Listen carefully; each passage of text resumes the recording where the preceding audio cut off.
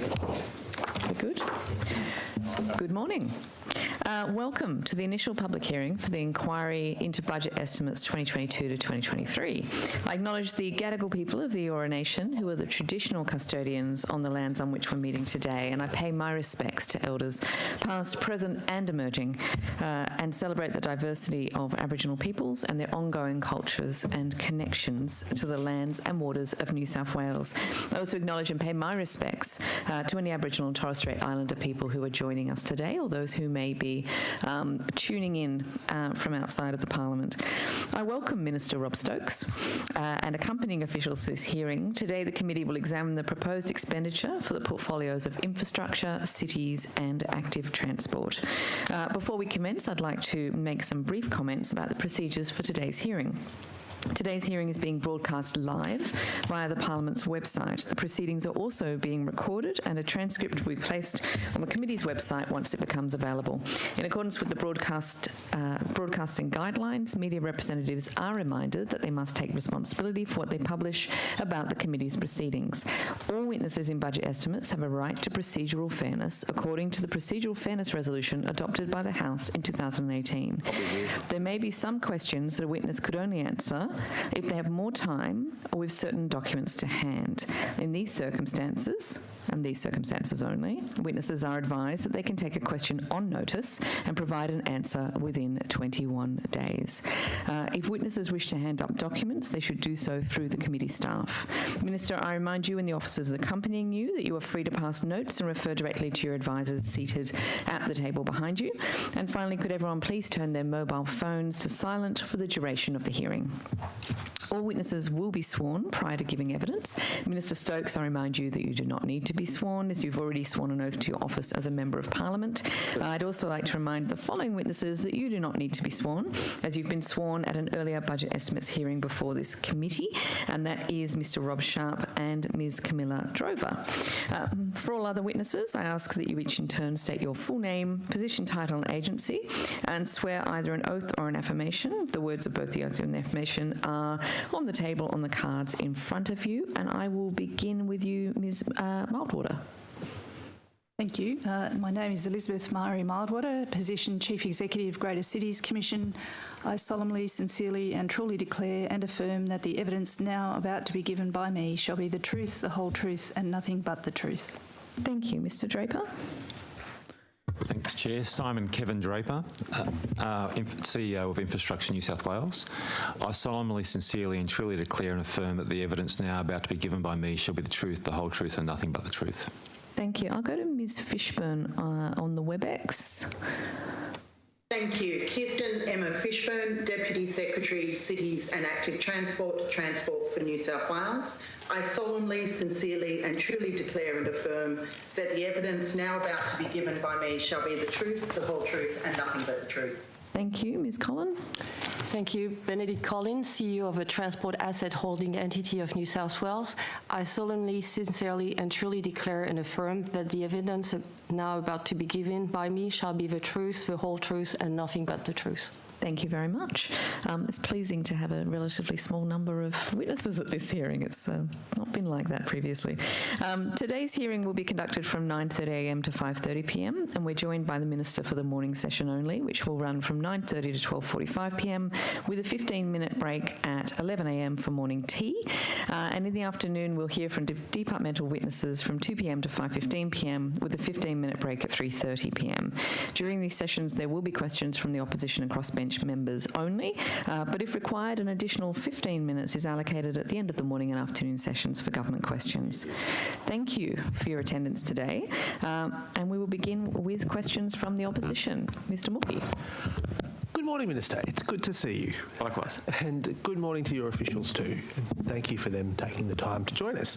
Minister, congratulations on releasing the Future Transport Strategy 2061, which we've had the opportunity to examine over some time. It's nice to see the final version. But in the final version, you make a number of references to your intention to expand revenue sources. And I was just hoping that you could take us through which revenue sources you expect to expand when it comes to delivering transport services in New South Wales? Well, the first thing, I'll just draw you to the correct title of the document. It's Future Transport Strategy. It doesn't specify a year. And that's for a particular reason, because of the two companion documents in relation to state infrastructure strategy and the Metropolitan Plan will be predicated out for 20 years. So it's appropriate that the timelines broadly measure up on that level. I'm moving the microphone forward. Forward. Thank you. So that was the first point. In relation to revenue, I think the document makes points about the sustainability of paying for transport services as appropriate. Fare box revenue, quite appropriately, is both regulated and heavily subsidised, because we want to make sure that public transport is convenient and affordable as possible. But we also want to ensure that pricing for all transport services is as transparent as possible and as equitable as possible over the long term. So in reference to particular revenue sources, I suppose one of the challenges that we have long-term is that fuel excise revenue, that is, since the constitutional cases of the late 1990s, although I note that they are currently being litigated in the High Court, those revenue sources are controlled by the Commonwealth and are apparently by the Commonwealth hypothecated back into road maintenance and transport services, although there's a level of opacity there, because obviously it involves a transfer from the federal government to state governments. So collaboratively with both sides of Parliament participating in the debates, in fact I should say tripartite, the Greens were also involved. A couple of budgets ago we moved to a system of road user pricing to effectively recognise that over time we're going to move from petrol-driven engines to electric vehicles. So in that respect, you're referring to the road user charge, which will apply to electric vehicles from 2027 onwards, if not earlier. Is that the only source of revenue you intend to expand? Well, that's the one that directed toward. In terms of tolling, well, it's, as you would appreciate, there is a piece of work being done led by Treasury in relation to how we might best increase the transparency and seamlessness of tolling arrangements, which have developed over time. I think everyone would agree that the system is not terribly transparent, nor is it terribly user-friendly. So we're very keen to find ways to ensure that we can regularise and make transparent and clear and put downward pressure in relation to toll revenue and work that seamlessly to ensure that people are not unfairly disadvantaged by transport pricing, but also to make sure that there is a pretty clear correlation between those who use transport services and those who pay for them. Minister, you've articulated some of the first principles there, I think, quite well, and this is the first serious work that's been done by the agencies, by Transport, by Treasury, to really look at how that system might be changed. Given your experience, I'm just interested on how you think that could be dealt with in practice. It's obviously a very difficult system to reform. Have you got any reflections based on your time in the role about how we might reform this over time? Well, thank you, Mr. Graham. I think a couple of things. I think the government, I'm sort of weighing into a broader public debate, which I think you're inviting me to. I think the first one is to start with principles. We've had tolling principles that I think over time it's clear that they do need to be re-looked at. And so you start any policy by determining the principles to begin with. I think there's been some very good work. I'd point you to work by the NRMA that's been recently released that looks at, and this is something that regardless of our political stripes, we're all going to have to deal with because ultimately we're all responsible for paying for the transport system. There's a certain amount that can go, be based on general revenue, but there's a certain amount of user pricing that would be appropriate as well. I think we start with principles and work backwards from there. But I do think, the necessity is the parent of invention, and I think certainly the opportunity provided by the change of technology away from petrol-driven vehicles to electrical vehicles provided a good opportunity for us to look at much fairer and more transparent ways of raising revenue to pay for the transport infrastructure that we all rely upon. And when you're talking about the principles that you would like to see apply, are you talking about network-based principles here?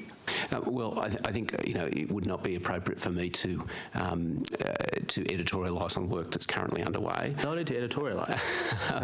You can just tell us. Do you think that the principles that we should be modelling in respect to the additional revenue sources you made reference to in the strategy, as well as the tolling principles you just outlined, should be network-based? Well, the first thing I'd say there is I'm not looking at additional sources. I actually think we can look to contract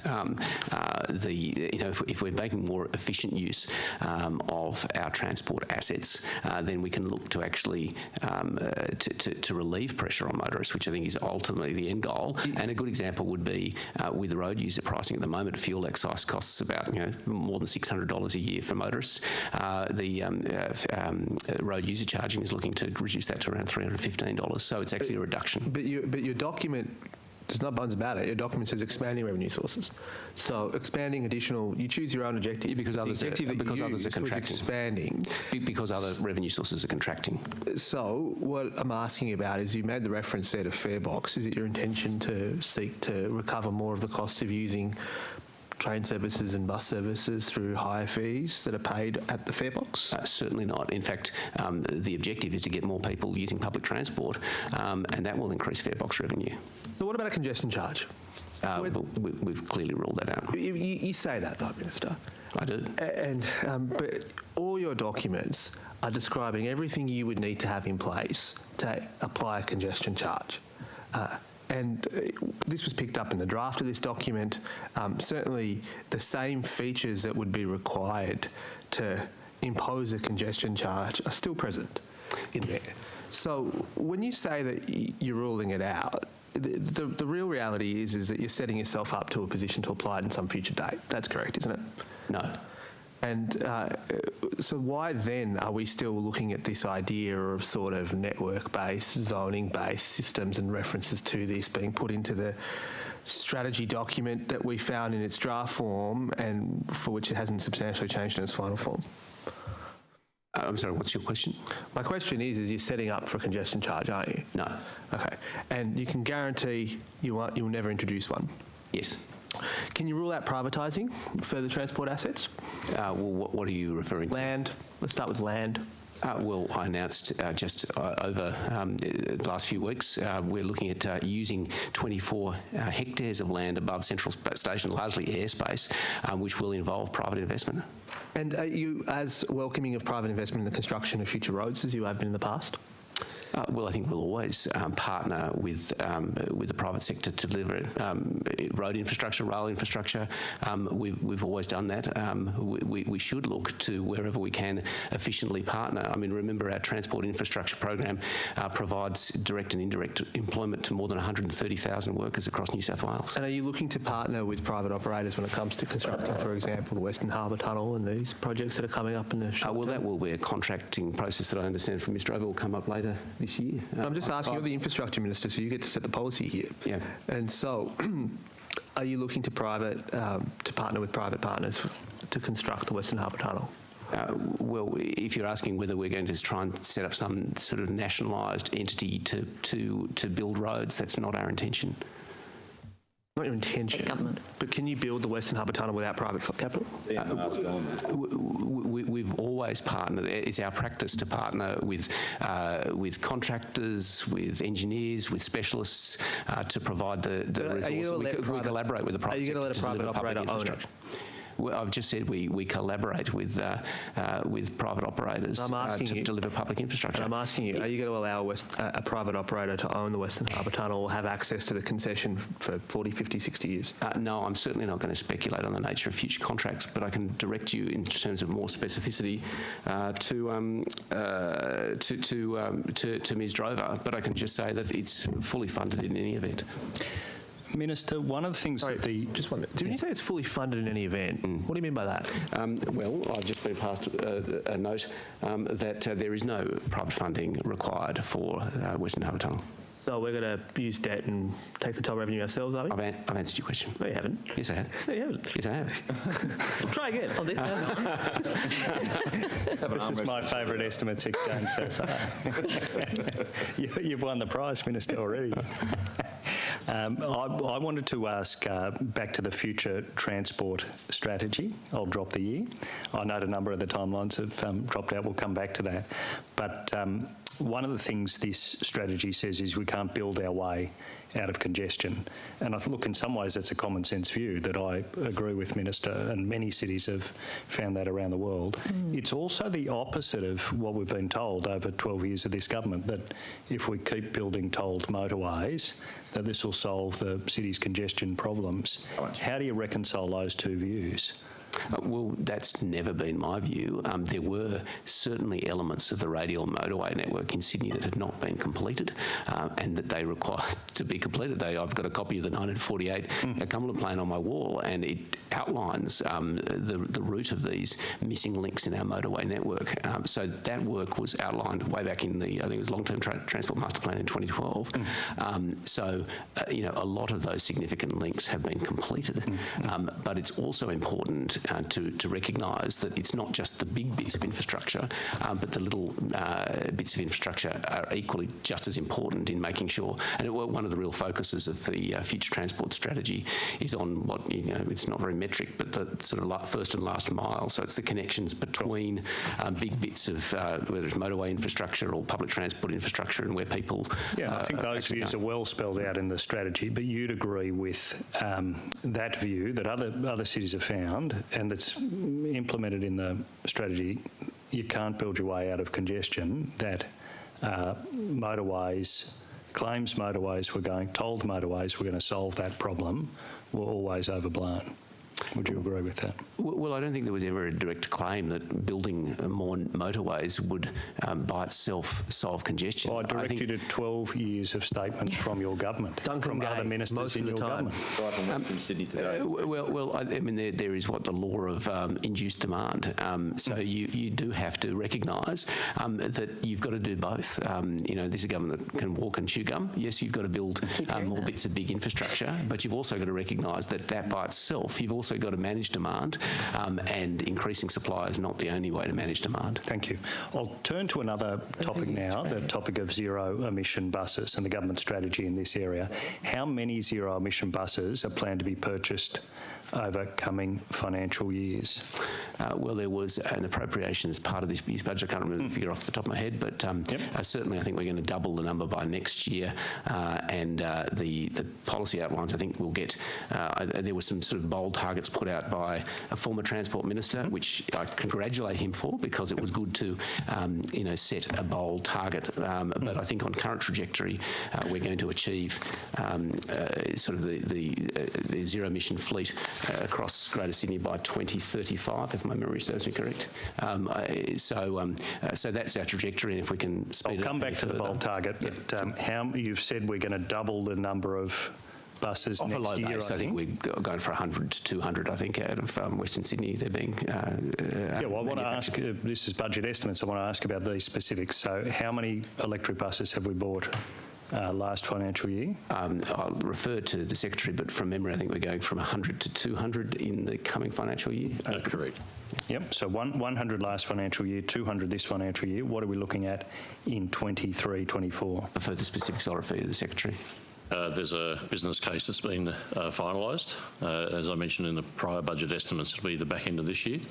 The aim is to actually replace all of the diesel buses. Well, it's a specific question, Mr Sharp. So do we have a number of buses? The Minister's been quite upfront, 200 this year. Do we have a number for next Mr Graham, until the business case is signed off, we won't be able to publicly talk to it. But the goal, which is public, is 2035. I'll come back to the goal. So there's no number determined for next financial year, as I understand subject to a government decision. Thank you.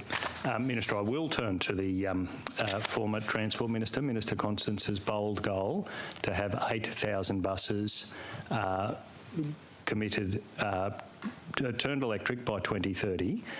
That's now not the case, clearly, looking at the budget. You'd agree with that statement, wouldn't you? That's correct. Our aspirations, also detailed in future transport, I think, is to net zero across our fleet by 2035, and then net zero across the network by 2050. So our fleet by 2035. Yeah, well, in fact, all the budget commits to over 7 years is $218 million over 7 years. The focus will be on the development of a final business case for Tranche 1, early works on depots, just 11 depots, and the construction of 1 new depot.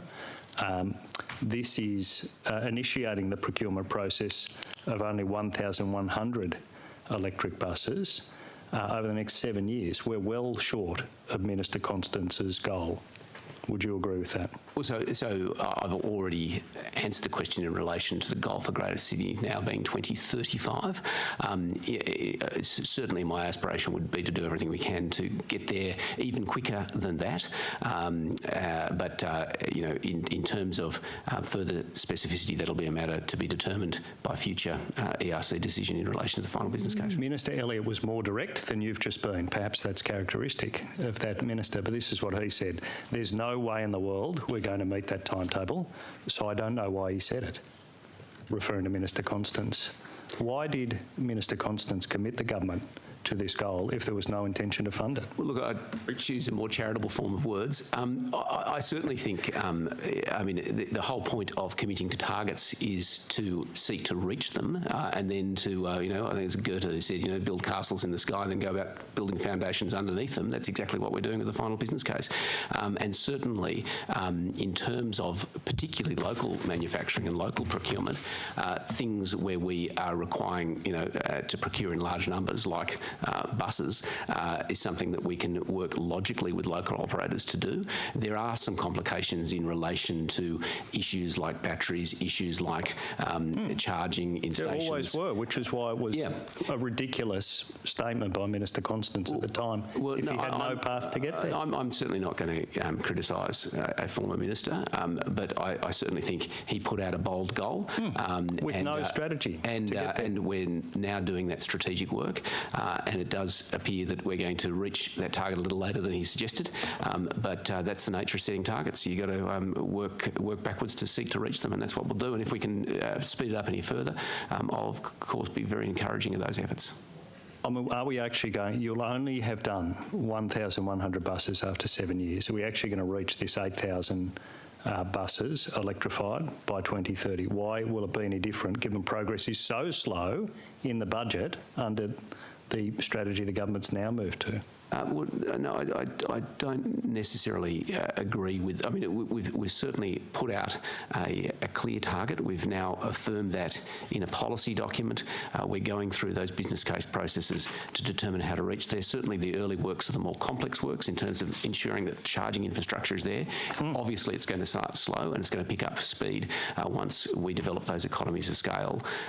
But I'm confident, and it's certainly my expectation, that the agency reach the target that it has been set and has agreed to in the future transport strategy. What you're describing is a sensible way to go about this process, the exact opposite of what Minister Constance, what your government did in dealing with this problem in the first place. Set a goal with no business case, no strategy, no assessment of the difficulties of reaching this goal.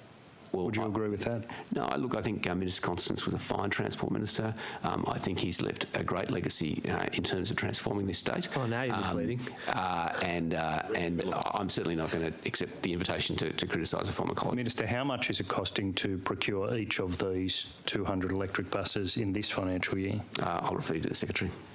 I'd have to take that on notice to see what we've actually got in there. It'll go out to tender through a tender panel, so the pricing will be subject to market. Well, how much did it cost for each of the 100 electric buses we've already procured? I'd have to take that on notice. I haven't got the detail here. Okay, but I think that'd be helpful detail as we look at this challenge. It's a challenge we support, this transformation, but best supported by actually doing the careful work here.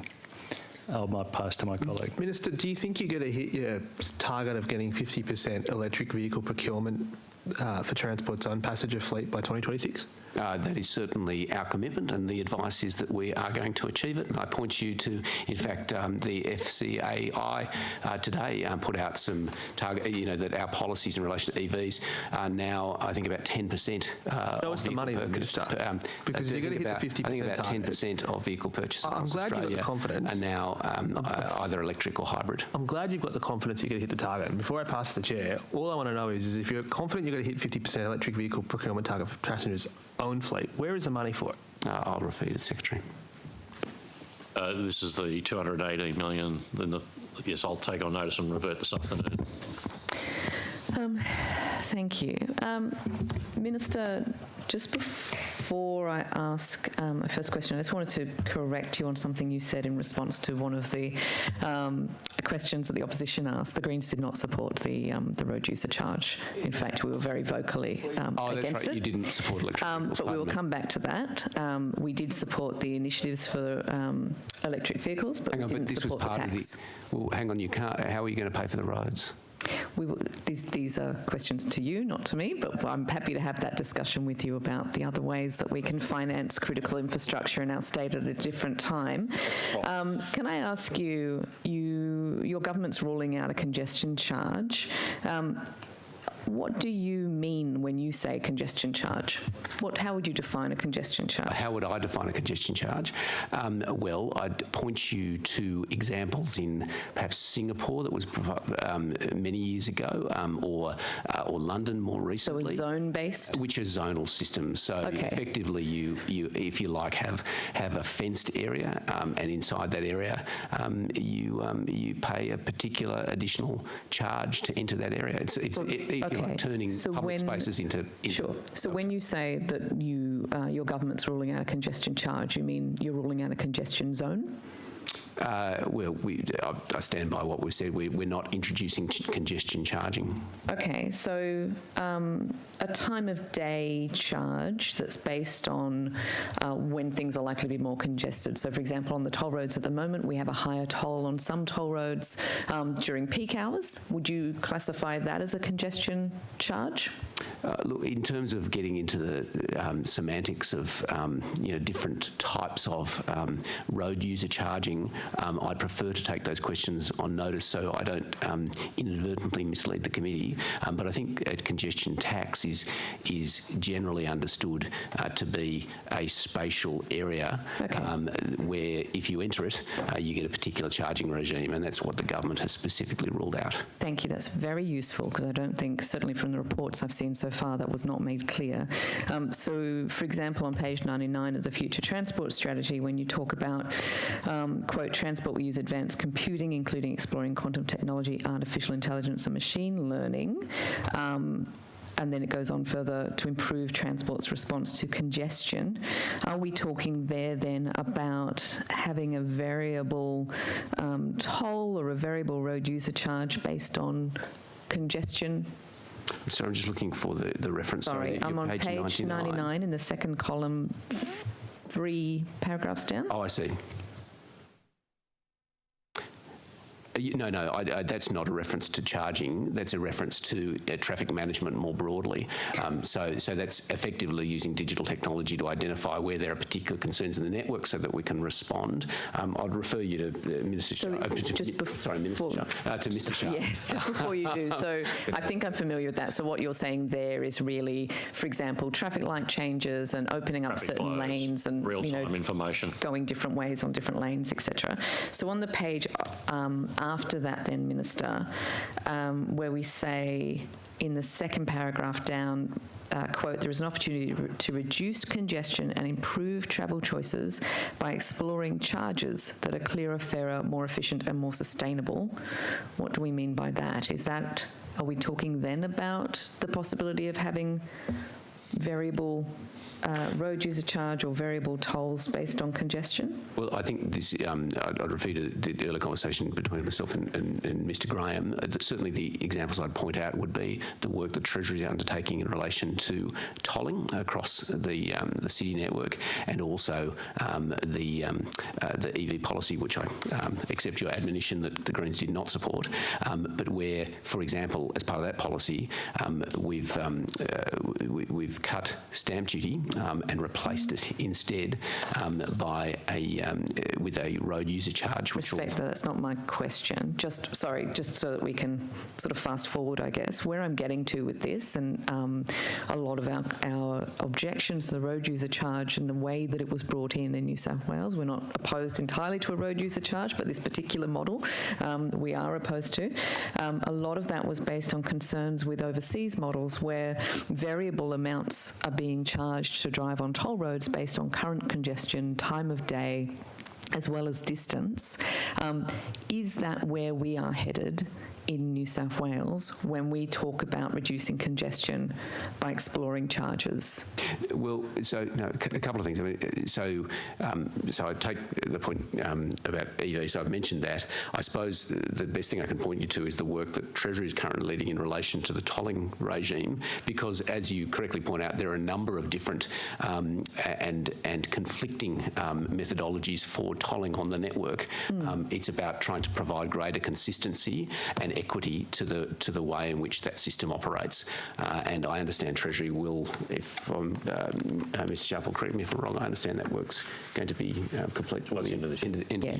Yeah. So I guess on that, so out of our tolls inquiry, I don't know if you read our report into the tolls, the state of tolls in New South Wales, but one of the things that we sort of learnt from that and from asking in estimates is that really the tolls review is going to be constrained by still having to leave Transurban in the same situation from a profit perspective, from a financial perspective. So yes, we can change things around on how we toll, but ultimately there's a certain amount of toll revenue that has been effectively promised to Transurban for the privatised toll roads. Is then the plan to introduce a broader road user charge to try and, I guess, plug the holes as the government moves to provide some sort of relief to people using those toll roads? Is that where we're heading with this? No, I'm not going to speculate on any particular policy solution. It's more that this document is suggesting that we're going to have to look at a range of ways in which we can ensure that how we pay for our transport system is more equitable, more consistent, more transparent and fairer, and it's pointing to the fact that there's more we can do. But we do have a situation now, don't we, where we've sort of boxed ourselves into a corner where we have a number of very long-term contracts with a private operator that limit the options as to what we can do in that toll review. Is the move for a broader road user charge, which, although we acknowledge starts with EV, is clearly designed to apply to all cars eventually, hopefully because all cars will be EV, but, is the idea to have that broader road user charge for roads, not just toll roads, in order to basically plug the revenue from the government having to effectively subsidise Transurban in order to provide people with relief on these escalating tolls? No. So I think effectively the main concern is over time, as the tax base for fuel excise becomes smaller and smaller over time, we won't be able to rely on Commonwealth support because they won't have the revenue to help us pay for the transport network. So we're going to have to find alternative ways and much more direct ways, actually, incidentally, because we won't involve a transfer from the Commonwealth to the states to help us pay for the road network. So a good example, I noticed that Premier Malinowskis in South Australia is moving away from road user charging, and the reason he's doing that there is because they've got a much smaller base to collect from. So they actually want the Commonwealth government to pay for their road system, because that means taxpayers in New South Wales can subsidise South Australian roads. It's all a bit mute, though, isn't it, if the High Court challenge doesn't go in the favour of the states? Yeah, well, I mean, I can only speculate, but I certainly think there's much more risk for the federal government than for the state governments in relation to that action. It'll be very interesting to see where it goes. Before my time runs out, I was hoping you could clarify so we've had a range of ridiculous conversations so far and estimates about flying cars. If you could perhaps clarify, because I do note that this document that came out yesterday does still refer to flying cars on page 42. What's this all about? Are we going to have flying cars, Minister? Well, I do note that, yes, there have been some entertaining conversations on this. And will they be told? The Wright brothers, that was. Is that the only way people will be able to avoid the road user charge? I want to hear the Minister on this topic. Where do we park? Chair. Sorry, order. The Minister. So, sorry, your question was, will there be flying cars? Will there be flying cars, given that it's on page 42? We're still apparently talking about flying cars. Well, I certainly think we need to be open to what the technologies of the future offer. I don't anticipate that we'll be flying around in cars anytime soon. We will if we need to avoid the road user charge. Back to the opposition. Find a way. We'll find a way. 20 minutes. No. Oh, I'm so sorry. Back to... Sorry, I just completely ignored Mr Banasiak. Really, I'm chopped liver.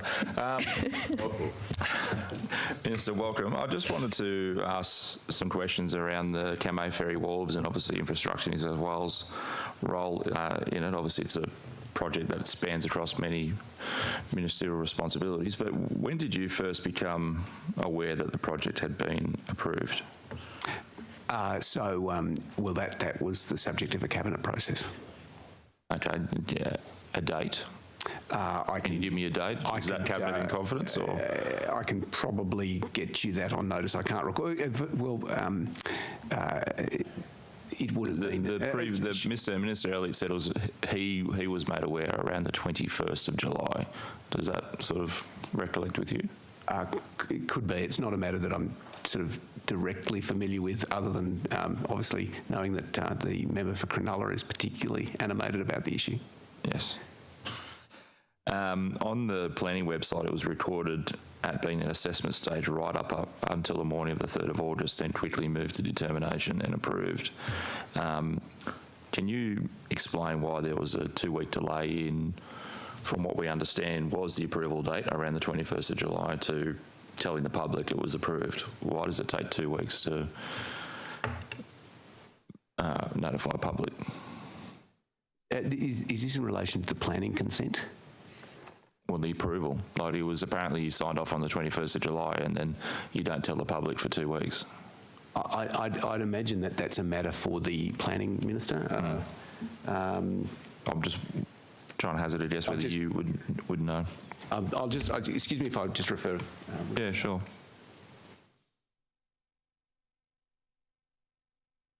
I've been advised to draw your attention to the Department of Planning website. And the planning officials in supplementaries might be able to assist with that one. Sure. Obviously, we've awarded a contract to McDonnell Dow on the 29th of July, but this is a project that still needs federal approval. So what happens if that federal approval doesn't come or is delayed? What does that mean for this contract of $52 million that we've awarded to McDonnell Dow? Well, I can only speculate, but I imagine that our funding was contingent upon federal funding and approval, so I'd imagine that would be reflected in the contract. But I am speculating. I might refer to Mr Draper. No, I'm afraid I can't help you with that one. I haven't got any information on that project. I'm just checking with Mr. I'll check with the team and revert. Yeah, just whether there's any financial forfeits we would have to make if we... Understand the question, I'll come back. Yeah, sure, thank you. Obviously, the project's doubled in terms of cost, and that was reasonably well explained by the Transport Minister, Minister Elliott, in estimates, but Treasury papers say 49.3 million, but the contract for McDonnell Dow is actually 52.7 million. Can someone explain where that extra 3-point-something million is going, or what it's being used for? I'll ask Mr Sharp to come back to you this afternoon. We'll revert back on the detail. Okay. Are we...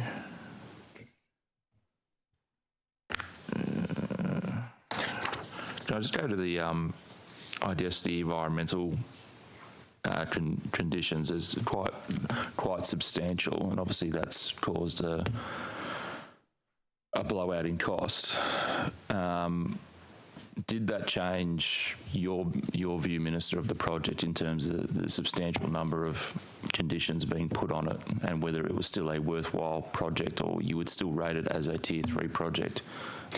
In relation to its rating, I'll refer in a moment to Mr Draper, but by way of preliminary, I'm obviously aware and I've had discussions with a number of people, including local Indigenous people, about concerns in relation to environmental constraints in the area and sensitivities in the area, and I understand that they are reflected in the project approval. In relation to its status, I'll refer to Mr Draper. Thanks, Minister. I can get a little bit more detail, perhaps come back this afternoon, but just more generally, what would normally happen is that when a project goes through a planning consent process and there's submissions, and then a project may be amended in response to those submissions, and that would obviously, in a lot of cases, involve additional costs, and that would have to be incorporated in the contract that was awarded at that time. But we can come back to you and provide a little bit more information this afternoon. Yeah, I'm just interested in how such a significant blowout in costs and how much, I guess, extra conditions on a project, how that would alter your view, as Infrastructure New South Wales, as to whether the project should go ahead or would be supported by Infrastructure New South Wales. That's what I'm trying to really get to. Yeah, look, I don't know whether that is as you characterise it, a blowout in costs. Usually these projects have contingencies to accommodate those sort of changes in scope required to accommodate the environmental conditions. Yeah. So I'm not sure that characterisation is accurate. Okay. We could probably debate that for a while, but we won't. What was Infrastructure New South Wales told about, I guess, the changes in this project, in that originally it was supposed to be a 100-metre wharf, and then I think it got changed to 150 or 160, and now it's at 230 metres in length. How do we, what was Infrastructure New South Wales advised in terms of why that occurred? The only involvement we would have in that, as if it's a Tier 3 project, we would do, there'd be some regular reviews that are done, but Tier 3 projects are not reported as regularly as Tier 1 and Tier 2 projects. So I'll get a little bit more information about that. How regularly are Tier 3 projects reported to you? Again, as I say, I'll come back to you this afternoon. Okay. Minister, does it concern you that the primary purpose of this proposal was apparently to reinstate a public ferry service, and there's several documents that state that, but then that primary purpose seems to have changed in budget estimates on the 4th of March with Howard Collins from Transport for New South Wales. He actually openly says this is not about a ferry service, which he reiterated on the 25th of August as well. So how do we have a significantly expensive project change its primary purpose, and there's no discernible change to the EIS, or no actual new EIS to reflect that change in the primary purpose? Surely you change the primary purpose for doing something, you have to go back to the drawing board and explain that change. There seems to be no documentable evidence that this has occurred. I understand your question, and I guess well, firstly, it's a government commitment, and we're a government that keep our commitments. Secondly, I'd say that the nature of infrastructure can change over time, and obviously the main use of the wharves should be characterised as transport access. I understand certainly on the Kurnell end, it's about replacing a historical structure that was destroyed in a storm in the 70s. So that's my understanding is the nature of the project. And it certainly does provide flexibility and opportunity in relation to public transport and ferry services at any point in the future. But you can't explain why or how that primary purpose changed? Not specifically, no. Okay. Oh. I'll throw to the opposition. Thank you, Chair. Minister, when is your government going to have finished raising the wall on the Warragamba Dam? Well, there's a number of steps that need to be finalised before even the project can begin, let alone be finished. The first thing, obviously, there needs to be a determination by the Planning Minister. There are then obviously Commonwealth processes that need to be gone through, and then there's also the investment decision itself. So there are quite a few steps remaining before construction can begin. When you talk about, let's go through that, Minister. When you say that we needs to be determined by the Planning Minister, I presume you would agree that this is state significant infrastructure? Oh yes, sorry for the purpose. I was nodding, but I'll say yes. Have they lodged the SEARs yet? I'll just get my note. But this is the wall. It would have been lodged ages. Yeah, well, I think there's been no submission. Sorry? There's been no submission. Have we gotten the secretary? It was the EIS for the Warragamba Dam wall was on exhibition last year. Yeah, but they haven't lodged the. Have we got the secretary requirements yet? That comes before that. Yeah, sorry. Yeah. So, when do you expect the Planning Minister to be making a determination? That's entirely within the remit of the Minister for Planning. Well, when the Commonwealth, you said that there's certain requires Commonwealth. There's obviously environmental assessments that the Commonwealth has to do. But let's go through the funding requirements. How much money have you asked the Commonwealth for? So I think, starting with first principles, I think the planning determination, obviously, based on the conditions, if any, that are attached to an approval, if the project is approved, will have presumably an impact on the final costings. So you have to wait for the planning approval. Well, you won't know exactly what it's, if there are conditions, if they're going to have an impact on the cost of the project. So we have to wait for the planning system to do its work before we can finalise precisely what we need from the Commonwealth. Is that your evidence? Well, ultimately, it is good practice to, wherever possible, to finalise planning processes before investment decisions. I'll refer you to the Secretary who might have further information. The conversations are continuing with the federal government. They've stated quite publicly they're reviewing their October budgets, and there's a Australia-wide review across all transport infrastructure initiatives at the moment. We wrote, Minister Ayres wrote to Minister King in July, that's correct? Correct. And until that point, there wasn't any dialogue with the Commonwealth about funding, was there? I'd have to take that on notice. There wasn't, was there, Minister? It's been peripherally raised from memory in relation to conversations I've had with Minister King. We've identified areas that we'd be keen to seek some. But there's been no formal submission made to the Commonwealth in order to even give them the ability to trigger their appraisal processes. That's correct. Well, their appraisal process will be triggered under the Environmental Planning and Biodiversity That's for the planning. I'm talking about the funding. So again, in relation to approaches, I'll take it on notice. But it's. Well, have we got a business case for this? Yeah. Have we completed our own business case for this? I'll refer you to probably Mr. Draper. Got a final business case? Yes, there is a final business case that's has been considered by Cabinet. When did that finish? Beg your pardon? When was the final business case completed? A final business case was completed I'm just trying to get my years right now, but I think it was early 2021. I'll just check that whether I've got that year right, but I think it was early 2021. How much is it going to cost? Well, we've published that in the EIS itself. So if you look in the EIS, you'll see that the estimated cost is $1.6 billion, but there's also a provision for escalation and contingency of about $200 to $300 million as well. And that $1.6 billion you mentioned in the EIS, that doesn't include the cost of environmental offsets, correct? That's correct, it doesn't, but there is a provision for environmental offsets in the evaluation that's published in the EIS. Indeed, and how much of the cost of the likely environmental offsets? It's reflected. It's reflected in the conditions that are met at the. All of the elements of it are reflected in the EIS itself. Yep, and so from that, I infer that the cost of the environmental offsets are somewhere close to $2 billion. Is that correct? I don't believe that's correct. What is it then? I believe it's considerably less, but it's got to be determined because the way you acquit environmental offsets can be done in several ways, and I believe that Water New South Wales is working with the Department of Planning and other agencies at the moment to consider how those offsets get acquitted.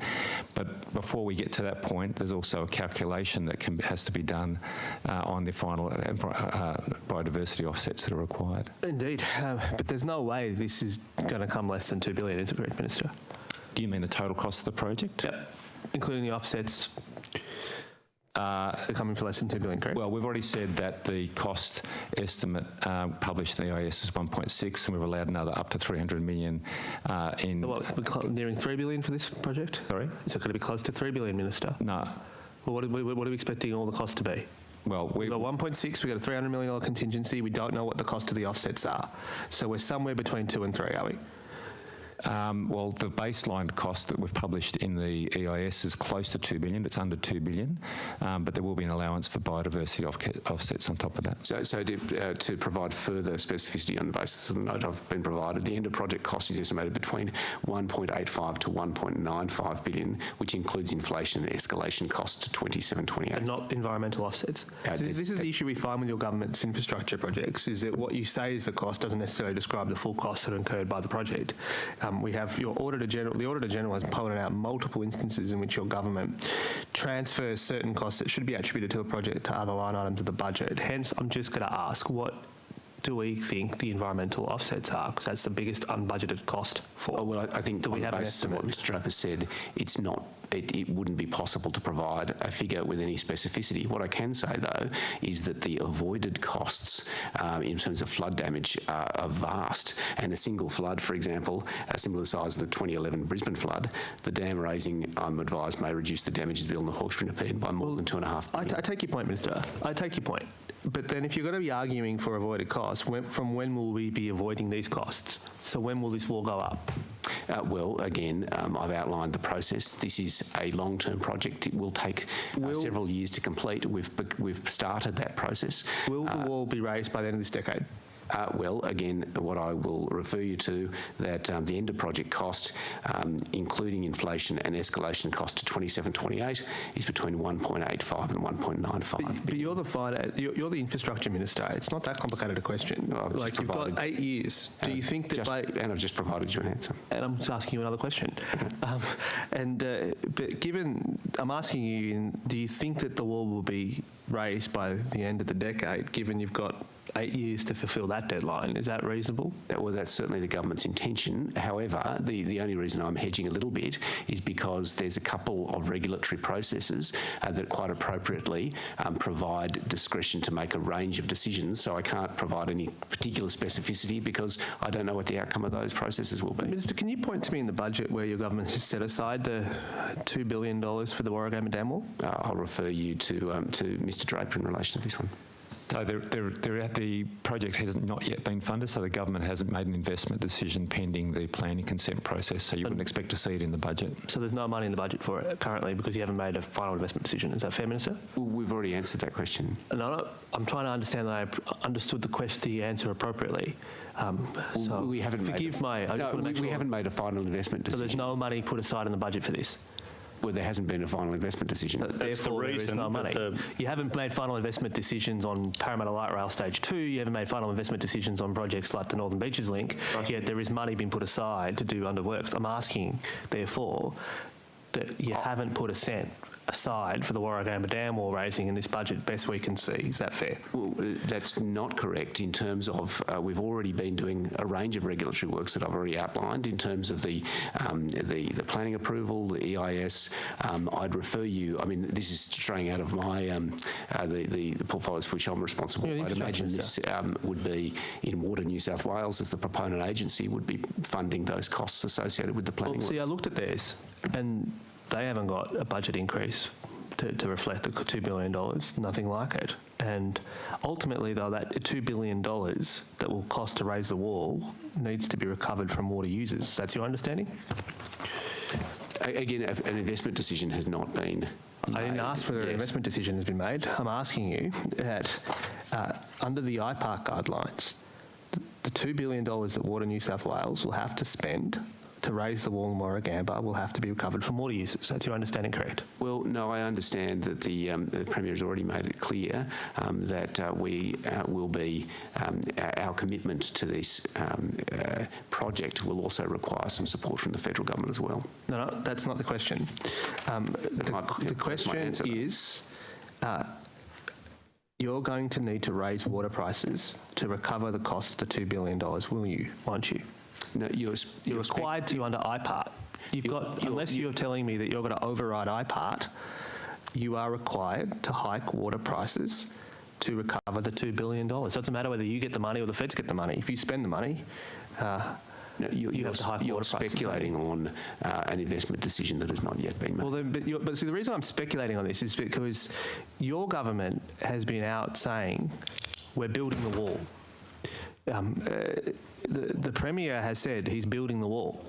So I'm struggling to reconcile why you're telling me that your government hasn't made an investment decision when the Premier is telling the people of the Hawkesbury and the Wider Nepean that they're building the wall.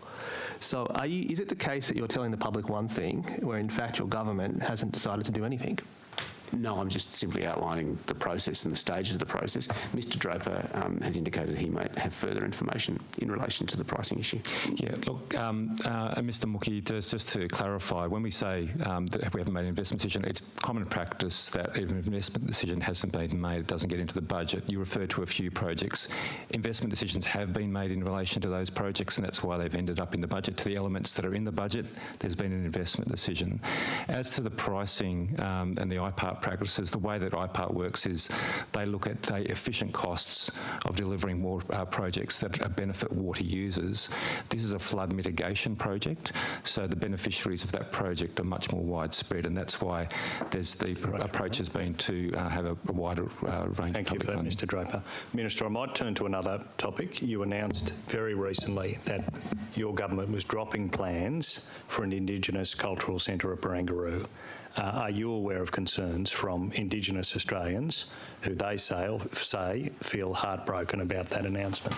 So I certainly read those reports in the newspaper in relation to, I understand that was in an understanding that apparently had been given, certainly not something that had been brought to my attention in relation to a future use of the area known as the Cutaway at Barangaroo, and certainly the decisions by government in relation to that with which I've been involved have related to the form of the Cutaway, not its function.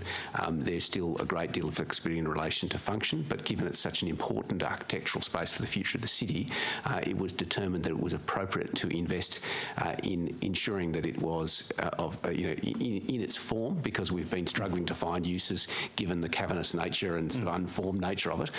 So the plans relate to the form that it will take, and that provides opportunity to discuss function once that work is complete. So when you answer the question like that, it sounds like this may not be off the table. Is that?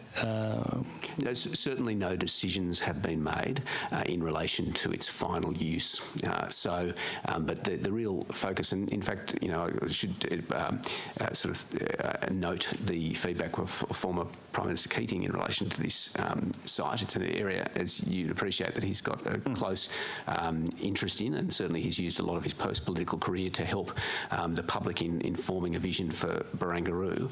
And one of the fundamental, in fact, the reason the Cutaway exists, I understand from Mr Keating, is because of a conversation he had at the time where it was going to be filled up, and he said, no, leave the cavernous space, and instead let's focus on getting the form right, so it can be a beautiful space for a multiplicity of potential opportunities into the future. Do you accept the view that Minister Franklin put yesterday to estimates that this was never promised, never contemplated?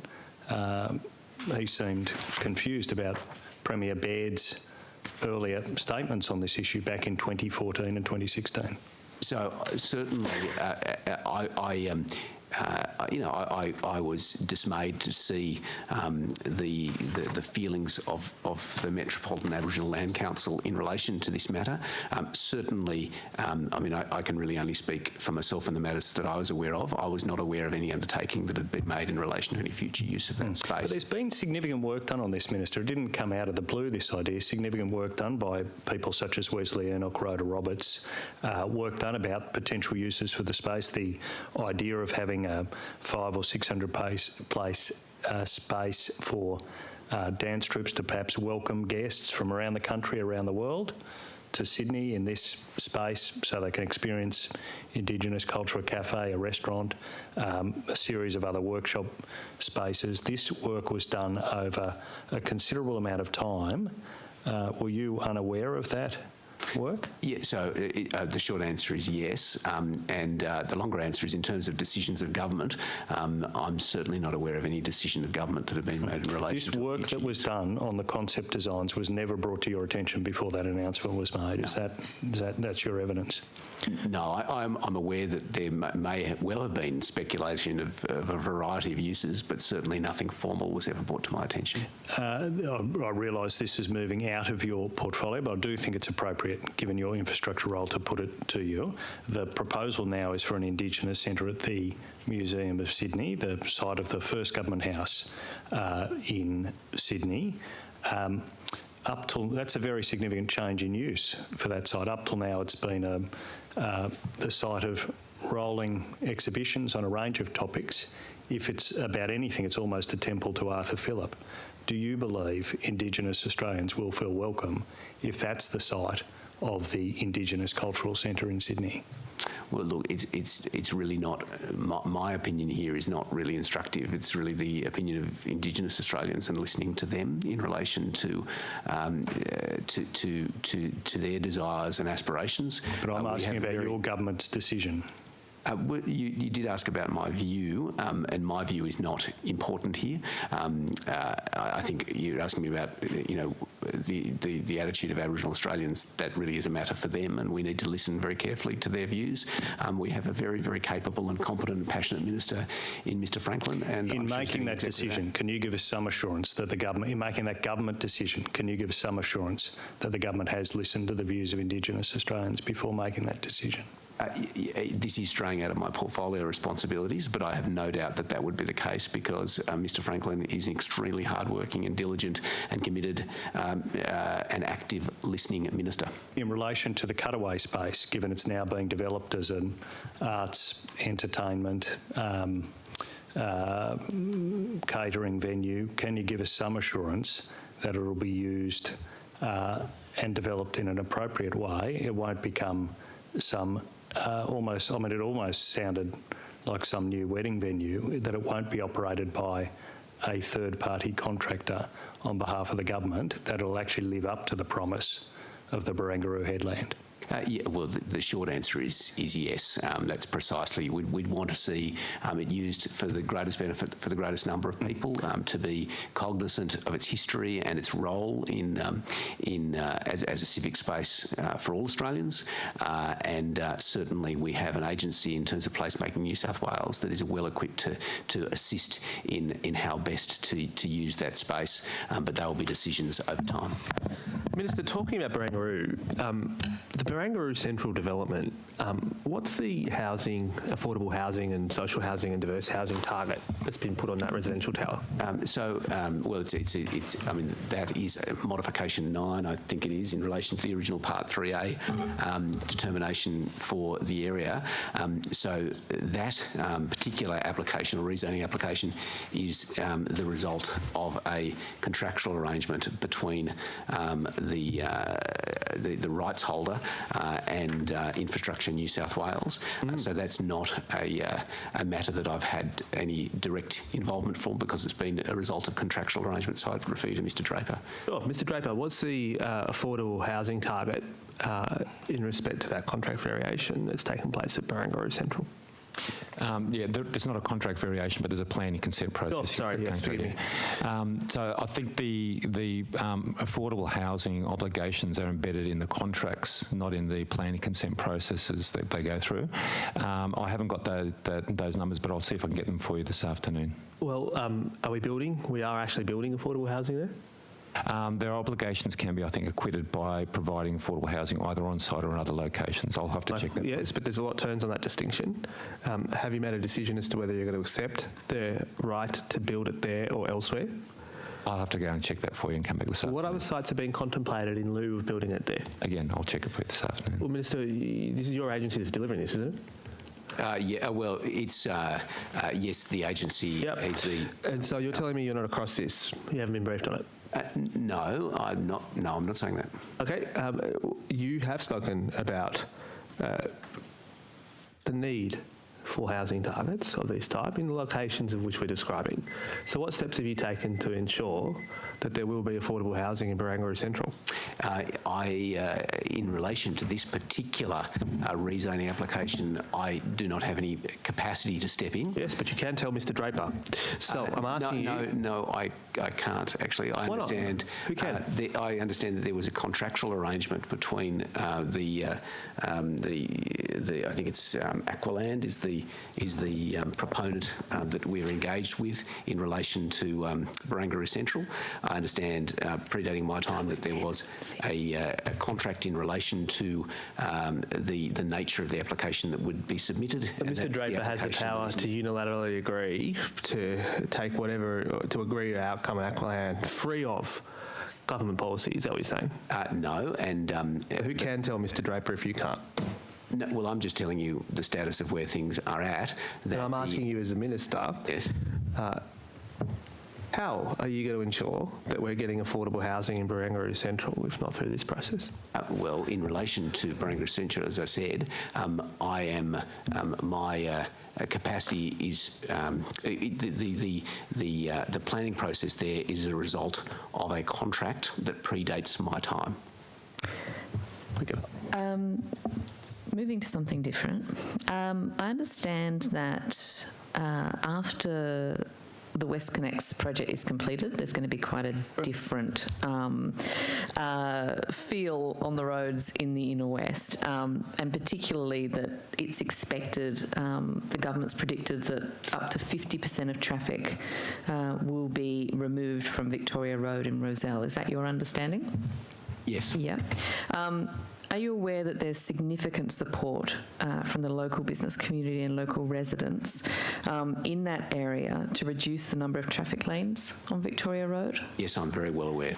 Do you agree with the local community that that space that's then gained on that road by reducing the number of traffic lanes could be used to widen footpaths and enhance active transport and that sort of thing? Are you aware of those? I'm very well aware, and you would be delighted to know, I'm sure you are, that your colleague in the lower house, the member for Balmain, has been a very strong advocate and has been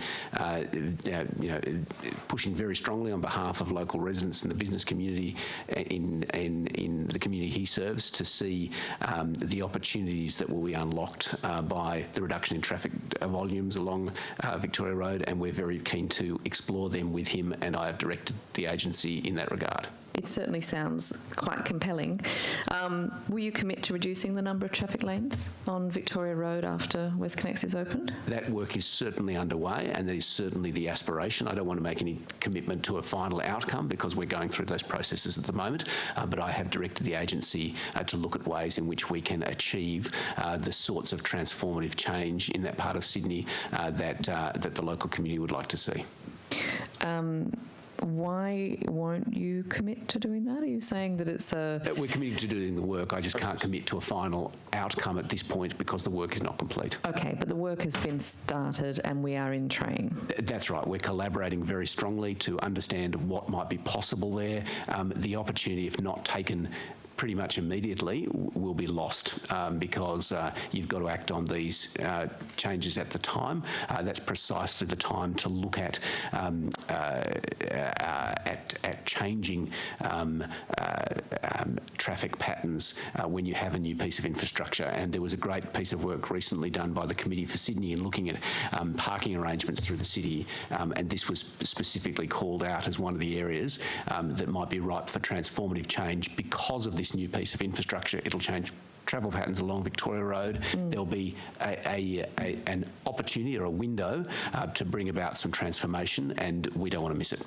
So how long will it take then for that work to be done, do you think, before we have a decision on that? I might refer you to, actually probably Ms Drover might be best placed to provide some further detail.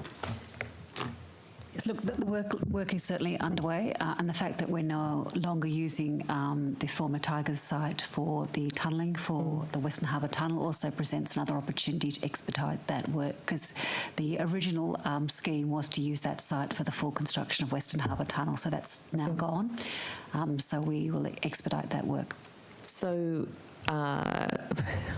in October, when we come back for supplementary budget estimates, Minister, would you have more of an idea at that point as to whether or not this will go ahead?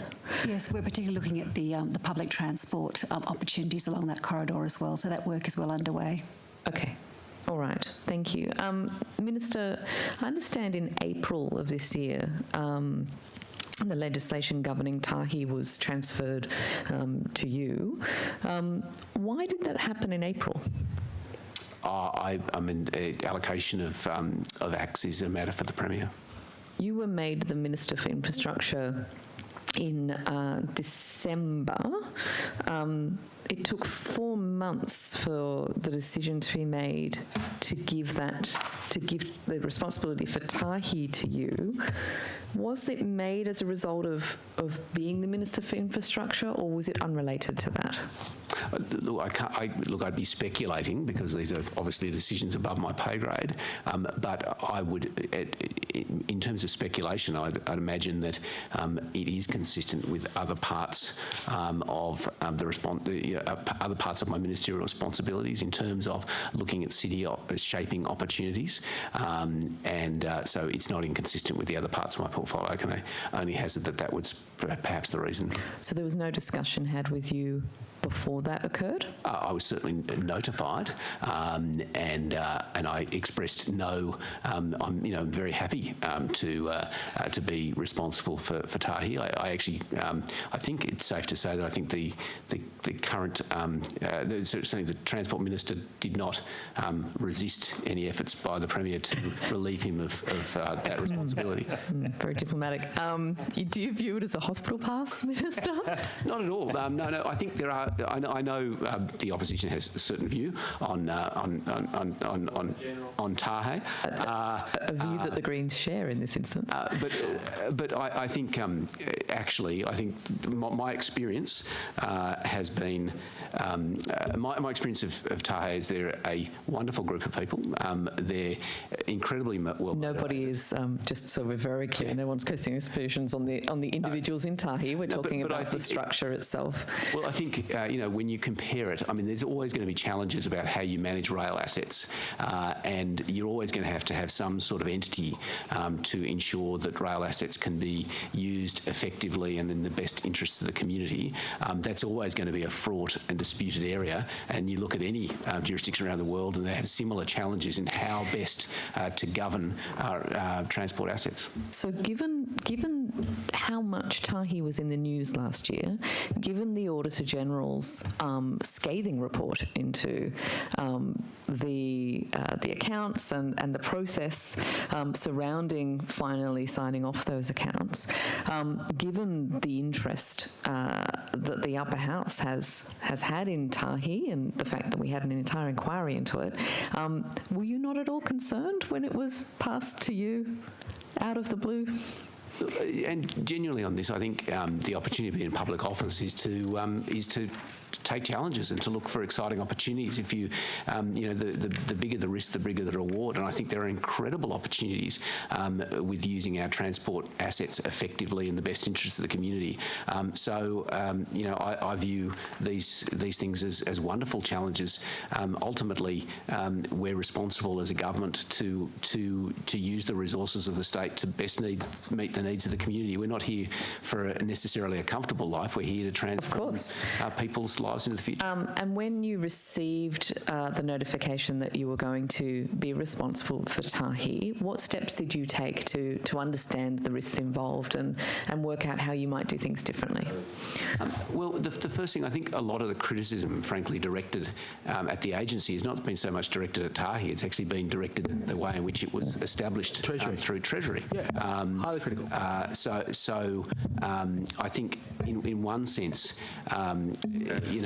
it was the manner in which Tahi was created that was the subject of most criticism, and certainly the steps I took upon being made responsible for the agency was obviously to meet with the CEO and the chair, and also to get an understanding of the legislative obligations and responsibilities. The first of which obviously is the operating licence, and I was very anxious to make sure, as you'd expect, that the fundamental role that Tahi has to assure itself of the safety of the assets under its control. That was probably my first order of business. And I understand that the agency take those responsibilities very seriously. Just on that, and it's refreshing that you actually met with Tahi, because I understand some previous ministers did not necessarily meet with Tahi, or at least on a very regular basis. But on the issue of safety, I understand that Tahi does have ownership of the new intercity fleet.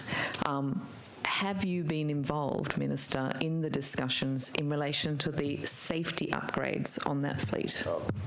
So no, I have not been specifically involved in those operational discussions, and this is an area where we certainly don't want too many cooks. There is, in terms of the industrial relations issues, that's appropriately a matter for the Industrial Relations Minister. In relation to the safety upgrades themselves, that would be, in relation to the intercity fleet, a matter for New South Wales Trains, but in relation to Tahi's role to assure itself in relation to those safety matters, I'll refer you to the CEO.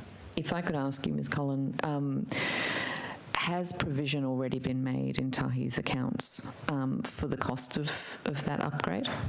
Well, this is, as I understand, a very live discussion, so no agreement has been reached yet, neither with the unions nor with the suppliers in terms of the final cost and the structure. Back to your question on safety, Tahi takes its accountability in safety very seriously. It's one of our primary objectives, and I would rely certainly on the safety regulator. I don't think the safety regulator would allow any trains that is not safe to operate on. And we've had, within this committee, we've had these discussions at great length about there's different levels of safety and what's acceptable versus what might be optimal. But back to my question about provisioning in the accounts, has there been an amount already recognised or provisioned in any way in the accounts for that upgrade amount? As I said, no decision has been reached so far. When a decision is reached so far, that will be a matter for Treasury and Tahi and Transport too. So if I was to look in your accounts, I would not find any sort of amount that might represent that upgrade or maintenance amount on the intercity fleet? No, because there is no reason yet to do so. Okay, it's just trying to clarify one of the numbers that I had seen in there. Could I ask Ms Collin, how much is Tahi spending on public relations and image management? Look, as any organisation, and specifically with an organisation that is dealing with policy reform and transformation, we do engage from time to time professional services to assist us with our reputation. We take a very strategic approach to our reputation. The number will be disclosed as part of our financial accounts. How much did you spend in the last financial year? As I said, that number will be reported in our annual report. How much did you spend in the financial year prior to that? I would have Well, actually, I'd have to take that question on notice because I Okay. wasn't the CEO at that time. Okay, so you're not in a position to tell us how much money you're currently spending? I think that would be in the vicinity of 200 or 300K, but I would be happy to take that question on notice. That amount also included the secondment of a dedicated resources because we did not have that function internally. Within TAHI, since April, we've recruited a dedicated resource to assist us, and so have reduced our engagement with advisory firms. Okay. Have you appointed SEC Newgate to help you? Is That would be one of the advisors that we used. Okay. And they're about $500,000, aren't they? No, that's not correct. That was an estimated amount for a budget, which, as I said, included the secondment of a dedicated resource. Since that, we've hired permanent employees to cover that function, so the amount is much less. Okay, and how much are those permanent employees costing? As I said, I would have to take that question on notice. Okay. Have you appointed the services of Chris Brown in some way? I believe you're referring to the Western Sydney Dialogue, of which Chris Brown is the chair or executive chair. And like other organisations having land in Western Sydney, we are a member of the Western Sydney Dialogue, yes. Are you giving any payment to Chris Brown for any services? I think I've just answered your question. Sorry, it was unclear. Can you... As I said, we are, like in other organisations having land in Western Sydney, a member of the Western Sydney Dialogue. I understand you're a member, but is TAHI paying money to Chris Brown?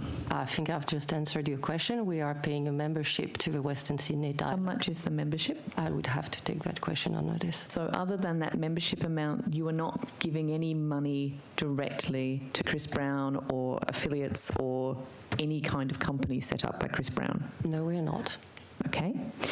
Did Chris Brown approach you about providing some sort of lobbying services? As I said, we are a member of the Western Sydney Dialogue, and we are, as part of that relationship, we have engagement with Mr. Brown. Yes, but that doesn't answer the question. Did Chris Brown approach you to suggest he provide lobbying services for you? No, he did not. It's relevant to TAHI's... Relevant to Western Sydney? Is this a point of order, Mr. Mallard? Yeah, I'm just... All right, well, if you could stop the interjections and running, well, by your own admission, you're running interference, which is very interesting. Okay, so in relation to, so all the rest of the money that might be being spent will be disclosed in your financial accounts. When do we see those again? When will that come out? Well, our accounts are currently being audited by the Auditor General. I expect that would be sometime around mid-October. And have there been any problems with that audit so far? Not that I'm aware. We are in regular engagement with the Audit Office, and so far the discussions are constructive and collaborative. And all of the lobbying's or PR, image management, or all of those contracting expenses that TAHI's paying, are they disclosed on the? Are they sort of done with a tender process? Could we see them on the tender website? You would see them on the tender process and on the tender website. And to reassure you, yes, we have a procurement process. We have proper policies and standards, and we do follow them. So all of them would be on there. Yep.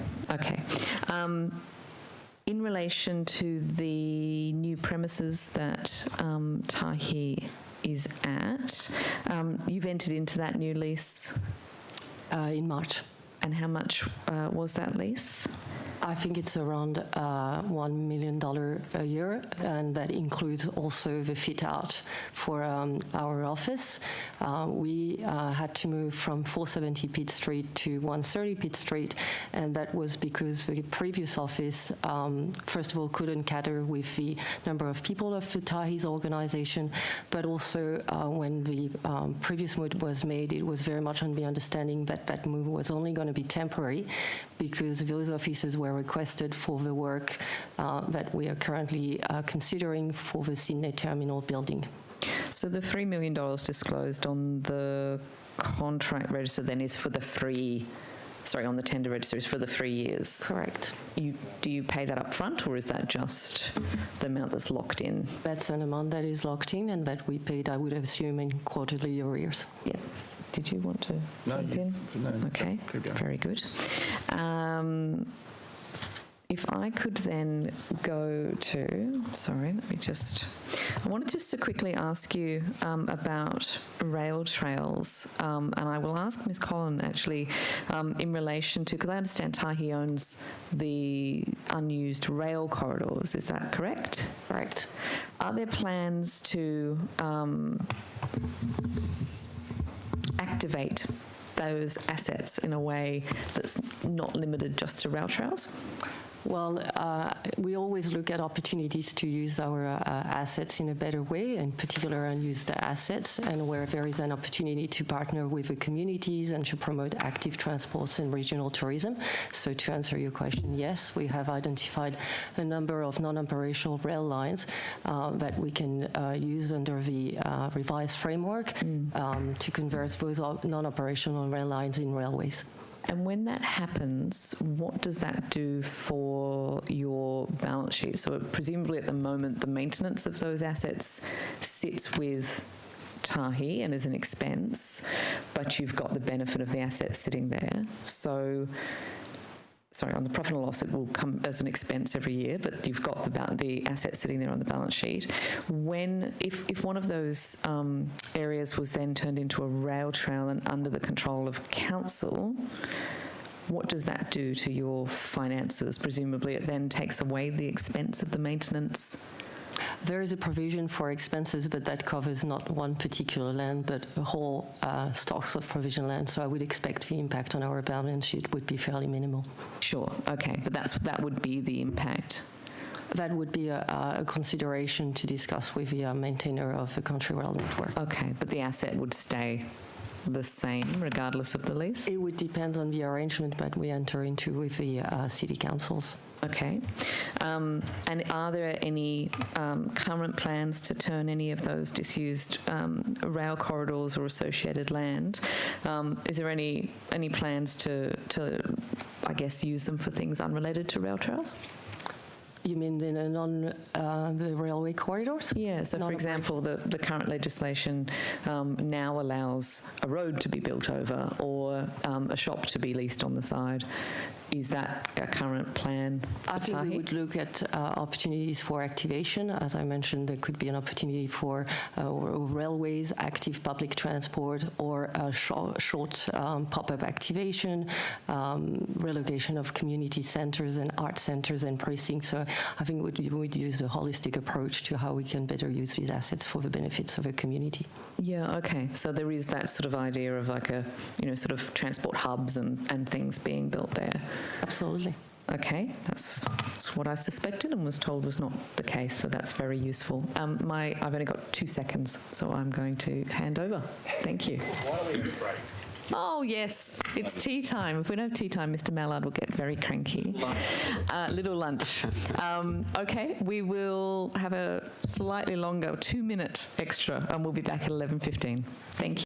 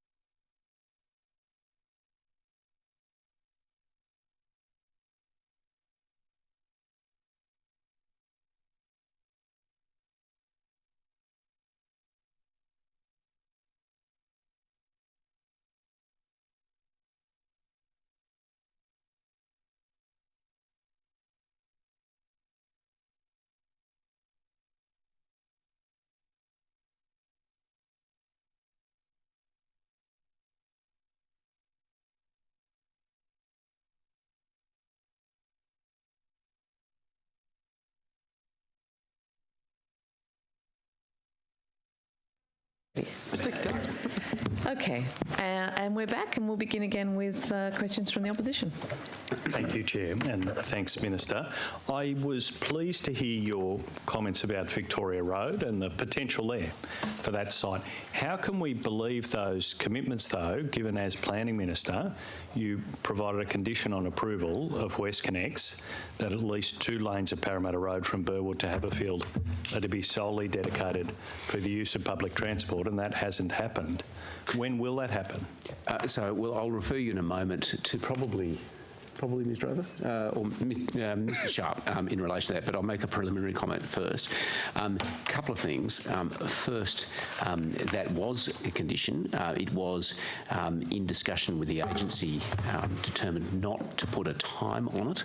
Part of it was predicated also, you'll remember this was before a decision in relation to Metro West, so there was no dedicated public transport route along that corridor. There's now a parallel service.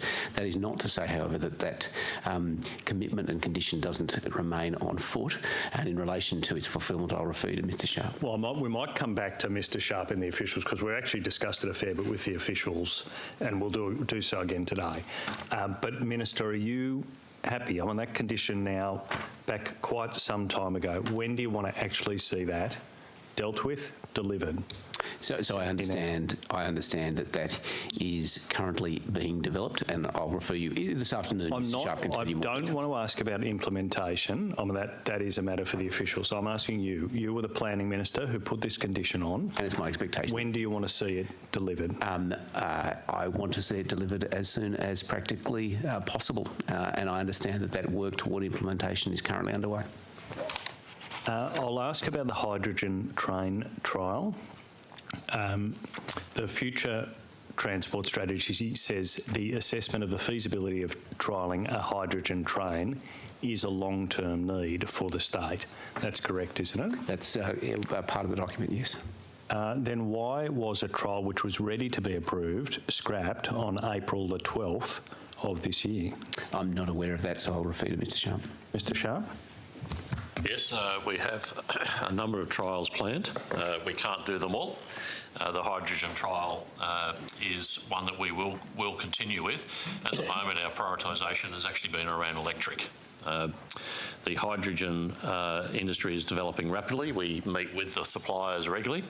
That particular trial was bringing a train in from overseas, and we are continuing to develop relationships with the freight industry in particular about the long-term sustainability of hydrogen and the supply chain. Minister, this just sounds like another thing that is needed, speculated about, announced, but then not proceeded with. This trial now, Council, is that good enough? No, so again, it is a commitment in the document that work will be undertaken. That's my expectation, and I accept the Secretary's comments on your question. Do you have a date for when that might happen? I think the timing is indicated in the document. I have that in front of you, but it's not a specific date. It's more whether it is in progress planning, long-term need or priority action. So perhaps the Secretary might come back to you this afternoon with more specificity about timing. I want to turn to another issue we've asked some ministers about, some agencies, and that's this. I'd really like you to explain why, if you add up the capital promises from this budget, the infrastructure promises, which is why I'm particularly interested in your view, when you add up the promises in infrastructure in the general government sector, it's $30.666 billion. Treasury informs us of that, as does the budget papers. But instead, only $22.6 billion, has actually been set aside by Treasury in capital for this year. We know now that more than a quarter of that money that's promised in Budget Paper 3 in the general government sector won't be delivered. We knew that on Budget Day. What is going on, Minister? Well, I think if my recollection serves me right, you're referring to the provision for what's known as slippage in the budget paper. As to the way in which Treasury has calculated that figure, that's a matter for them. I'm unsure as to the rationale that's gone into the preparation of that figure, but it is not surprising, and certainly from year to year there is an understanding that certain budgeted funds won't be acquitted in a particular year, and there's a whole variety of reasons for that. Yeah, but Minister, this is different to, I accept there's ordinarily some slippage in capital. Projects get delayed, big projects get delayed over the year. No problem with that. In some ways, we haven't, we've made allowance for that in some of our public comments. This is different. On budget day, the Treasurer knew that of the $30 billion of promises, more than a quarter wouldn't be delivered. Did you know on budget day that of those $30 billion of promises, only $22 billion would ever be delivered to the public? Again, I can't speak specifically to the figure because I'm not sure the algorithm that went into creating it. That would be a matter for Treasury. I can speak as to why there is that provision, and that relates to the issues that have been canvassed in, I understand, previous estimates inquiries in relation to the particular circumstance that face us at the moment, whether it's weather, whether it's COVID, whether all these various reasons. But quite, and there are a number of projects I could point to where there are a variety of reasons why there would be. And as you'd expect, Treasury, I'd imagine, is conservative on these matters. Why there may well be an allowance for Minister, particular money not being spent or acquitted in a particular That's a reasonable case here. You start out promising $30 billion and then weather happens, COVID happens, something intervenes and some of it doesn't get spent. That's the ordinary budget process. This is different. This is on budget day. We're promising $30 billion here. Schools, hospitals, infrastructure. You're the infrastructure minister. And then we know we're only going to spend 22. That's just a flat-out broken promise on budget day.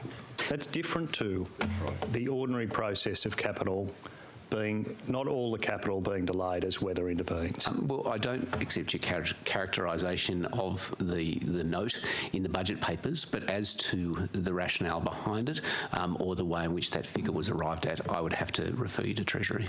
My question to you, though, as the Infrastructure Minister, is on budget day when the Treasurer made $30 billion of promises but turned up with $22 billion of funding, did you know that was the case on budget day? Well, I had insight into the budget at the same time as everyone else, but in relation to that specific note as to its provenance or how it was arrived at, you'd really have to speak to Treasury. But I'm asking about your knowledge as the Infrastructure Minister. Was this something in your mind that you knew $8 billion, more than a quarter of this, was not funded? I've just answered your question in relation to the timing. Did you? No, you can read back in the transcript. I do want to press you because I think I intend to certainly place my views on the record in the chamber, and I'll be quite direct about what I think of the Treasurer doing this when we debate this in the House. I want to know where you were in this when this happened as the Infrastructure Minister. I was in the chamber when the budget was delivered. Yeah, well, when you were in the chamber as Infrastructure Minister, sitting there, when Matt Keane put the budget on the table with $8 billion missing of the schools, hospitals and transport projects he had promised, did you know that gap was there? Were you aware? Had you been briefed? As you would expect. Was the Treasurer clear with you? Well, as you would expect, I had insight into the budget papers when the budget was released. Obviously, I'd had input into the process beforehand. That particular note I didn't have insight into beforehand in relation to how it's calculated. That's ultimately a matter you'll have to raise with the Treasury. But as I press this in the chamber, how critical should I be of you as the Infrastructure Minister? Did you know there was an $8 billion hole on budget day? I've answered the question. I've been fairly specific in relation to my knowledge of that particular note.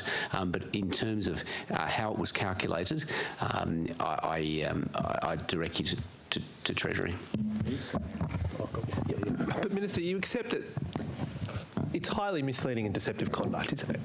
I mean, to sort of unveil $30 billion, pass it off, campaign on it, tell people that all their dreams will come true, but in fact, you won't deliver 28% of it. At least we can accept it that it's misleading and deceptive conduct that either you or the Treasurer has engaged on. Well, if that's your belief, I encourage you to take action under the Trade Practices Act. Well, I might take you up on that suggestion. If you want me to refer you to the ACCC, I'm happy to do it. We've done that before. We've got the form letter in place. But just to be clear, we did take this up. We did take this up with Treasury. What's remarkable remarkable about this is that ordinarily they think it's 15%, but this year it's gone to 28%. You're the infrastructure minister. It's your job to make sure that we're applying the infrastructure investor assurance framework. Surely you must have known that there was a big slippage coming, because if you didn't know, it would raise questions as to whether or not you've been paying attention. Oh, okay. Well, I take the implied criticism. Well, it wasn't implied. Quite explicit, to be fair. Look, again, as to the basis of how Treasury arrived at that figure, you really have to speak to them in relation to it. I can certainly speak to the reasons behind what I suspect was their conservative approach to what slippage might be in the current context, where we know, as other ministers have referred to, there are globally supply chain challenges, there's wet weather, there's obviously concerns around labour. There's no need to speculate. They did tell us what the concerns were. Well, they were quite clear. It was effectively them declaring, perhaps I'm being Well, I'd harsh. imagine the figure represents a very conservative approach in relation to projected expenditure. Well, actually, you don't need to be so conservative in your statement, because we put it to them. Well, I'm conservative. You are. You're naturally. But we put it to them that effectively they were declaring no confidence in the ability of the government to roll out the infrastructure as promised. And they did say that, look, on the basis of past performance, they felt it was necessary to make such a discount. And the old adage that past performance is an indicator of future performance means that they don't think your government will deliver the promises. It's all but what they've said. And I don't. What's remarkable about this, Minister, is that this year we've gotten to $8 billion, but then somehow you're going to hit a miracle target as infrastructure minister and minimise the slippage to 0.01 in just 3 years' time. As infrastructure minister, can you explain to me how exactly you are going to make sure that by 25-26 the slippage will have reduced from $8 billion to $50 million? Okay, well, a couple of things. I mean, you're asking me to comment on projections into the future, and it's always forward. We're asking you about the budget. Well, I'm trying to answer your question. You're asking me more questions before I get to finish the question you already asked me. He is, not me. Oh, you're asking me another question. Okay, whose question is it? Mine. Right. My question is, Minister, I'm really interested in what miracle you're going to deliver, which will see the slippage fall from $8 billion this year to just $50 million in 3. What's your plans to deliver this remarkable turnaround? Well, a couple of things. The first, as I was seeking to say beforehand, it is difficult to comment in relation to future performance and effectively prophesy about what the various headwinds might be in the future. I think presumably the Treasury is assuming that some of the headwinds we're currently facing will evaporate over time. I suspect that's what they're referring to. But really, in terms of how they arrive at these figures, you've really got to speak to them. Perhaps they're assuming a new treasurer. Minister, I want to move to another issue, and that's the issue of the College Street cycleway. It's currently being built. Of course, it was torn up by after the intervention of a former Roads Minister, Duncan Gay. How much did the College Street cycleway take to remove? Oh, look, I have to, I mean, that's asking about several years ago. I'd have to take that on notice, or potentially Kirsten might have access to that figure now, but I'd imagine she'll need to come back to you this afternoon as well. I'll need to come back to you this afternoon, thank you. Well, this is a very contemporary issue, though. It was built, torn up by this government, now being rebuilt. I mean, how much money have we spent on this cycleway as you now promote active transport and as your government has flipped backwards and forwards on this issue? It was built by the City of Sydney first. Yep. Yeah. So I think there's the... Well, thank you. It's a strong interjection, but I think the public policy point still stands. How much money has been wasted on this project? I'd imagine that's been probably built, a matter... torn up and now built again. I will get you a figure, hopefully this afternoon, in relation to expenditure by the state government in relation to the College Street cycleway. Minister, let's talk about the Cahill Expressway. When will the park open on top of the Carl Expressway? Well, there's certainly a lot of work to do in relation to this project, and certainly the first thing, the opportunity to look at changing traffic flows in the Carl, and it's my personal preference to actually, over time, entirely remove traffic from the Carl Expressway. I know that's a contentious opinion and many don't agree with, and that's, I hasten to add at this point, that is not government policy yet. But it's your intention. It's certainly something that I would like to see, but the first thing that would need to happen, of course, is traffic flows need to be diverted via the Western Harbour Tunnel. So that's the first thing that has to happen. So, again, that is the first thing that has to happen. Well, there's a number of conditions precedent. Indeed. That's one of them. Hence my question was, when will the park be open? Well, that depends on the satisfaction of those conditions precedent, and I will say as well that certainly the aspiration I have to ultimately remove traffic from the Carl Expressway is not government policy at this point. But you've said that's something we could work on collaboratively. And your intention is to bury what about the rail connections? What do you do with that? Oh, well, that's certainly the aspiration of the Lord Mayor. Look, that would be a wonderful thing to do, but hopefully the Lord Mayor can help with the $70 billion estimated cost of... 70 billion? Something like that. More? I don't think we've ever put an estimate on. No, it's incalculable, according to the advice I received. It's a huge amount of money, and I don't think, when you look at the relative needs across the state, while I understand and appreciate the Lord Mayor's views on this, I honestly don't think that level of expenditure could be... I understand that $200 million has been put aside in this budget as planning money for the project. 216, yeah. 216 million for planning? Well, not just planning, but it'll be also some works as well. What works? Ultimately, that will be determined through the planning process. Obviously, as you expect, 216 is more than is required for planning itself. So that's exciting because we can get on with some of the... But then what exactly, how much is a park going to cost? Well, First Fleet Park would be certainly one of the early works that we could get on with in the shorter term, and in terms of costing, that would be a matter to be determined through the planning process. But have you made a final investment decision on this? Because ultimately, as part of the works, we'll have to restrict public access while the work's going on. So it would be great if we can. Have you made a final investment decision on this?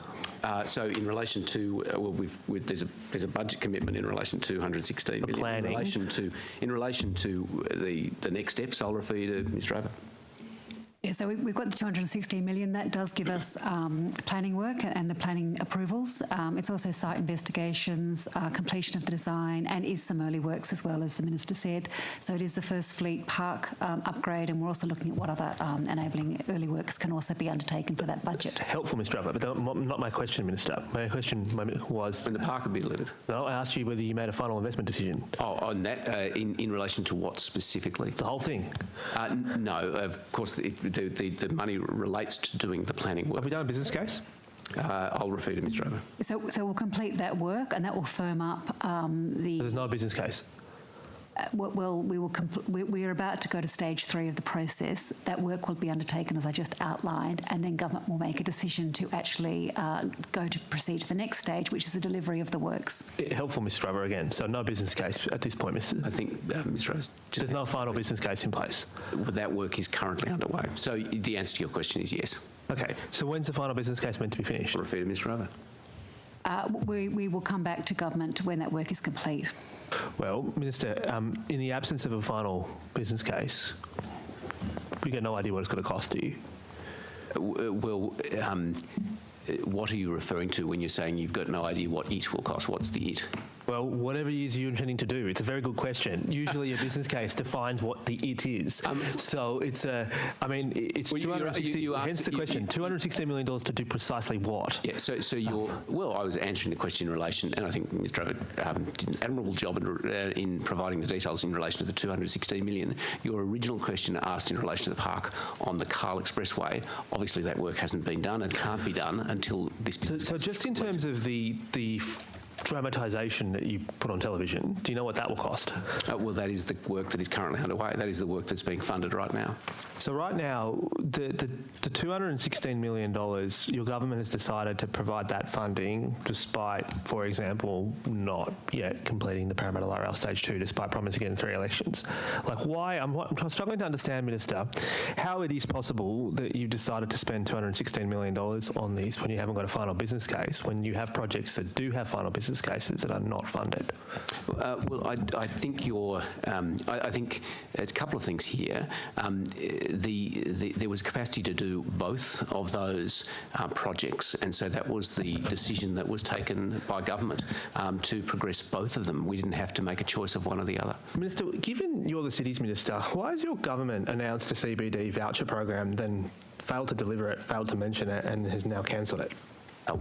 In relation to the voucher program, you'd have to... You're the Cities Minister. This was meant to be about rebuilding the CBD. What did you do? Vouchers don't relate to my portfolio. Did you advocate it? Again, vouchers don't relate to my portfolio. Did you even know the project was cancelled?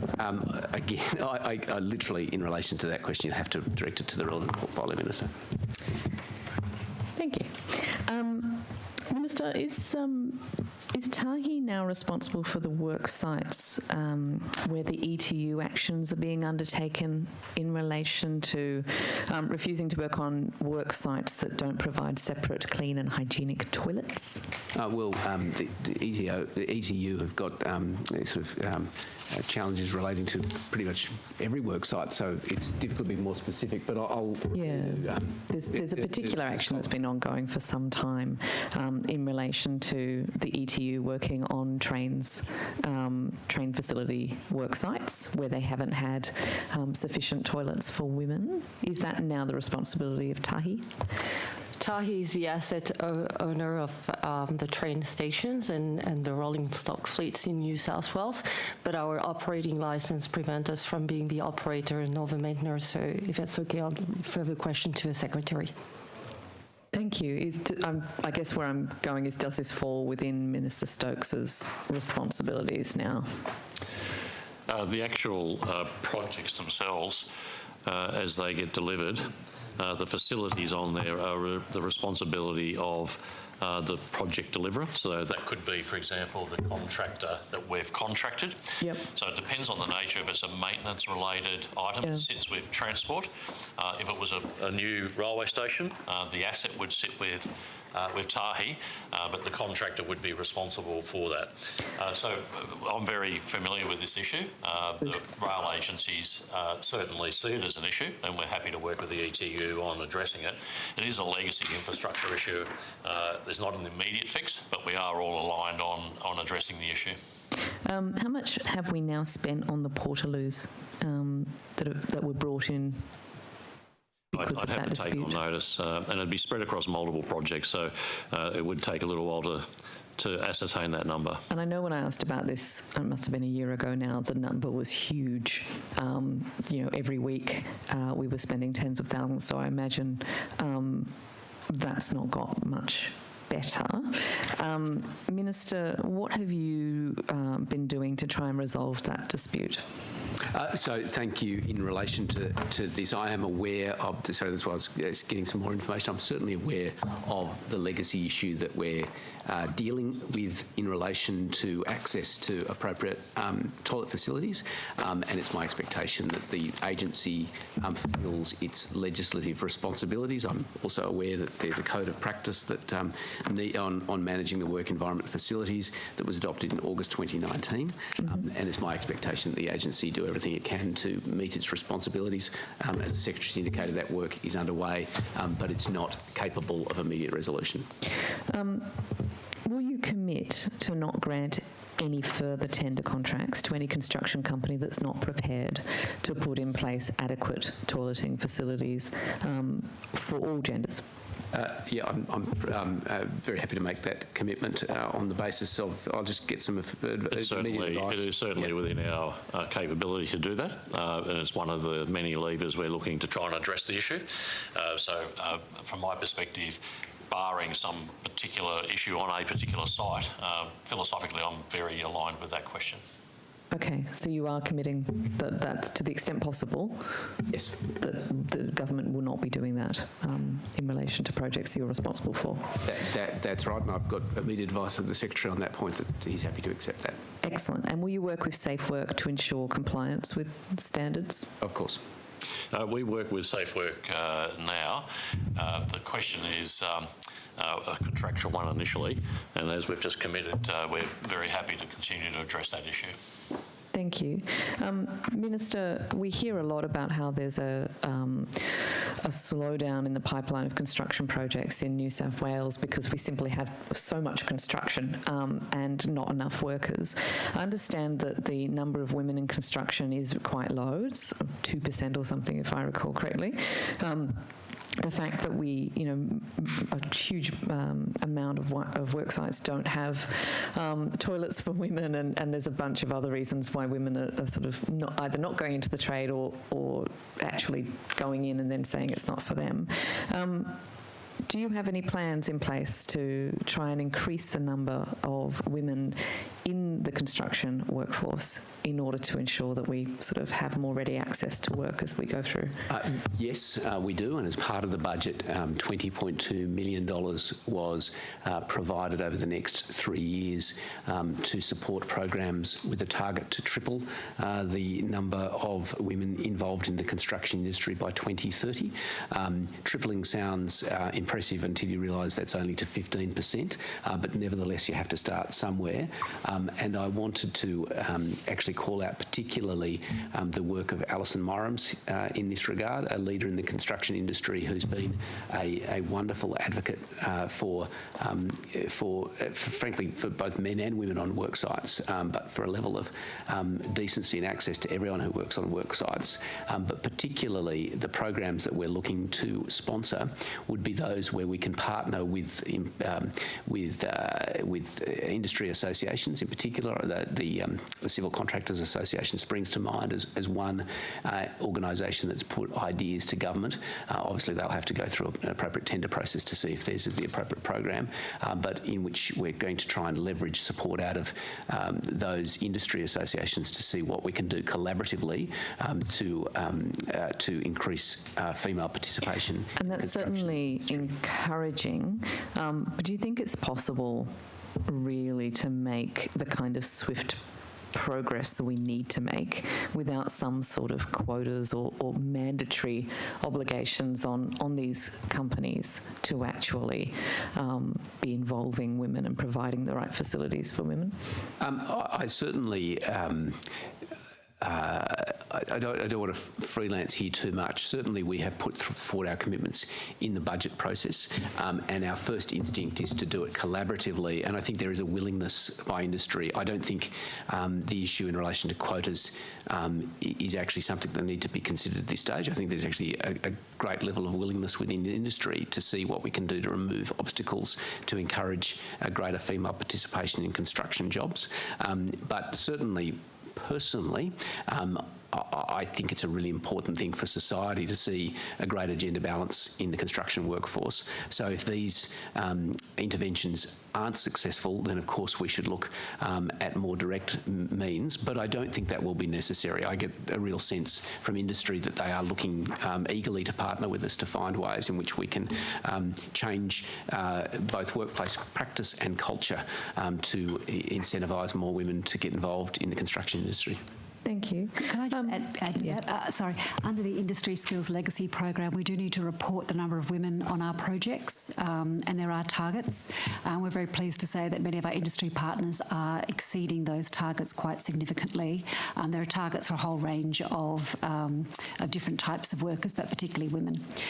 We also have a number of programs within transport to promote women in construction sites, and in my experience, we have not had problems with facilities for both genders on sites.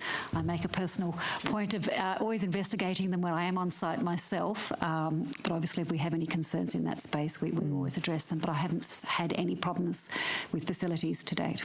Have you read the ETU's report, though, on a more general basis, Nowhere to Go, and the detailed and the statistics around just how few facilities there are for women? Like, I appreciate your personal experience, but that's certainly not the experience of women in the industry.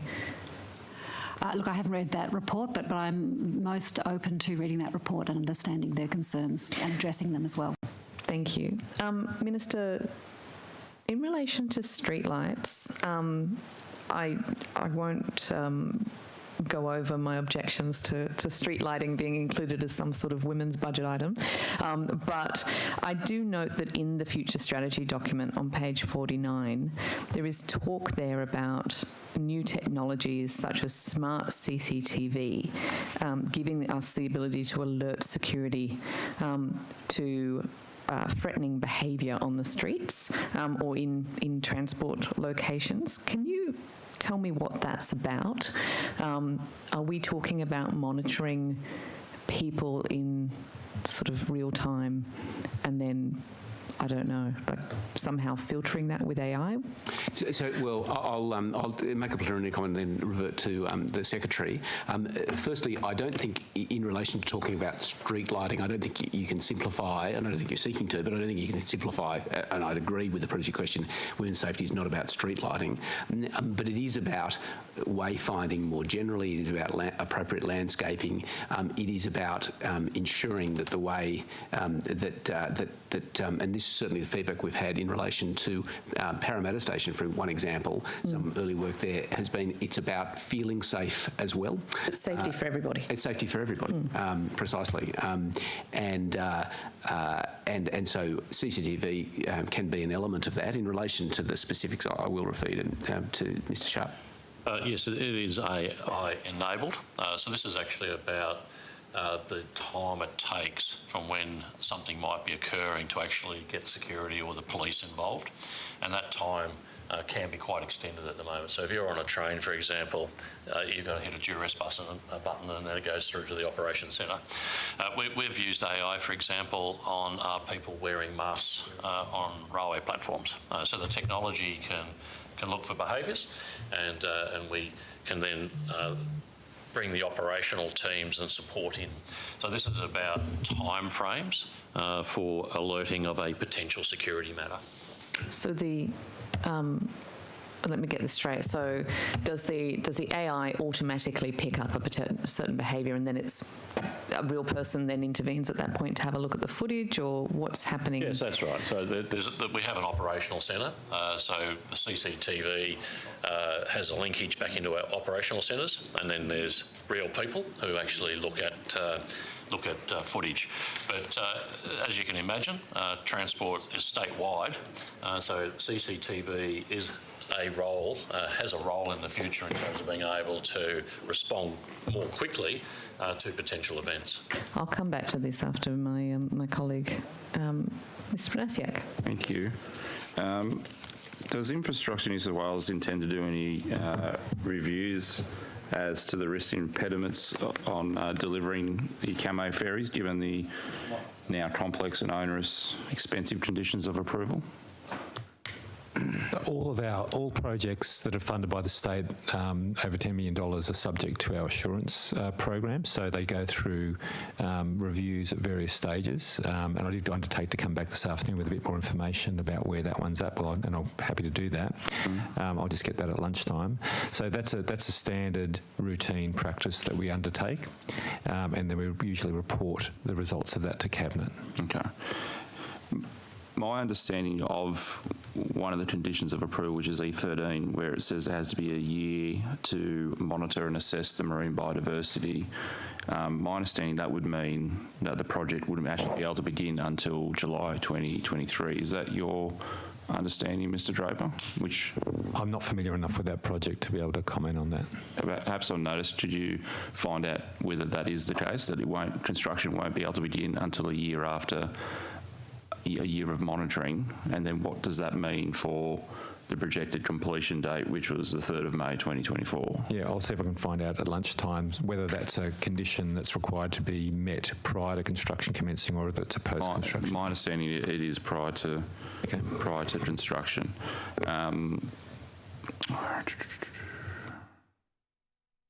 Can I just go to the infrastructure plans?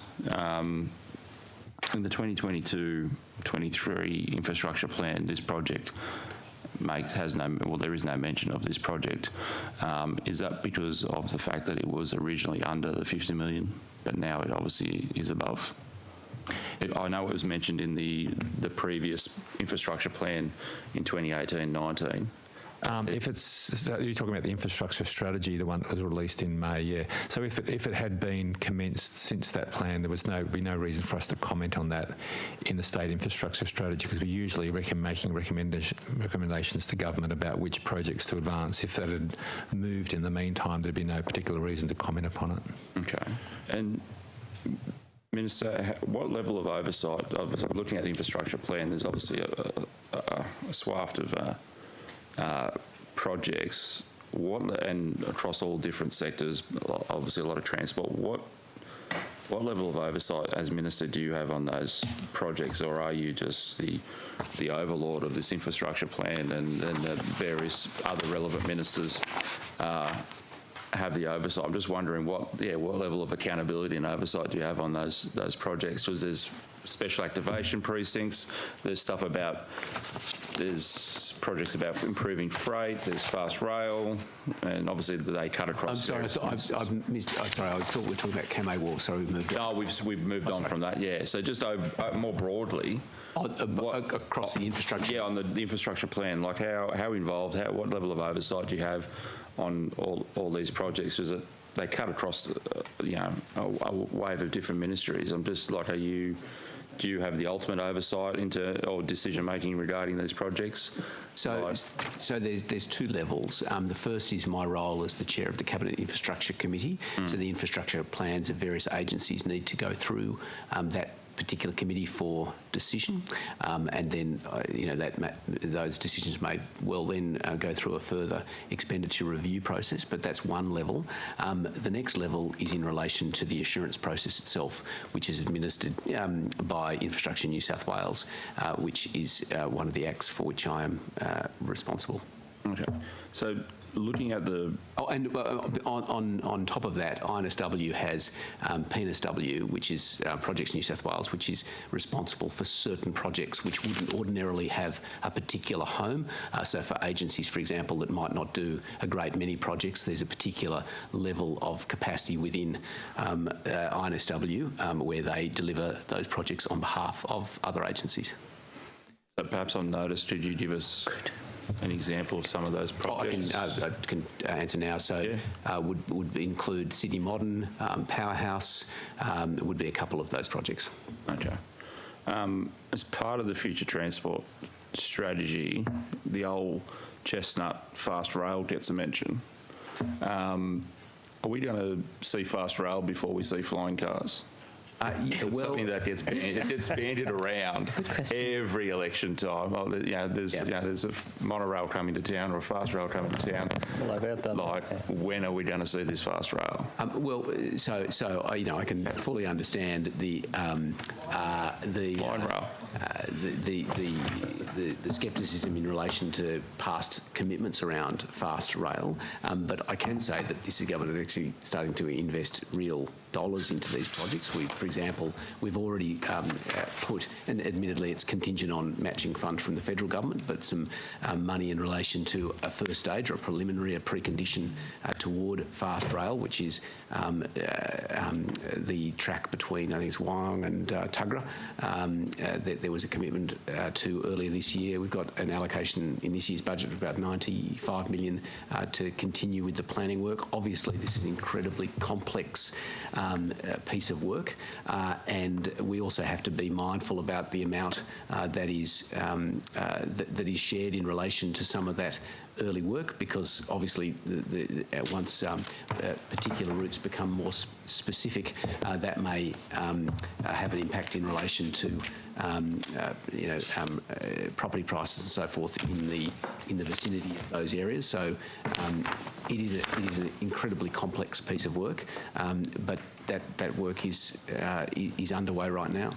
You're indicating that Untitled is the first route that's planned? That's the first piece of the puzzle that is, I'm not suggesting that by any means is fast rail, but it is a precondition.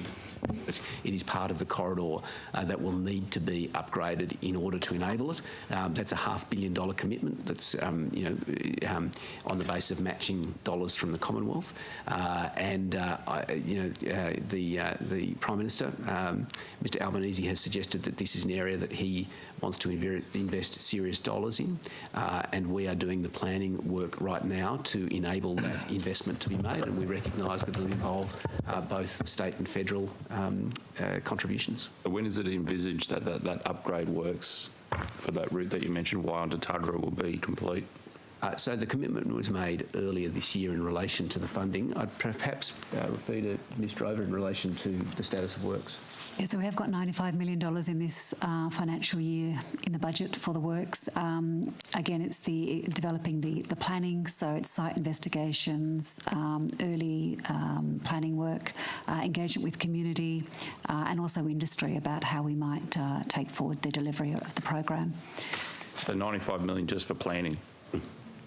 And site investigations and early concept designs for the project.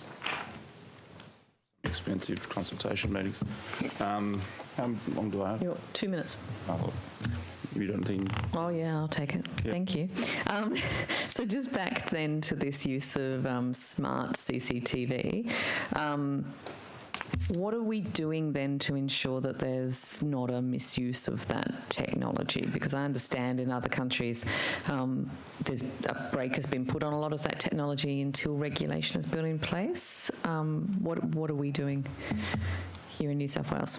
Yes, artificial intelligence, whilst it can provide a lot of benefits, there's also a control environment that is needed around it, and we're very aware of that. In fact, from a whole of government perspective, there are discussions at the secretary level around AI. There's a report we're doing internally in terms of where we use it and what are the risks potentially around it. So we are very conscious of that. Bear in mind, this is a very forward-looking document. We believe technology has a bigger role to play in a number of parts, but we also are very cognizant of protecting personal data and also not having AI making decisions that may be biased in some way. Yeah. But we also need people in there to control it. So, but we're currently doing it as well. So, for example, you talked about the masks. There's still a potential for that to be misused, to have bias. There are control environments there. We have quite considerable controls around privacy, use of data, and so, for example, we do have open data that Transports does put out there. However, it is at a macro level. There's no individual data. So we're very conscious of it, but this is a growing area, and there's a lot of technology growing in this space. So I agree with you. This is an area that you have to have that balance. Yeah. But what this future strategy is showing is that this technology will play a role. There's also, with it, responsibility, and I agree with you on that. Thank you. Back to the opposition. Thank you, Chair. Minister, I wanted to turn to the Northern Beaches link. Infrastructure New South Wales had quite a good update to the state infrastructure strategy earlier in the year while you were Minister. One of the things it said, it had quite a nuanced view about the moment we're in when it comes to building infrastructure. One of the things it said was, faced with these realities, Infrastructure New South Wales recommends reconsidering the timing and sequence of a number of large, complex projects that are not yet in procurement, and one of those included the Beaches link. That was the background. You've then had some, I thought, sensible things to say. You said this on the public record: we do have a bit of time to make the investment decision, as we can't build the Beaches Link until the Warringah Freeway upgrades and the Western Harbour Tunnel are done. The timing is probably 2027, 28 until those projects are completed. So as I understood that comment, and it's clear on the public record, those complete in 27, 28, and then we turn to an investment decision for the Beaches Link. Is that correct? Well, there's a logical progression there. I'm not an engineer, so there may be ways to bring certain works forward or backwards, but that's the nature of an infrastructure pipeline. You develop projects over time, and you can therefore make decisions over time as well. Yeah, no, look, I thought it was a sensible view. It was consistent with the report of the Infrastructure New South Wales report. I put that view to the Minister for Metropolitan Roads to check that she agreed with it. And I think it'd be fair to say she's been more bullish about the Northern Beaches Link at times. And she endorsed your view, you'll be pleased to hear. Although she did use these words, I'm sure... Minister Elliott as well, or no? No. I'm happy to go, maybe in supplementary estimates. But she used these words, I'm sure that's probably absolutely right. So I think she endorsed your view almost entirely. There's only $1 million in the budget for the Northern Beaches Link, $1,050,000 in this financial year. The idea that this is full steam ahead is clearly wrong, isn't it? It's really, this project has been paused as per the advice, as per your view, until we get to a point where those other projects are finished. And an investment decision can be made. Well, an investment decision can be made at any point. Obviously, we've got a planning process still underway, and it's always been my view that wherever possible, it's appropriate to finish planning processes before making final investment decisions. The obvious reason for that is the planning process, ultimately, you may end up without a project approval, but the planning process itself, the nature of the conditions may change the quantum of the investment decision. So ideally, you finish the planning first and then you make an investment decision. But do you, so I agree with all that. Do you accept this project's been paused? That's a fair characterisation when we're talking about it in public? Yeah, I think that's an absolutely fair characterisation. It's on the basis of advice. Yeah, thank you. There's the Minister for Metropolitan Roads is also saying this, that property acquisition is ongoing. If people want their properties acquired, we'd happily do so. How does that equate with $1 million in the budget? Is that, I mean, obviously that's, less than a single house. I suspect the answer is that's a separate bucket of money, and that would account in part for your earlier discussion in relation to inverted commas slippage, because obviously there's an allocation in relation to hardship provisions, for example. So we might come back. Yeah, thank you. We might come back with the officials on that question, just so we understand where it is in the budget. I did want to ask about one of your appointments as the Greater Cities Commissioner. Obviously, some of these political appointments have been controversial. I'm thinking about a particular trade commissioner right now. So are you. After I've put that to you. I do want to stress, there's times where it is appropriate to appoint people with political backgrounds, but I do want to ask you about appointing Robin Parker to the Central Coast as a Greater Cities Commissioner, and ask you to put on the record your reasons for making that appointment. Well, I made that appointment on the basis that, firstly, that was the advice of the agency following an independent recruitment process. The legislation provides details as to how that appointment process is to be conducted, and that was the advice of the agency, and then that went through the appropriate cabinet process. I note that unlike the trade commissioners, this is in fact a cabinet. It is a ministerial appointment under the legislation. Yes, yeah, understood. Just how many other applicants were there? I'm unsure as to the number of applicants. Does the agency know? I'll refer to Ms. Wildwater. I could get you those numbers on notice for this afternoon. I don't have them with me, but we did have quite a lot of applicants for each of the three that we've just appointed. Okay. And was there a developed criteria that you used? So the Act actually specifies in Section 6 that the Minister makes these appointments, and it also says that they have to have specific expertise from a list of expertise. It's in Section 6. We can pick it up this afternoon. Thank you. So there is. Minister, I think it was a good thing you did when Tahi put some affordable housing targets and diverse housing targets on the Redfern development. But you've made your point that you say that a 30% target for affordable and diverse housing should be considered for future projects on government land.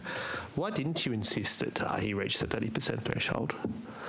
Well, I've had very clear conversations with Tahi. I've had clear conversations with Tahi in relation to my desires and expectations. As you'd expect, as a portfolio minister, I can set particular aspirations and expectations, and that has been communicated to Tahi, and that's precisely what they've done in relation to the Redfern site. Don't sell yourself short. You can do more than just give aspirations. You can give directions. So have you directed Tahi to impose a minimum 30% target for affordable housing? Well, they have. Well, in relation to the integration of that site. Have you issued a direction that would require them to apply that in all their land developments? I'm certainly not in a position where I have to consider this at this stage. I'd much prefer it to be a collaborative process. But you are right, there is a statutory process that can always be resorted to. But the circumstances hasn't arisen where a direction is required. Well, but the issue is, right, like you're the one who's campaigning for your government to adopt this as a target. And that's fair. It's quite a reasonable thing for you to do. No criticisms of you, but I'm asking why haven't you therefore just applied it to a massive landholder that's in your own portfolio for which you are the portfolio minister? Why can't you just practice what you preach here? Because that's exactly what we've done. Well, insofar as the developments that Tahi are embarking upon outside of Redfern, which other projects are they going to be having a 30% target on? Well, I'll revert. Certainly there are another number of projects in the pipeline that perhaps you might want to talk to Ms Collin this Well, I'd like to talk to you about it. I mean, other areas that are being actively looked at include places like Glendale, places like Broadmeadow. There's Granville, Newtown, I'm all across them. What I'm asking is... Central. Central, that's a good one. What exactly, are they all going to be following your 30% target? Well, there'll be announcements made about those in due course, but in relation to the ones that have been announced, my aspiration is being met by the agency, and I'm delighted that this is a good example of where we're able to use government assets to return a great targeted housing opportunity for the residents of Sydney. I won't put you much further on this, but Tahi's a massive landholder. They're going to become one of the city's biggest developers on their current trajectory. What advice have you received about how Tahi's targets for affordable housing would mesh with their requirement to provide you with a profit as a state-owned corporation? Well, a couple of things. I mean, they have a range of obligations under the relevant legislation. One is to exhibit a sense of social responsibility for the community in which they operate. So it clearly relates to one of the objectives for which the entity has been established, and it is entirely appropriate with their legislation that they are engaged in providing a targeted form of housing that the community needs.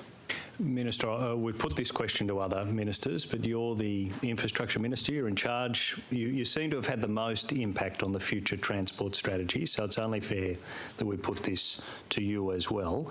Why has your government been promising in that draft plan here to have flying cars in the next term of Parliament? Why was that in the draft plan? Look, I'd have to direct you to, in relation to a draft, if you're referring to a draft, that doesn't constitute government policy, but in relation to flying cars specifically, I'll refer you to the Secretary. Well, I've spoken to the Secretary about this, but it's not just the draft plan, Minister. These flying cars make it into the plan you announced just yesterday, into the strategy. Still references to flying cars. I mean, are we to take this seriously from your government? In relation to flying cars, I will have to take...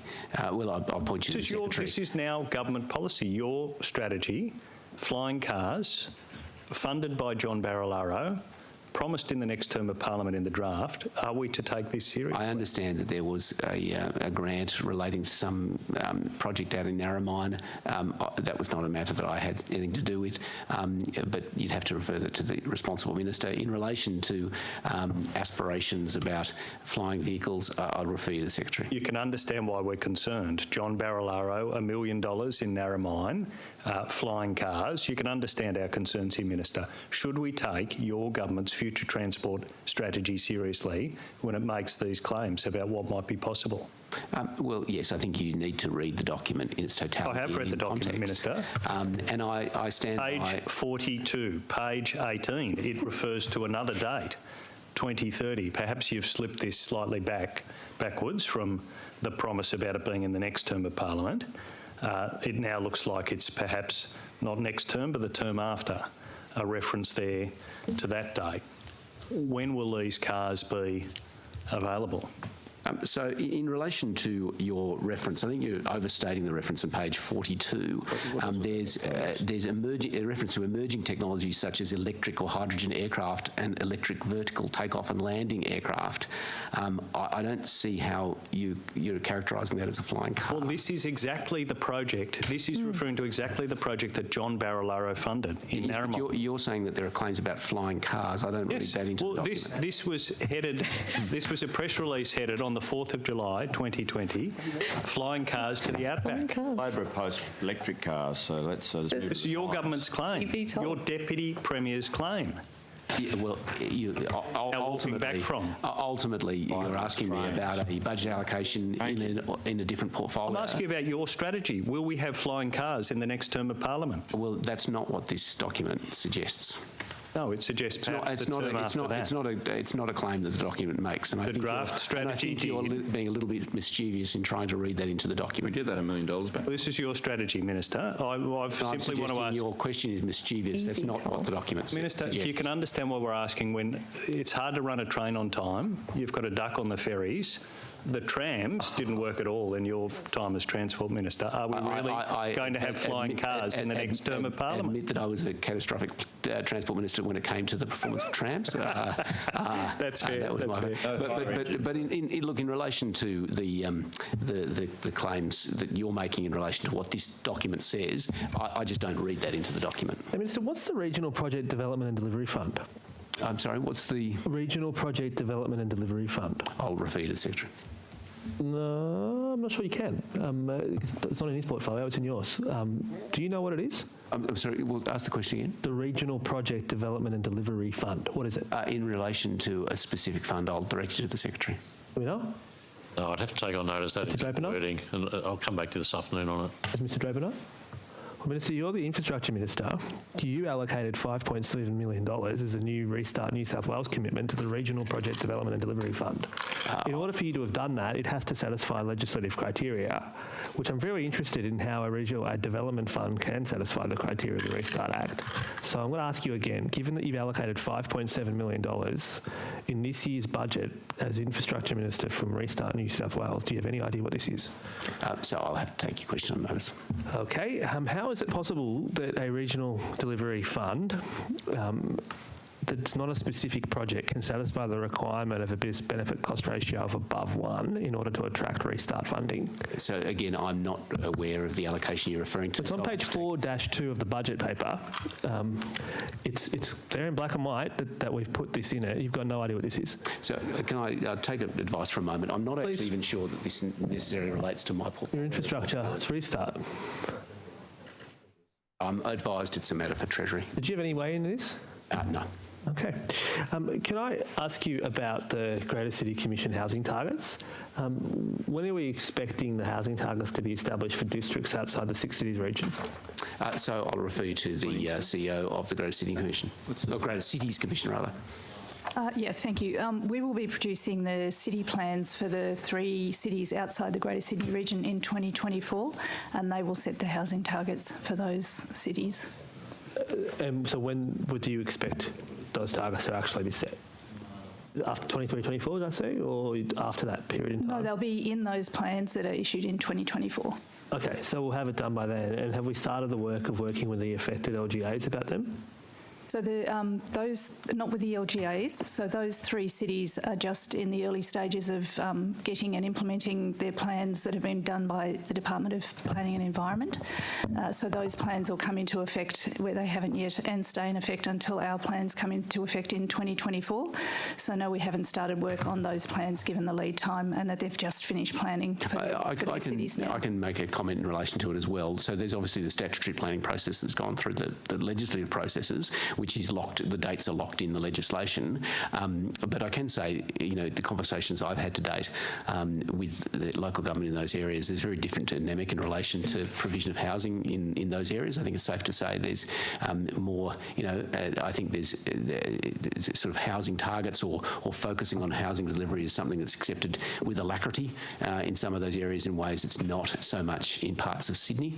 I think setting those targets will be a very collaborative process and won't necessarily involve as much angst as similar processes create in some of the more established parts of metropolitan New South Wales. Which parts of metropolitan New South Wales is causing you angst when it comes to housing targets? I think, I think over time you'll find different areas will have different concerns, and it relates largely to either infrastructure constraints or historical patterns of development, and there'll be a whole. I mean, we've got a democratic planning system, so different communities will have different appetites for different sorts of developments in different areas. Minister, have you by any chance written to Tahi and explained to them your views on the 30% target outside of any formal direction? Well, I would write to the CEO or board of Tahi from time to time. Ms Collin, have you received a letter from the Minister explaining his views? I'm advised that my office has received recently a letter from the Minister in relation to targets. That said, it's just a prolongation of discussions that we're having, as the Minister pointed regularly, on how can Tahi provide more affordable housing, given we've got lots of land that so far has been underutilised. When did you receive the letter, Ms Collin? I think my understanding is it was yesterday. Okay, so Minister, you wrote to the CEO yesterday. Is that your understanding? No, I imagine. I take on notice to you the exact date of penning the letter, but the letter that you're referring. I was going to say happy to. I'm happy to provide a copy for the committee. Thank you. Yeah, if you could table a copy. Now would be great, but in the afternoon, I guess. Oh, I don't have it on me, but I'm sure we can get you copies. It refers to conversations that we're having in relation to the matter that we were discussing, which is in relation to how we can work collaboratively to try and provide a greater diversity of housing into the market using government-owned land, which is something that I think and it might be a very good example for other agencies, which is why it's helpful, given that there are other agencies that have similar. Well, I think it's again, and I note the criticism of Tahi as an agency, but I think this is an example of where they're actually leading and showing great performance within the state-owned corporations about how we can use government-owned sites for productive purposes. Tahi wasn't really criticised about this. And so that's helpful. But Minister, can I just ask, as a Minister for Cities, you did propose a series of business improvement districts in the Herald on the 6th of July this year. Have you had discussions with the Minister for Planning about this concept? So obviously we're not going to canvass cabinet decisions, cabinet discussions, but you can take from the nature in which I've answered that question that discussions have occurred.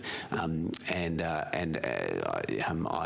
propose to put out a white paper imminently to discuss opportunities around this form of local activation and democratic engagement at a very local level. And when do you expect that white paper to be out?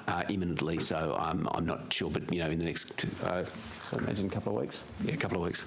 You got a copy for us here? No. I just thought if you're in the habit of it's in the form of a white paper. It is designed to elicit response, to have a conversation. I'd certainly be keen to get some legislation before the House before the end of the year, if possible, because I think this is an area where, and again, I think this is an area that is not a partisan area in any way.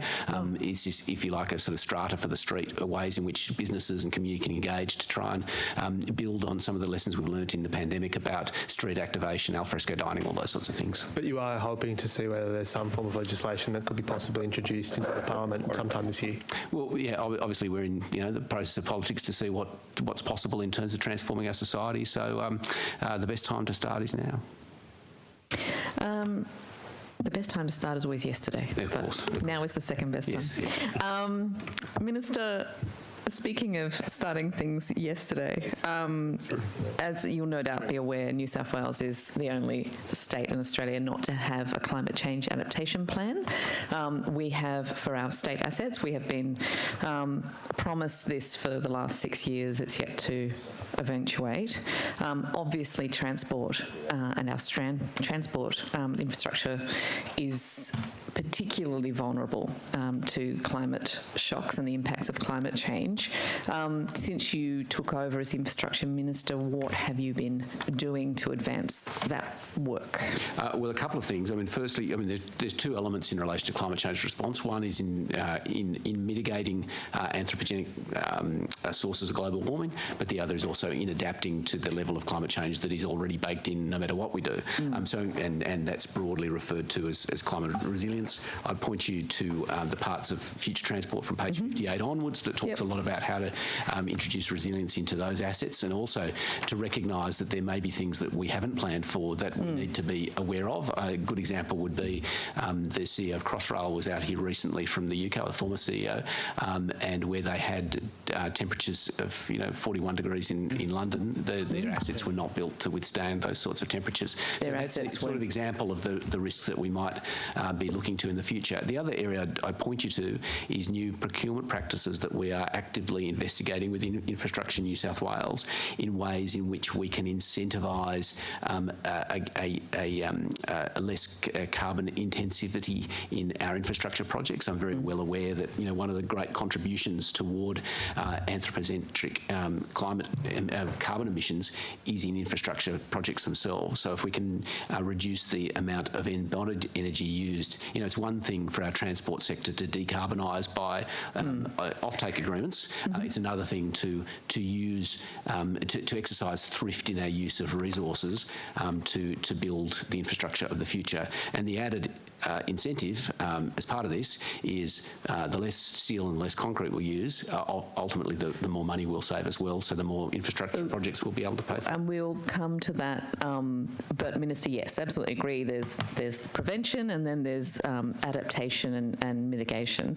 I lived in London for 8 years. I'm very familiar with their constant problems with the weather, whether it's ice on the rails or it's too hot. I remember once having a train derailed when I was living there because of a autumn leaf had fallen onto the track. So, all sorts of things happen in London, but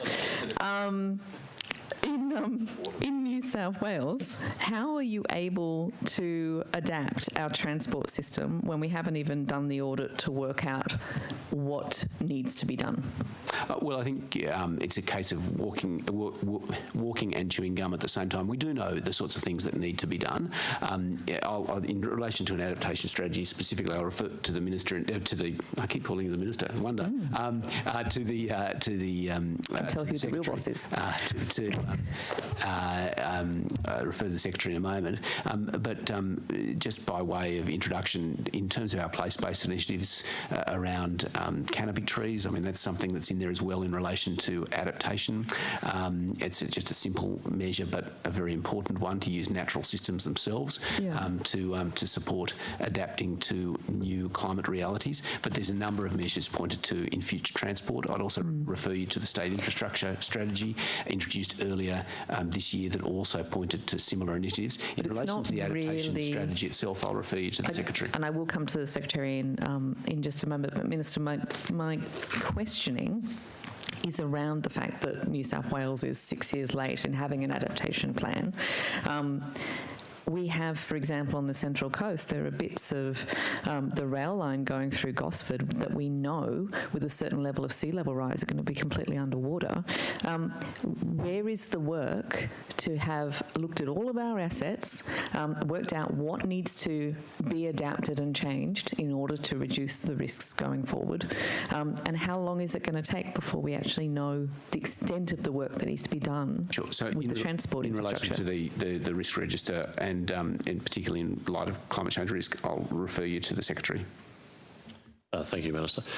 Look, I'd say there's three elements to it. There's the here and now, which the Minister articulated. So this is the electric vehicles, electrifying transport, and we are net zero. I'm only interested in the adaptation of the assets at this point. Yes, in terms of the adaptation, we are starting the process, but you're right. I mean, we've got about 15,000 kilometres of rail track alone. The road infrastructure is enormous.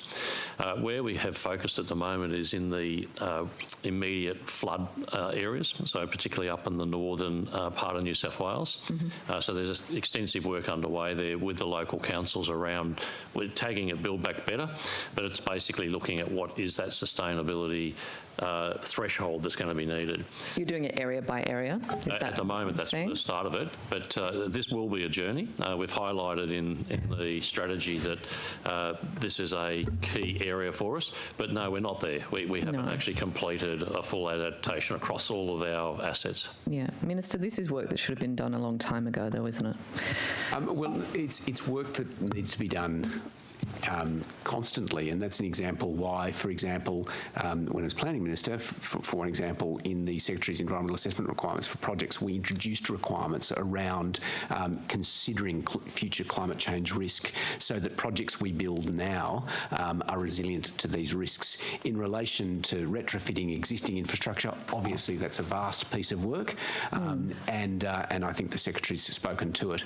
But yes, you're right, we do have a significant historical legacy we've got to deal with, but right now as well, with the projects we're building now, we need to make sure that they are resilient to future risk, and that's exactly what we're doing. And is it true that, I understand that there's a number of agencies that in the meantime have been reporting back on climate risks or are required under Treasury guidelines to report back on their climate risk, but Tahi isn't one of those agencies, is that correct? I'll have to refer you to the CEO. That's not something I'm specifically aware of in relation to Treasury requirements. Thank you for the question. You are right. For the moment, we're not reporting on climate changes. That's a piece of work that we have identified as part of our next statement of corporate intent. We do recognise, as you pointed out, the vulnerability of our assets to climate conditions. The recent flood events are and testimony to that. So we're taking that issue very seriously. I think it shows really also the benefit of having an asset owner which is focused on precisely these issues. So, Minister, given that our rail assets are sitting with Tahi, and by design Tahi is sort of an off-budget entity that has is supposed to have a certain level of independence, who will be responsible for ensuring that those assets are I guess, made resilient to the climate change shocks? Is that, now that those assets have been passed to Tahi, to a ostensibly commercial entity, what will the government's obligations still be in relation to those assets? I'll answer the question in two parts. Part is to explain responsibilities. Next is to give a commitment. The first is under the State-Owned Corporations Act, there are certain requirements of entities like Tahi in relation to exercising a sense of environmental responsibility as well. So that would cover it legislatively. But I take the admonition implied in your question that this is an issue I'll raise with the board specifically, because it is an obligation. I know that Tahi are already aware of these obligations, but it's something that I will take to reinforce. And I think it's something that certainly, well, she's right next to me, which is awkward to praise her, but certainly Benedict is someone who's got vast experience in infrastructure agencies and would be very well aware of the nature of risks and responsibilities. And again, I make no criticism of the individuals involved with Tahi. I am talking about the structural issues, and you can never predict which individuals are going to be part of an organisation. Can I just interject? We've been developing an asset management framework, which include also a strategic asset management plan and an asset management plan. our strategic asset management plan recognizes sustainability as part of one of the key pillars of our strategy. So to answer your question on who is responsible, certainly Tahi, as an asset owner, we are responsible, but we also rely on our delivery partners, Transport for New South Wales and the operators to embed those sustainability metrics. So, Minister, you were saying that there's an obligation on Tahi to consider environmental principles going forward. There's a general obligation imposed in the legislation. Sure. But in relation to specificity around climate change adaptation, that's something that I undertake to... That's the gap, to speak separately to the CEO about, and we're talking about it now. So. Thank you. That's very useful. Minister, I think... No, another 10. Minister, you mentioned before about, and there is a lot of this in the future transport strategy as well, but the sort of reducing the need for new construction products, particularly concrete. You may have come across my obsession with coal ash previously. Have you been making any sort of firm moves or plans to increase the amount of coal ash that's used in New South Wales construction projects? So we're looking at that specifically through our procurement. Rather than looking at specific products, but I agree with your premise here. I mean, we've got to use this waste product efficiently. Ultimately, there is no sustainable form of concrete. It is what it is, and so we just need to figure out ways to use less of it and be more strategic and thoughtful about the way in which we use it as a product.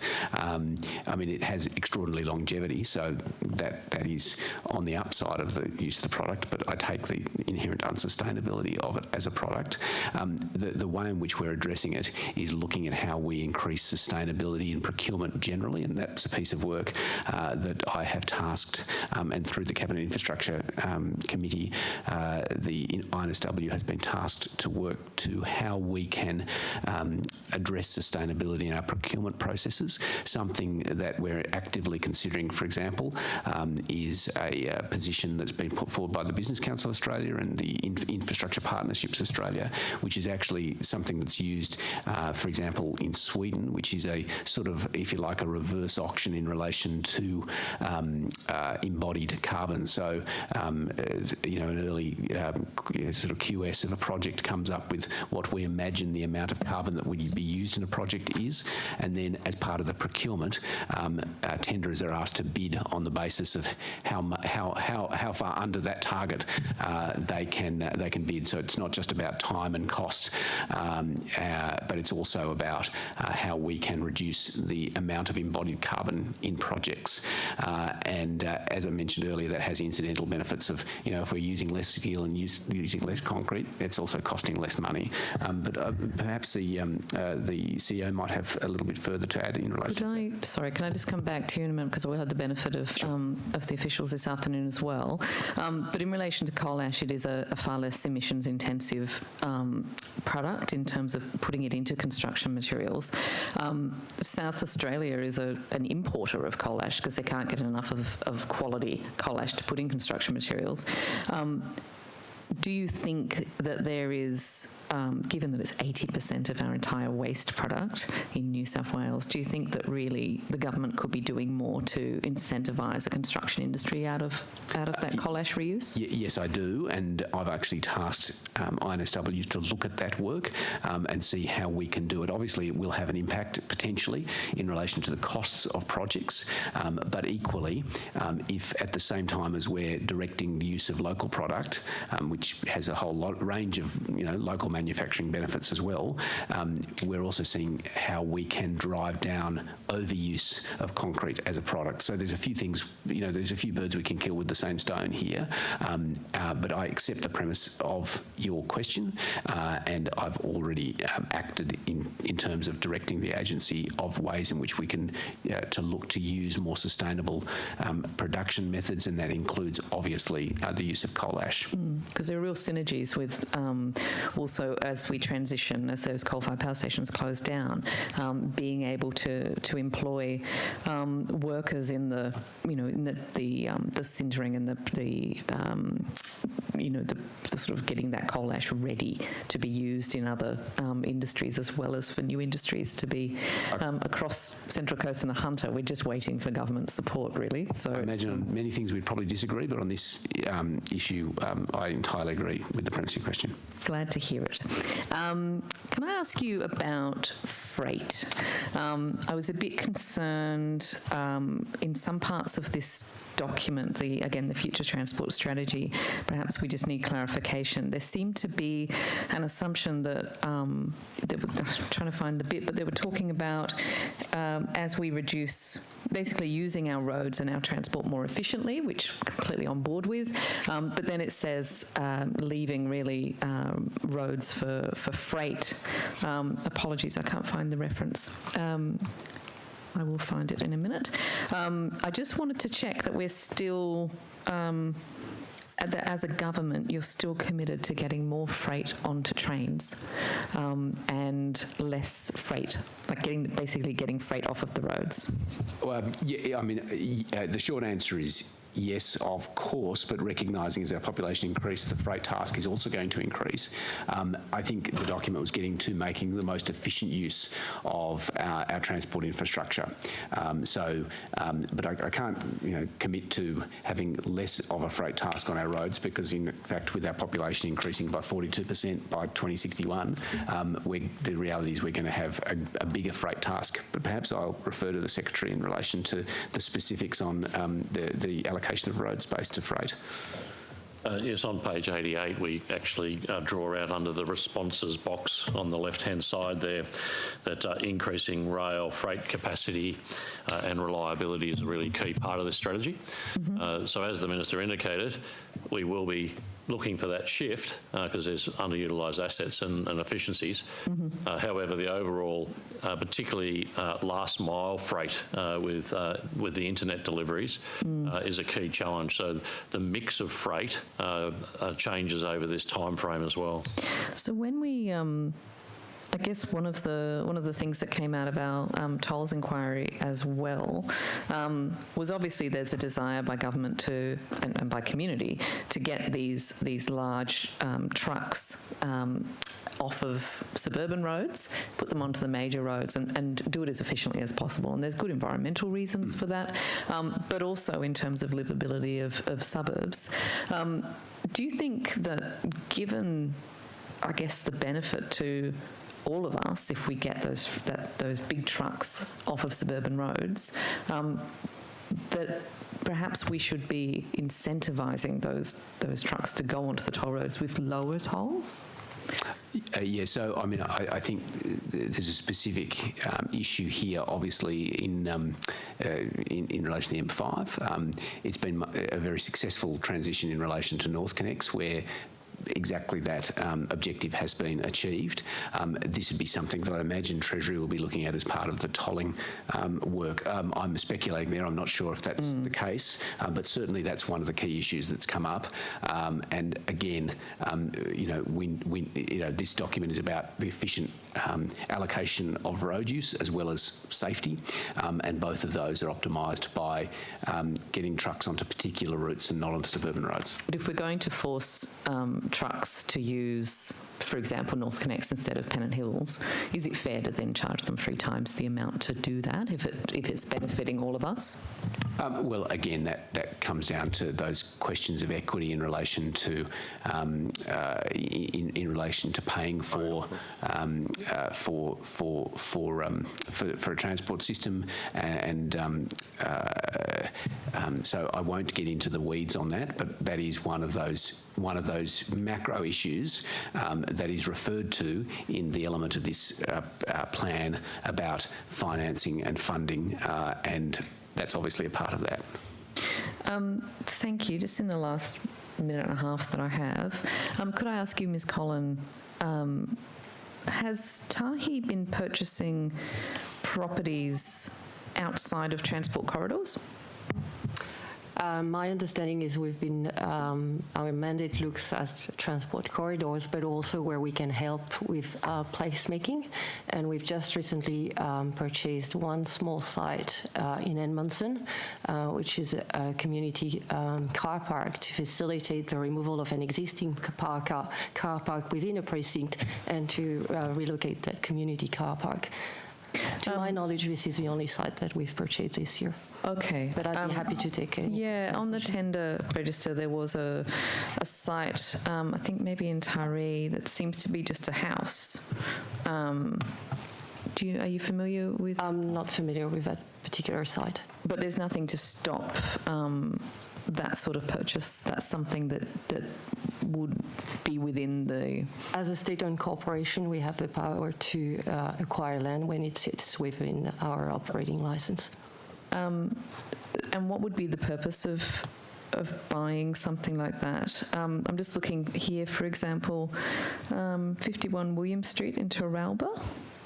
Again, I'll have to take that question on notice. It might be some time that we need to amalgamate a site, and it makes it useful in terms of developing a further precinct and bringing that site back to life. But I'm not aware of that specific site, so I would be happy to take that question. We'll pick this back up in the afternoon. Thank you. I have 2.5 minutes. Mr. Mookie, you have 2.5 minutes. Minister, some of your colleagues have anonymously and from your perspective probably unhelpfully suggested that you should resign. Are you planning to? Well, thank you. I don't know what that has to do with the allocations in my... They said you should resign from your cabinet job, the one you're currently here appearing before. I feel like it's only fair that you have the opportunity to respond on the record. Well, I'm here to facilitate procedural I'd like to ask you for your sources, but no, I don't have an intention. I serve at the pleasure of the Premier. Yeah, and you're recontesting in 2023? Again, this is well beyond the remit of budget estimates. You can't blame me for asking, can you? I can, absolutely. And look, well, I will answer that question in seriousness. Ultimately, it's not so much a matter for members of the upper house. You have, of course, the privilege of making decisions at any point of time. Lower house members, as appropriate when nominations open, should, at that point make a decision with their family. But outside of that, they should be entirely committed to serving the people of their constituency, which is exactly my intention. Is there anything else you'd like to put on the record in respect to this matter? Well, I just wanted to say what a wonderful time we've had together, and again here to answer questions. I look forward to the supplementary hearings. Okay, well now we've sort of resolved that. Are you intending to impose local content percentages on government infrastructure purchases? Well, I'd direct you again to the future transport strategy that says that we will seek to acquire local content wherever possible. But that's not my question. My question was... That's my answer, though. I know. But I'm going to push you a little harder on this one. Because, look, the Minister for Transport has said that he'd like to see this apply to the Parramatta Light Rail Stage 2, which is fascinating. But other states have used similar policies to revive and rebuild advanced manufacturing as well. When it comes to the Tangara fleet, is your government considering imposing a local content requirement on the replacements for the Tangaras? Well, we're always looking for opportunities to look for local procurement, and that is a clear direction in the future transport strategy. There are other policies directed toward this in the general procurement guidelines for government sector agencies. So the short answer is yes. And also we need to be strategic as well about these decisions, in my belief. So certainly things like electric buses, something we require an awful lot of units. So there is a scale which means that for local manufacturing, it makes a great deal of sense to manufacture these items at scale locally. It's a very valid point, but basically when it comes to the Tangara replacement, if there is local content, it basically arises from osmosis, really, from the market participants, and ultimately it's something your government will welcome if a market participant puts it up, but you're not going to do what Victoria, WA and Queensland have done, is actually mandate as a condition of bidding that you have to satisfy certain local content requirements. Well, again, these are matters that will need to be reflected on at the appropriate time. I'm not going to freelance in relation to government policy here. But what I will, you do make it. Well, I make it collectively as part of the appropriate decision-making forums within government. But certainly I can speak on behalf of my colleagues. Of course, we are motivated to prefer local content wherever that is the appropriate use of taxpayer money. Just in the 2.5 minutes we have left, Ms. Collin, what is Tahi's Deep Technology Laboratory Facility? I believe you are referring to an e-tender document, is that correct? Yes. My understanding is that it's referring to the quantum terminal, which is in the central station. So, okay, so this is part of the... Is this part of the technology, the CCTV? What would explain that a bit better? It's referring to office spaces and work locations that have been developed within the central terminal. So it's just an office space? Sorry? Sorry, it's just an office space, are you saying? Office and co-location workplace, yes. I can talk to that if you like. Could be an imaginary. Yes, Could be imaginary. It's an imaginary. No, it's not imaginary, it's very real, and you're very welcome to visit it. As part of the early activation for the Sydney Terminal building, the heritage, the sandstone building at the northern end of Central Station, we did put in place some subsidised, low-cost office accommodation for startups, researchers in the quantum computing space. So that's up and running. It was opened last year, and that's part of the early activation of that heritage building. So you're the owner of that? So the 1.8 million is... Relates to the refurbishment of that space to open that space. Okay, so you spent 1.8 million, but now you're leasing it out and getting some money back for that. So, okay. If I could say, sorry, Chair, it's part of the Tech Central precinct. That's why it's technology related. Right, That's the okay. description. Okay. What is deep technology? Why is it called deep technology? Look, I think that qualification was made beyond my time, but I would qualify quantum technology as deep technology. Yeah, I'm just curious. There are a whole lot of entries for Tahi in the tender website. It makes for very interesting reading. But, perhaps you could just clarify a couple of them. There's a number there that have put up for $0 or 1 cent consideration that appear to be leases. Is that correct? Sorry, can you refer me to which document? So, for example, there's one here, 280 Balmain Road in Lilyfield. It says it was an asset sale. And it says estimated amount payable to the contractor, who is a private individual, is $1. I would have to take that question on notice. That said, there are lots of them like that. We have lots of tenants and charities that use our premises, and we have peppercorn leases with them, so that might be one. Maybe that's okay, I think it's very interesting. Government members, any burning questions? Wish to do anything, Minister? No, I'm happy if you guys are. So. We're delighted. Terrific. Thank you. Thank you, Chair. Thank you very much for your time. Minister, that is everything for you, but we'll be back with the officials at 2 o'clock. Thank you.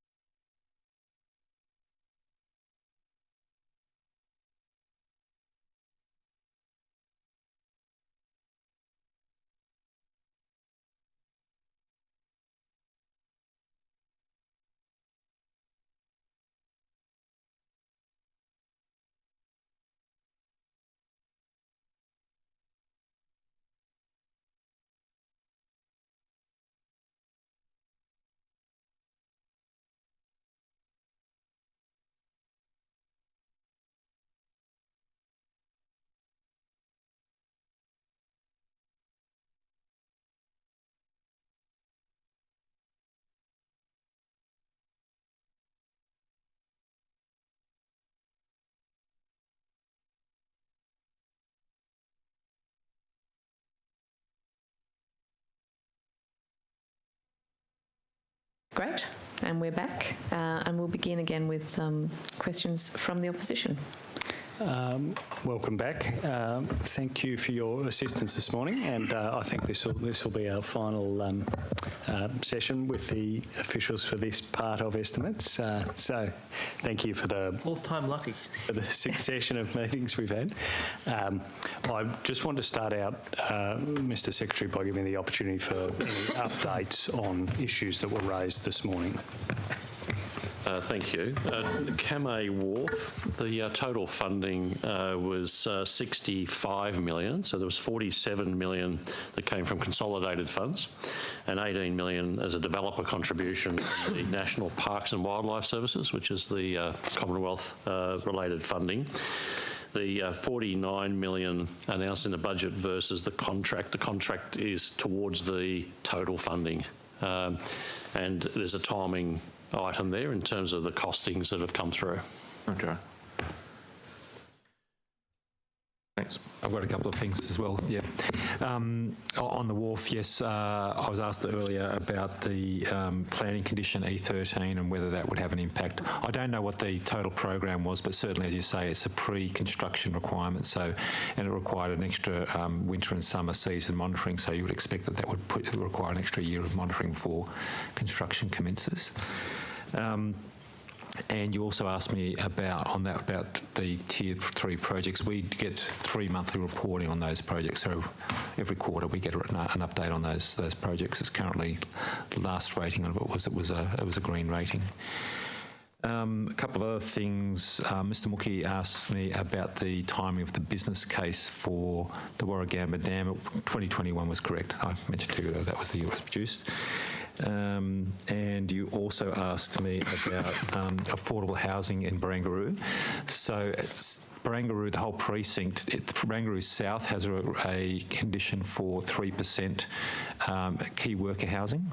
So that goes to people working certain category classes of work, as well as senior people on lower incomes. And of that 3%, 0.7% must be provided within the precinct, the rest within the Sydney statistical area. Central Barangaroo doesn't have an additional requirement because it was predominantly commercial. It does have a small part of it that's going to be residential. Most of that was settled in the project development agreement that was done back in, I think, 2016. Before my time, but I understand the thinking there was that the public benefit was mainly coming from provision of public realm and cultural facilities at the time. Okay. Any other updates at all? If not, the other one was around the cost of electric buses. I'm still waiting on that detail to come through. Right. Okay, thank you. And Secretary, can I just ask for an update before I hand to my colleague? I was going to ask Ms. Boy, you asked me a question around properties that are leased under peppercorn arrangements. These are leases that we inherited from RailCorp, and I'm awaiting for further confirmation from my team. Thank you. I was also asked about applicants for the commissioner roles. So we had a total of 72 applicants across the 3 positions. There were 22 for Illawarra, Shoalhaven, 31 for Lower Hunter, Greater Newcastle, and 19 for Central Coast. Okay, so we might return to that issue. Did anybody manage to get that letter that the Minister sent, Tahi? Sorry, I've asked for the Minister's office to provide you a copy. Thank you. Fine update. Excellent, thank you. And Secretary, can I just ask for an update about the incident earlier today, the collision between a light rail vehicle and a fire engine in the Sydney CBD? Yes, it was a very unusual incident. The safety authorities are involved, and there were some injuries. We take these incidents very seriously, so I'm waiting for the official data to come through. It'd be inappropriate to talk about causes or details until we actually ascertain the facts. OTSI and the regulator both involved, and I look forward to their report on the background. Usually they'll come through with a preliminary report with some of the data, which I can then liaise with my operations team. And how quickly does that come through in a typical case? It varies depending on the nature and complexity of the incident. I would suspect this one might be quite complex, just given the scale of it. So it would be within weeks for the preliminary. Yeah. And what can you tell us about what has happened, though? No, I can't, and I won't sort of second guess. I mean, obviously my operations team's briefed me, but it's literally our view from the operations team as opposed to the full facts. I don't have any details in respect to the actual fire engine itself and where it was heading and what the details were behind that. So one thing I have learnt with these, often the facts throw things up that you aren't aware of. So I will wait for the findings of the preliminary findings to give us the initial facts. But there will certainly be learnings out of it, particularly given there were some injuries to some of the passengers. And what do we know about the injuries?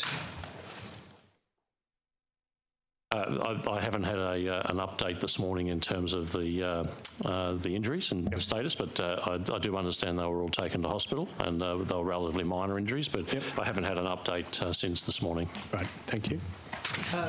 Can I just get a couple of quick numbers from respective officials? Mr. Sharp, I mean, this is the Senior Transport Cluster Minister. I was just hoping, can you give me what exactly is the current cash balance of transport for New South Wales? The cash balance? Yeah. I would have to take that on notice with my CFO to come back with the actual balance. Yeah, if you could, as of today, that would be helpful. Will do. Mr. Draper, do you have the number for the Restart New South Wales Fund? The number, as in the balance. The balance, yeah. I mean, I've only got from the budget papers that you have. The balance as at 30th of June. Okay, well that would be helpful. I've only got what's in the budget papers there. Oh, you've only got what's in budget paper 3, so you don't have the actual... No, I don't have any update because we don't manage the fund, as we've talked about before. We provide recommendations on eligibility of elements, but we don't. It's Treasury that manages the fund. Okay. Can I ask you, Mr. Draper, just in respect to Warragamba, has that been assessed under the Restart New South Wales Act, by any chance? I guess I don't want to change your question, but I think you're asking, have we assessed it for eligibility under the? Yes. No, I don't believe we have. Okay, but you have provided. It's a registered project under your framework, correct? Yes, it's registered under our assurance framework. Is it a Tier A, B, or C project? That's a Tier 1 project. Yeah. It's a Tier 1 project. Yeah. And I presume you've risk rated it. It gets a rating every month. Yeah. But you're not going to tell me what the risk rating is, are you? You know, because we've been through this before. Yeah, we have, yeah. Can I try again? Oh, right. No, what's the risk rating? It's a report into Cabinet. I'm sorry. The answer to that is yes. We can try again. Okay, it's been risk rated. And to the extent to which you have knowledge as to where any funding may or may not have been put aside, it's Water New South Wales. It would show up in their capital program. It would be a Water New South Wales. It is a Water New South Wales asset, the Warragamba Dam, and it's their project that they're taking forward. So that's correct. Yeah. Okay. They don't actually report their numbers in the budget, which is quite annoying. Do you know how much has been set aside? No, I don't know how much has been set aside. Okay. Can I ask you similarly? What's the status of, from the Infrastructure New South Wales perspective, what is the status of the Dungowan Dam project? So I think that's still at. I might want to check my notes, but I think it's still at the business case stage. I don't think there's an investment decision being brought forward on that yet.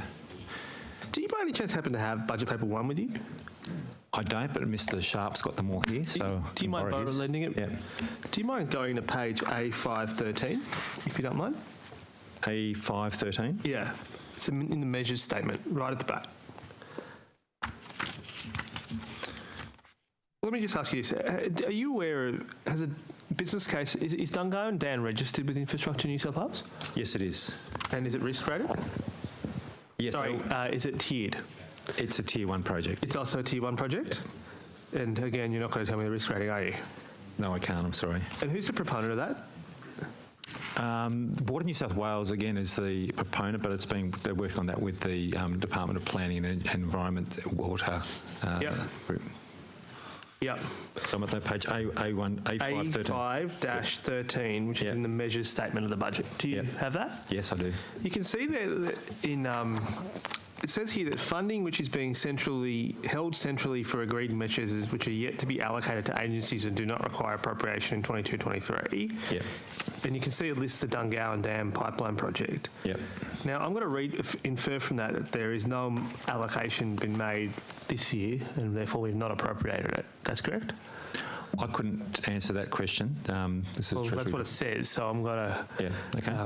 Do you know how much of this money that's been set aside up there, which is being held centrally, is for Dungowan? No, I don't. I'm sorry. Do you know which agency would be responsible for releasing it? I mean, you're the infrastructure minister, or this is the infrastructure minister's estimates. So I'm going to work that the infrastructure minister will be required to release this. No, I don't think that's likely to be the Treasurer? case. Usually the portfolio minister. But it's held centrally. It's not in the... It may be held centrally, but so if it's held centrally, I'd take it on notice for you, but I'd have to ask Treasury. I'm assuming it's actually held by Treasury. Yes, usually if it says central, that means Treasury. Yeah. Okay. Have you paid attention to the Infrastructure Australia rating of the Dungowan Dam project? I've seen that, yes. And they basically said that as a cost-benefit ratio, I think of benefit, it works out to be 0.009 or thereabouts. Is that your collection? I don't remember the number, but yes, I remember they were not positive on it. It turns out that it's actually cheaper for us to provide everybody in Tamworth with Evian water to bathe in than it is to build the Dungowan Dam project. What's been the Infrastructure New South Wales' response to Infrastructure Australia's finding? We don't really respond to their finding, but we provide our own assessments of the project as it goes through. Have you found it to have more benefit than perhaps Infrastructure Australia did? Sorry, could you repeat that? Do you think it's got more benefit than Infrastructure Australia thinks?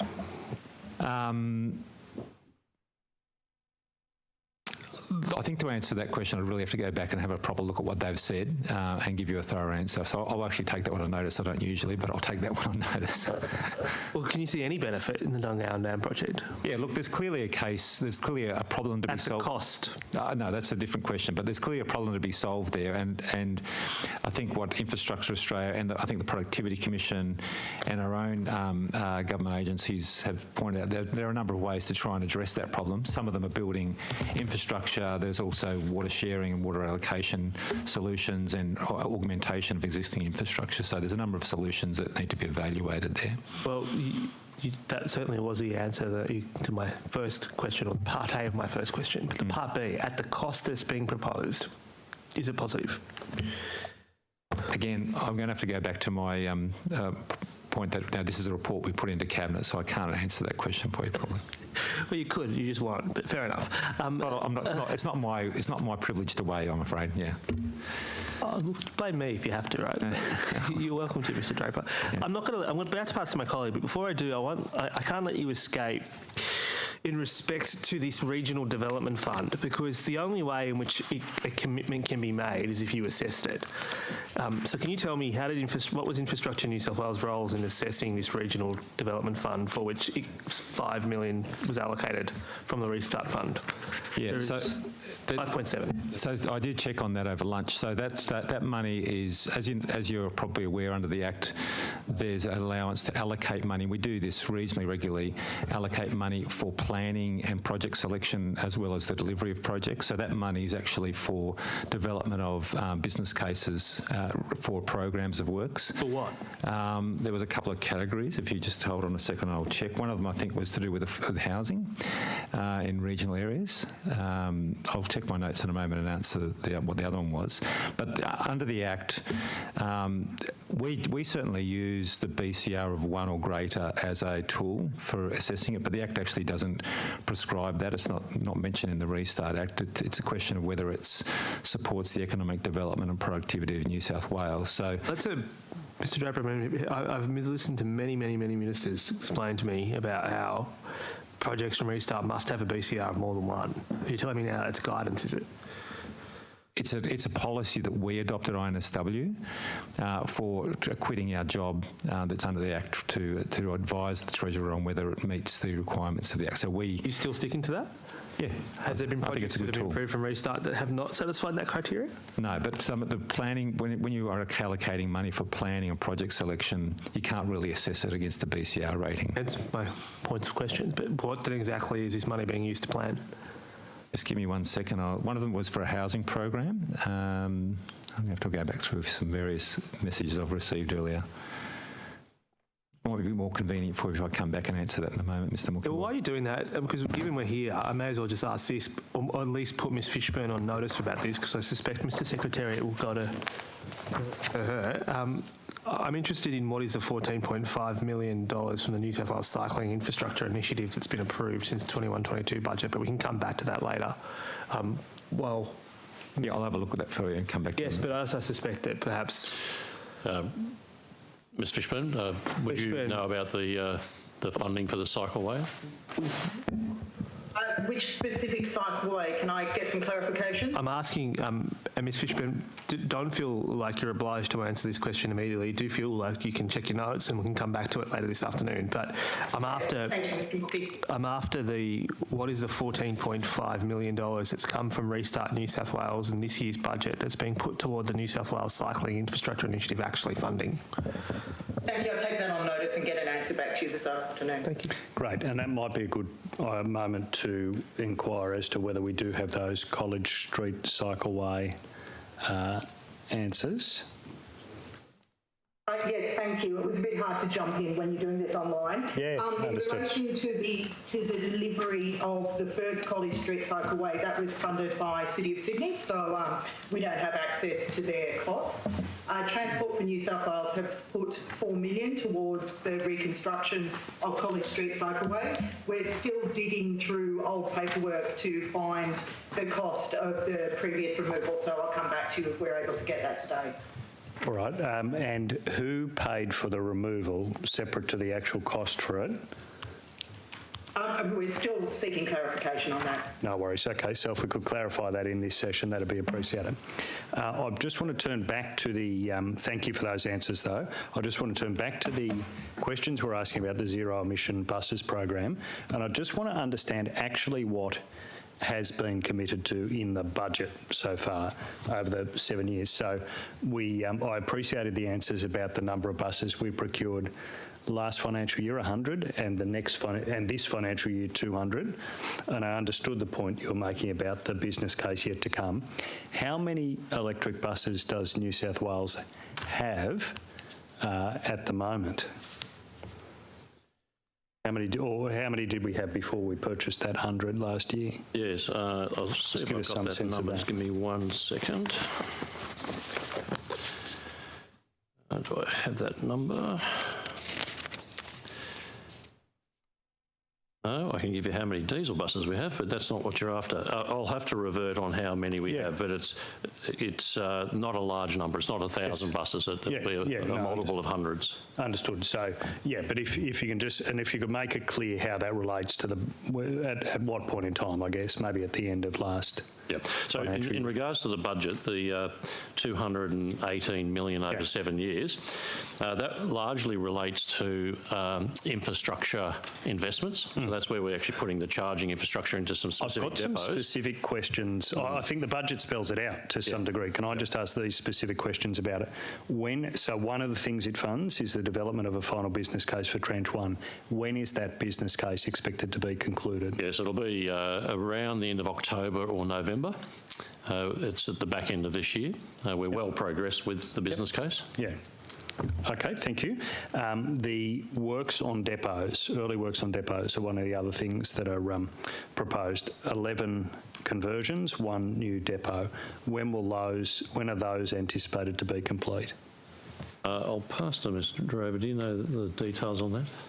I'm not sure about the completion dates, but certainly early 23 is when some of those enabling works are due to start, and they're the 11 bus depots that are in the control of Transport for New South Wales. Right, and are they all the depots that are in the control of Transport for New South Wales?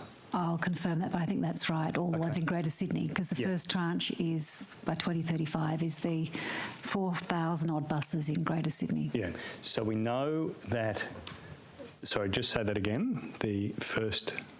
Well, the first tranche, which is to be completed by 2035, is the replacement of all the buses in Greater Sydney. Right. And there's about 4,039 diesel and natural gas buses currently. Great. Okay, so the those works will start in early 23. That is the depot works I'm now referring to. But we don't know, sitting here, when they'll end. Yes, because it would depend on the specifics of each bus depot. There'll be different works at different sites, but we can take that on notice. Yeah, could you take that on notice? I'd expect there is an estimated completion date for that. Should I just press ahead for a moment on this, or do you want to swap over? I'll swap over and I'll come back to you. Okay. Thank you. Ms. Collin, if I could... Madam Chair, before you start, I've been provided with a copy of the letter that I received from Minister Stokes' office, if I could provide. Thank you. Sufficient copies for members. Ms. Collin, I just wanted to clarify a couple of things from our earlier round of questions. Just in relation to SEC Newgate, so it's my understanding that those services which are in the nature of a sort of PR marketing services, is that correct? I wouldn't qualify them as PR. As I mentioned this morning, TAHI is the outcome of policy reform, and policy reform can be difficult to explain. And so we've retained Newgate to assist us with providing some stakeholder engagement and understanding who are our key stakeholders so that we can engage with in terms of explaining the TAHI operating model. Okay. Do those stakeholders include members of other political parties? Most of our stakeholders include government, other relevant agencies and industry bodies. Okay, but in terms of, for example, some sort of services for communicating to the opposition? I'm not sure if I understand well your questions. The question is, have you, okay, let me rephrase, have you appointed anyone to provide services in terms of communicating aspects of TAHI to other political parties? So not just the government, but perhaps to my Labor colleagues or to any other political party? Not going very well. No, it's definitely not. Lobbyists. We are not engaging lobbyists, if that's your question. So I'm happy to answer no to that question. Yep, thank you. So when we come to SEC Newgate, so I understand there was an original contract, according to the e-tender site, from the 1st of December last year to the 13th, which was for $181,500. It was then amended so that you entered into an amended contract for an entire sort of additional year, which ends in 2022. And the amount that I have there on this site is $566,412 is the amended estimated amount payable. So when you were referring to the 200-300, were you just talking about the financial year ending 2021? No, I wasn't referring to a financial year ending 30 June 2022. 2022. Right. So as I've mentioned, that contract, you are absolutely right, was amended, and it included the secondment of resources once we were filling that position. Okay, so the discrepancy between the 200 to 300 and the 566,000 is because this was for the 566,000 for an entire year? For an entire year, and as I've explained and happy to reiterate, we haven't used that whole budget because we filled those positions. Okay, so so just be absolutely clear, it's not because we've got past the financial year and that's the amount we're claiming, it's just so those services have now ended? We retain the ability to sometime engage discreetly with SEC Newgate, but most of the engagement has really reduced because we filled those positions. Okay, thank you. Can I ask you, when I asked you about whether or not TAHI had any or paid for any services from Chris Brown, you referred to the Western Sydney Leadership Dialogue and the payment of, I think you called them membership fees. Can you tell me exactly what that is? Because my understanding is that they're a think tank. So was that in the form of sponsorship, or what was that? My understanding is that the Western Sydney Dialogue, such as other industry bodies, have a membership option, and we are engaged with the Western Sydney Dialogue through that membership. We've got, as I mentioned this morning, we've got lands in Western Sydney, which we are considering for redevelopment and affordable housing, and we find the engagement with the Western Sydney Dialogue quite valuable to engage through with that community. So on the website for the Western Sydney Leadership Dialogue, they've got a couple of different categories of people who are involved with them, so with their network, and they have dialogue partners and event sponsors, and I can see, people like National Australia Bank and Deloitte and a whole bunch of people having their logos there. There isn't I'm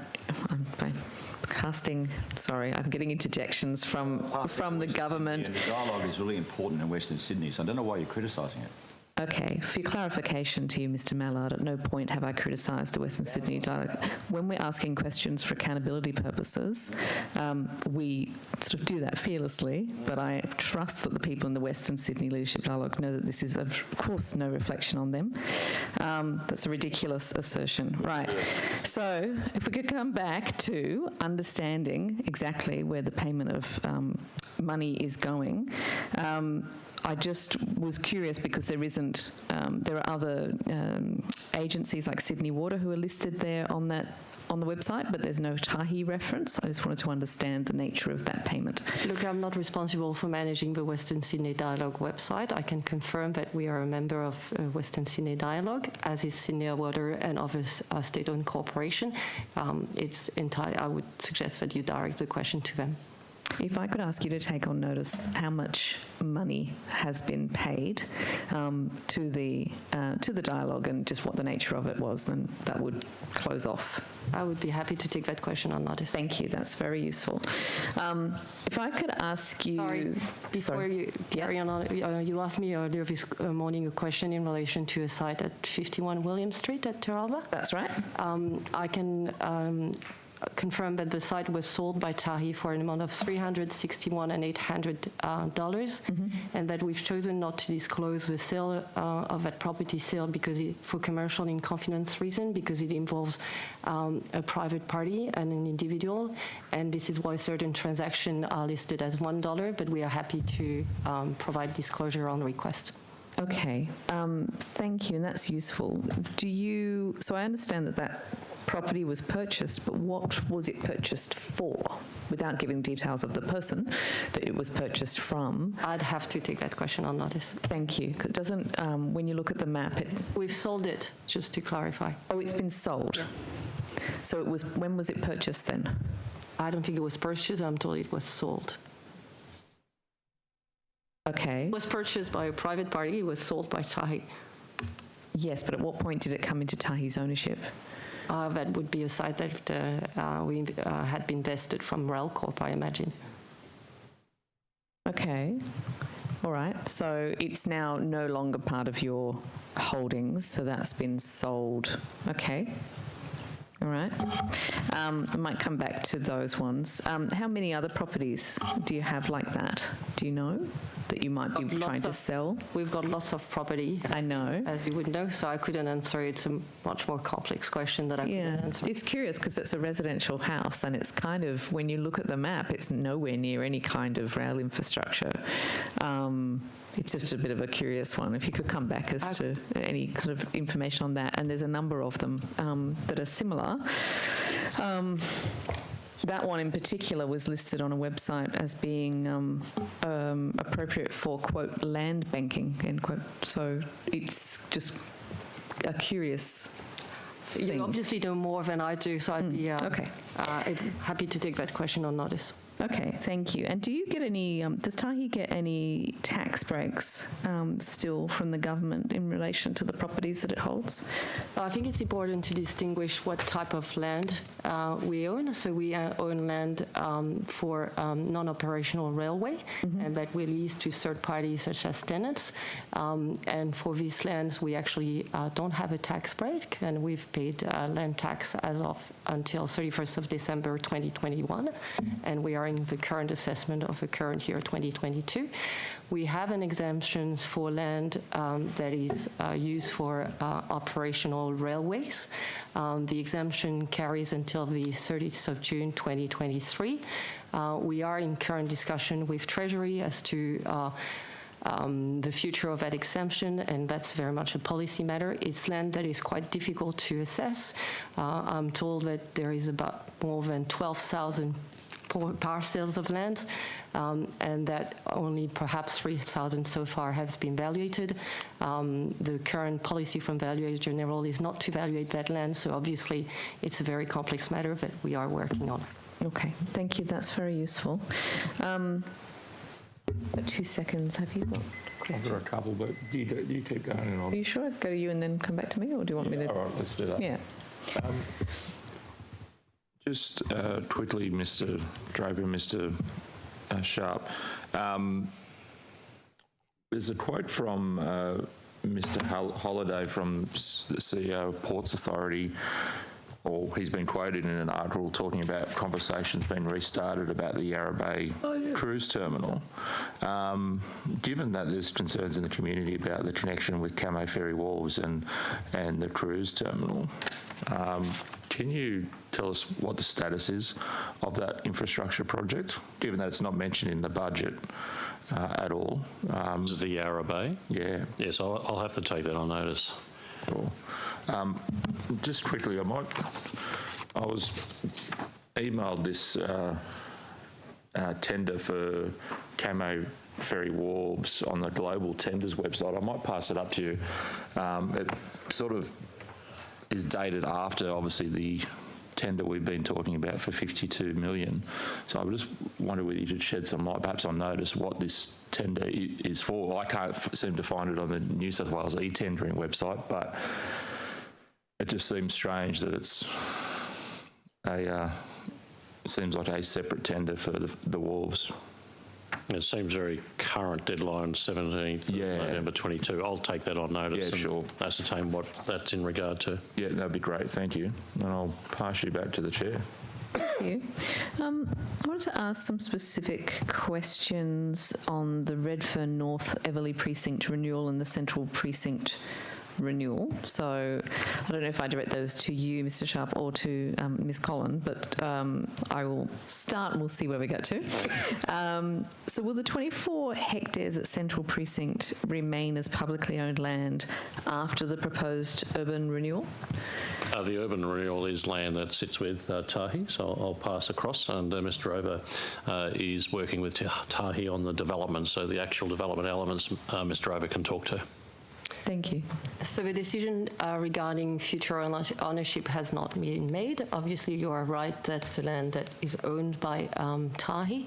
The project has now gone to public exhibition, and what we're trying to do is to rezone the use of the land, because under current planning approvals, that land can only be used for railway.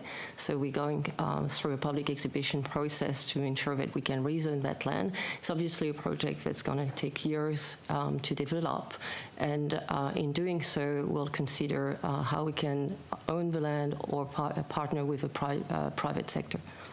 Okay, so so a private partner, a public-private partnership's not been ruled out? I haven't said that it's a public-private partnership. No, I said so it hasn't been ruled out.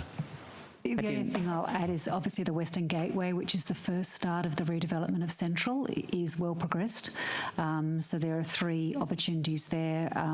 They've all been rezoned, and one of them has planning approval, the Atlassian project. The other 2 are going through the planning process now. Okay, thank you. And in terms of the 10 hectares then at Redfern North Everleigh, again, is that going to remain as public land, or the option is still open? I think that would be the same answer. This is obviously land that is core to Tahi's portfolio. So in looking at the development of that land, would be looking at what makes more sense for us to hold. Again, that decision as to what proportion of the land we own hasn't been made. Is there anything in, I guess, any of the constituent documents by which you've been set up, or code of conduct, or anything that obliges you to have a preference to keep things in public hands, or is that not? Like, and this is a completely sort of honest question. I mean, you are not a public entity. You are set up as a for-profit entity. Is there anything, though, in the way that you were set up that constrains how much land you can sort of sell out of the public purse, I guess, and also out of the public's hands into other types of ownership? Thanks for your question. It's obviously a very large question. But in answering your question, there are various instruments that govern Tahi. So obviously there is the Transport Administration Act, which looks at our 5 objectives, and we have to balance commerciality with other objectives, such as being socially responsible and sustainable, and we talked about that this morning. We also operate under an operating license and statement of expectation from our shareholders, and every year we publish a statement of corporate intent, which updates the strategy for Tahi. So all these instruments, the statement of expectation plus the statement of corporate intent, would be relevant instruments if there was guidance from the shareholders as to frame how much holdings we sit and how much holding we own. Yep. Every decision in relation to a site development goes through proper board governance and discussion, if that's relevant, consistent with the Treasury policy and the major commercial policy with Cabinet up to a certain threshold. So there are various milestones and opportunities to engage with our ministers in relation to framing our ownership. But I think a site-by-site decision is probably more relevant than an abstract number. And I completely understand that. But I think what we have, from what I'm understanding from your answer then, is there's nothing really in the legislation or in the structure of the way Tahi's set up, but you were very much guided by the statements of expectation from the shareholders, being Treasury and Transport. Presumably the shareholders are Minister Stokes now and... the Minister for Finance. The Minister for Finance, okay. Sorry, the shareholders are the Treasurer and the Minister for Finance. Minister Stokes is the Portfolio Minister.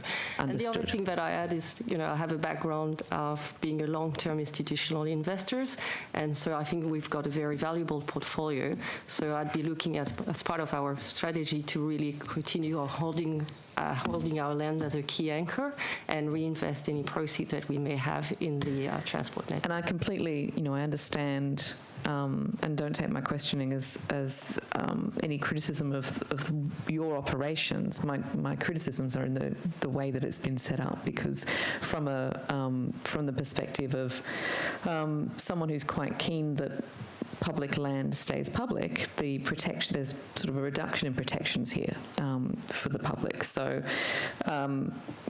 with a statement of expectation, unless that's quite clear in terms of preserving as much public land as possible, then you as a profit-making entity, based on all of those sound investment principles, would be making the decisions perhaps on a different basis to what the public But as I might. said, I'd reiterate my point that we would be engaging with our shareholders, ministers, and there are various instruments and point of time that assure that governance, that I don't think I could divest 100% of the land without some serious consideration from our shareholders. But it's very much based on the policies of the government of the day, not governing legislation. So, okay, thank you. And what is, I guess, the process by which, I think we've talked about that, how it will actually, that land, both at Redfern, North Everleigh and Central Precinct, how it will get developed is really, it's a question of strategy around those particular assets at the time. Is that what we're... That's correct, but just to reiterate, there'd be various gateways in which we engage with our shareholders, and we would also rely on the assurance process from INSW. Okay. And is it likely that if we have commercial and business leases there, that Tahi is likely to, well, I guess this is again from your questions, perhaps, sorry, from your answers, perhaps this just isn't known yet, but is it likely that you would remain the owner of the assets and lease them out as opposed to actually selling them off? That's one possibility. Yeah. Okay. Have we got, in terms of the rezoning proposal then for each of those sites, are you able to tell us the kind of percentage of commercial, business, residential rezoning that's being sought? There is a balance. It's a mixed-use precinct, so there is a balance of offices, accommodation, and also, very importantly, public open space. I might direct the question to Ms. Drover for further details. The Central State Significant Precinct Study is currently on exhibition, and it will be into the rest of this month, September. I think it finishes on the 19th of September. So that does detail what is proposed. And recently, the Redfern North Everleigh proposal also just came off exhibition, and we're currently doing the submissions report. So we'll need to look at all the community feedback and stakeholder feedback, and we'll respond to each one of those submissions. So I can give you some of the details if you like. Yep. So at Central,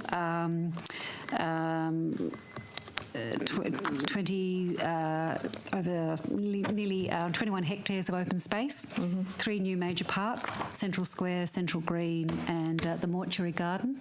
So opening the current mortuary building up to the community again. 4,000 square metres of community space, including a community and social services hub for those that have to sleep rough, but also those that are disadvantaged. About 850 dwellings with 15% affordable accommodation or living, and also 15% diverse housing as well. So a big mix of commercial and residential accommodation, plus plenty of open spaces and community services. Thank you. Your position? Thank you, Chair. I might return to those questions about electric buses. Firstly, have we determined how much an electric bus costs to buy? The last contract was with Custom Denning, and I'll talk at the high level because this information is obviously on the website. So the contract was for $70 million for 79 buses. $70 million for 79 buses. 79 buses. Okay. Once we've ordered, once delivered, we'll have 101 buses from Custom Denning. And we currently have 103 electric buses in operation in Greater Sydney at the moment. There's 103 in operation. And then another 101. On the way. On the way. And they've already been paid for out of last year's allocation, is that right? Well, when you say paid, there's a contract. Typically you pay on delivery. So there'll be... Where is it accounted for in the budget is really my question. Is it in which financial year? It'll be in, I'm presuming it's in that 218 million, but I can certainly take on notice and check that. I'm really asking in which financial year does it occur? Well, yeah, to depend on the delivery, I'd have to go back to the contract and say when were the buses delivered. It could be over a couple of years, I'm suspecting. And I don't want to overcomplicate it, Mr. Sharp. So we've got 101 buses, we've got 103 arriving shortly, and we're purchasing 200 this financial year. I just want to understand the relationship between the 103 and the 200. But I'm happy for you to do it. We've got 103 already operational and owned, and we've ordered 100. Okay. And 79 of those are from Custom Denning, to give you a sense for the pricing of a ZEB. Yeah, great. Yeah. But in terms of the actual 218 million in the budget, there'll be other infrastructure costs and things in. I'd have to get someone to analyse that out if you're after what's driving those numbers over that time. Okay, thank you. So I might return to these other questions. So we were talking about the depots. We didn't quite know when they were going to conclude, but on notice. The other thing this money is, the 7 years of funding is providing for power grid upgrades. Is that included in the $218.9 million? Is Yes. that, yes, okay. Yep. So it's just being publicly funded rather than being referred on to power customers in any way? Yes, there's also money for some of the trials, particularly in regional New South Wales. Yep. And it also says in this 7-year funding, initiating the procurement process of approximately 1,100 electric buses. Does that mean we will have purchased 1,100 electric buses at the end of the 7 years? Well, by 2035, we've committed to replace all the buses in Greater Sydney, and my current numbers are there's about 4,000 of those. Yeah. So why doesn't the budget? Why does the budget say we're initiating the procurement process of approximately 1,100 electric buses? I don't know. I'd have to take that on notice. Yeah. The commitment is to. Look, I would surmise that because what we're looking at here is actually sending signals to industry that we are committing to ordering buses. The industry is investing in capability and scale, and they're only going to do that if there's actually orders. So we're looking at how do we get companies onto the panel that can actually deliver local content, and then also a pipeline, if you like, and that was the industry consultation. I understand that general argument. I'm asking here about the specifics. I mean, these are not necessarily inconsistent, but what I'm wondering about is why the budget says after 7 years we might have 1,100 electric buses. I mean, that's not inconsistent, Ms. Drover, with your answer. That'd be by 2030, and then by 2035 we might have replaced the 4,039. Does that sound right? We'll take it on notice and confirm exactly that figure, which is in the Treasury budget papers. Yeah, okay, and it's 2-30 of budget paper 3. So I mean, it reads, I'll tell you why I was concerned. I mean, that would be consistent with your answers, but this says initiating the procurement process, not procuring 1,100 electric buses over the 7 years. Can we have some assurance that we will have achieved at least 1,100 by what will be about 2030?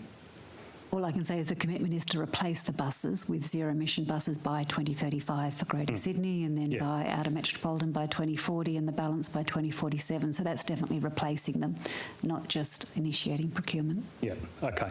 So after 7 years, when this funding runs out, can we confirm how many buses will have been purchased at that point?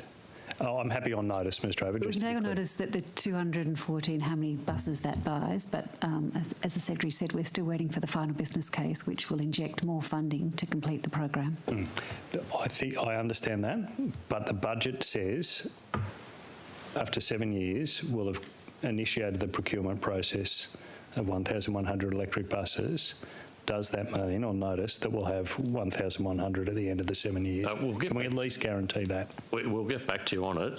It would make sense to deliver 4,000, we'd have to have the 1,000. What I'm told is that that may well represent a reservation that Treasury has put in there for purchases, given the business case is still to be finalised. So I'm suspecting that's what that is, but we'll confirm. Yeah, and I don't mind on notice. I think that's fair, but I would like some real clarity about what. I think it's fair also to ask for clarity about what has been reserved.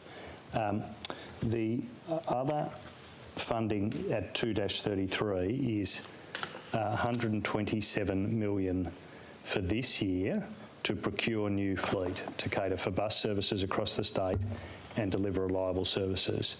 Are those electric buses that are being procured? Or is it a mix?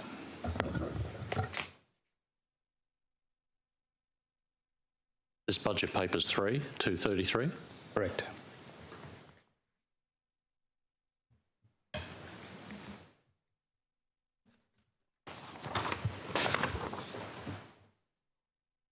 I'm suspecting that will be growth buses, but I'll revert to you. Right, okay. So it may or may not be electric buses. Our general policy is any replacement buses or new buses will be electric. Yep. So it's probably electric as well as growth buses, I'm suspecting. Yes, so all electric buses, but some for the purposes of growth. Yes. Yes, okay. And Is that the 200 buses that we referred to earlier in this financial year? No, they're separate. Separate. Okay, thank you. And then returning, Mr. Over to your question, your issues about timing. Just confirming those figures. So the Sydney, we'll have procured by 2030 some amount, hopefully 1,100, but some amount you'll take on notice. By 2035, 4,039. That's the Greater Sydney area will be electric buses. That's correct. That's a commitment to replace the buses in Greater Sydney by 2035. I mean, obviously, given demand, there might be a different number by that time frame, but that's the commitment. Yeah. And by 2040, we will have replaced the outer metropolitan region of New South Wales. Yep. And then by 2047, the regional, the balance. Regional. I think what needs to be recognised is that the way bus services are delivered across the state is quite different, city versus regional. Obviously, the needs in the regional New South Wales are different, longer distances. And how many outer metropolitan buses are there at the moment? There are about 1,092 in outer metropolitan. Yep. And how many in regional? 3,055. 3,055. 3,055. Thanks. So the Minister, when I was quizzing the Minister today about Minister Constance's claim that he would have electrified all of the buses by 2030, the Minister indicated this timeline had now slipped back to 2035, which was the discussion with Minister Elliott. Both ministers have put that view. But what you're now saying is that, in fact, all 8,000 buses won't be done until 2047. That's quite a difference between what the ministers have told us and what the actual timeline is here. The Minister talked to those timelines this morning, so that's consistent with what he said this morning. What I will say is Minister Constance was challenging transport under the climate change initiatives that we're doing to look to pull forward as much as we could of the electric buses. We did commit to consult with the industry, and off the back of that consultation, that has fed into these timelines and the business case that we're developing. And two key drivers. One is that if you're wanting to actually drive local content, to pull the buses and delivery forward would have meant, one, replacing buses that were already alive and had an end of useful life, and secondly, the actual ramp-up period would have been too significant. Yeah, and Mr. Sharp, I accept those things, and I'm not critical of the agency for this situation. It was, I think the claim that we're going to have all 8,000 buses done by 2030 was in total, without a plan, in ignorance of the significant challenges that means for the grid or for these depots. I can't comment on behalf of Minister Constance. No, I don't want you to. But I am critical of that. But that's not the agency's issue. So I accept the context you're putting, but that is now the gap that we're talking about between that 2030 commitment to have these 8,000 buses electrified and what now looks realistic in 2047. That's how long it'll take us to roll this through. Is that correct? Yes. Yeah, thank you. Through you, Mr. Secretary, do you mind if I ask some questions, Ms. Collin?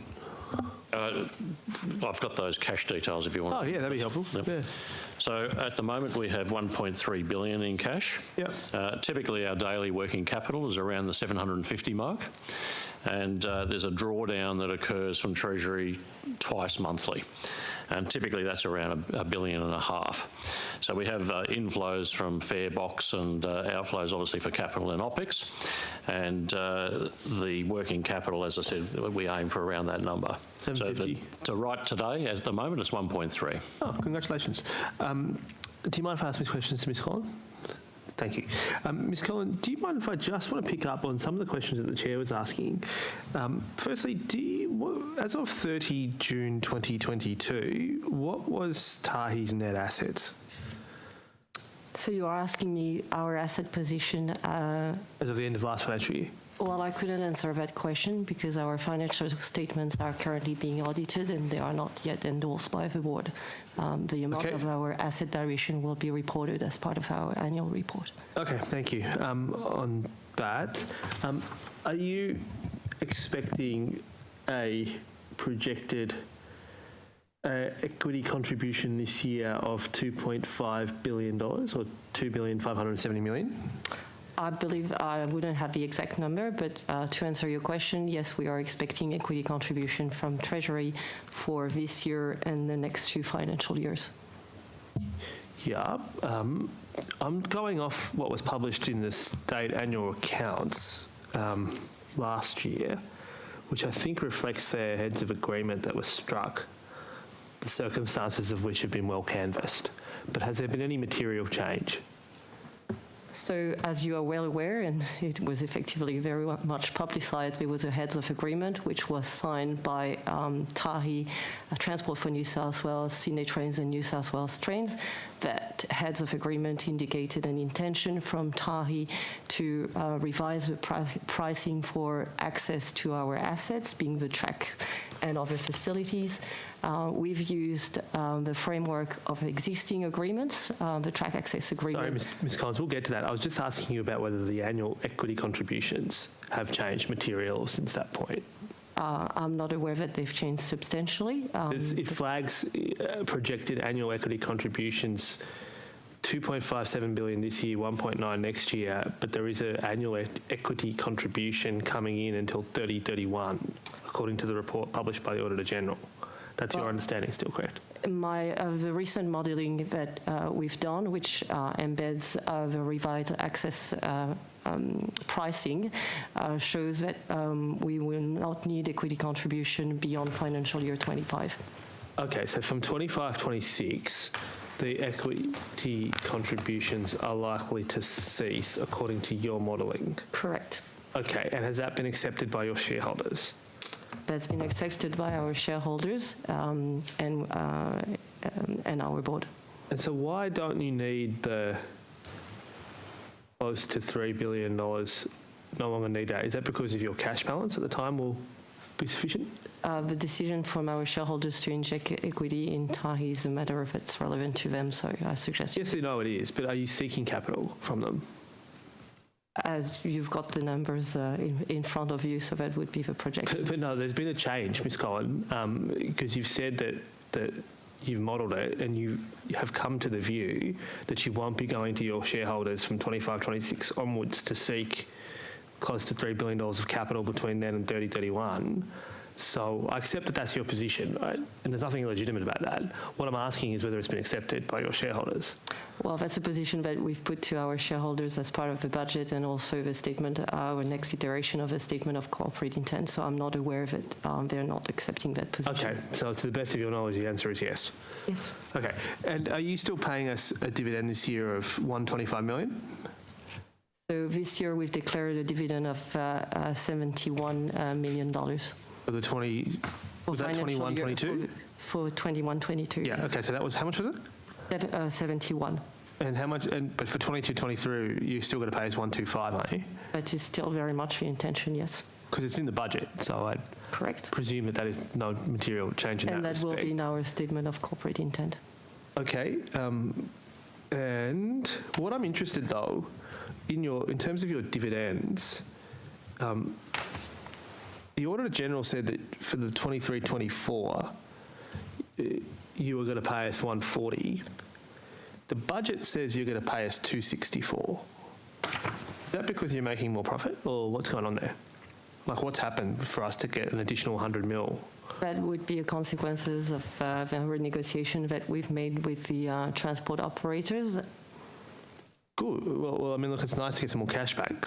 But then equally, the following year, 24-25, we are getting a lot more. We're getting, rather than the 171 million we thought we were getting in February, we've now gone up to 429, which is pretty big. And in the following year, 25-26, rather than paying the 284, we're now getting 652. 568 according to the budget, which is close to doubled. In fact, it may actually be double. So I'm interested in why all of a sudden did your dividend double for those periods of the forward estimates between the state accounts and the circumstances that led to their revision and the budget? As I've just said, we've entered into a negotiation with the transport operators, and as a consequence of a revised discussion, we are projecting more dividends. Can I just also point out that these are estimates? Circumstances might change as to how we use our cash and shareholders' expectation. The current dividends is based on the current capital structure of TAHI. We've undertaken a review of our capital structure, which may change the dividend profile.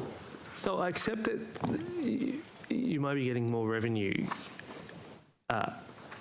from your customers. So I'm going to ask now, because I'm going to have to get these confirmed if that's the case, but the projected access and licence fees as of the state accounts for the coming year was $1.081 billion. Is that what you're expecting this year? Sorry, can you point me to the document you're using? I'm on page 6-53 of the total state sector accounts. If you've got the total state sector accounts report that was published earlier this year. On the budget papers. It's not in the budget paper. It's a separate state accounts. But it said that your access and licence fees for this coming financial year was likely to be $1.081 billion. Is that still the case? Sorry, I'll have to get to you the exact number, if you bear with me.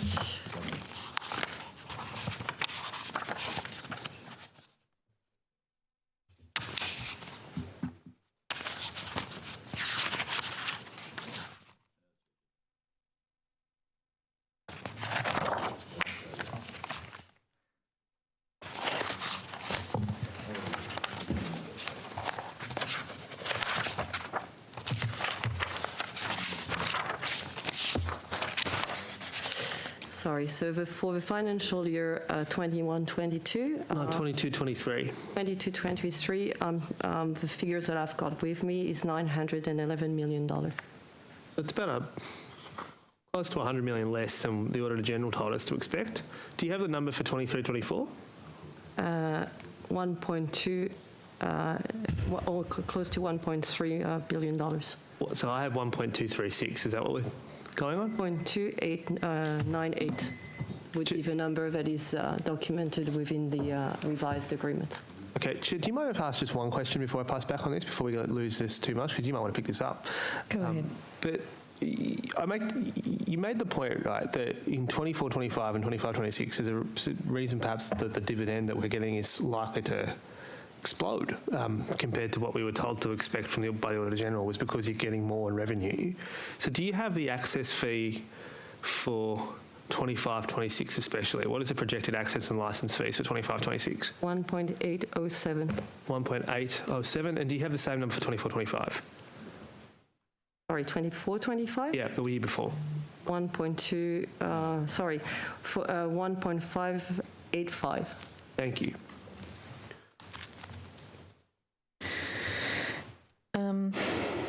Okay. Could I go back to you, Ms. Collin, again, just very briefly? Or in fact, actually, this may be one for you, Mr. Sharp, we'll see.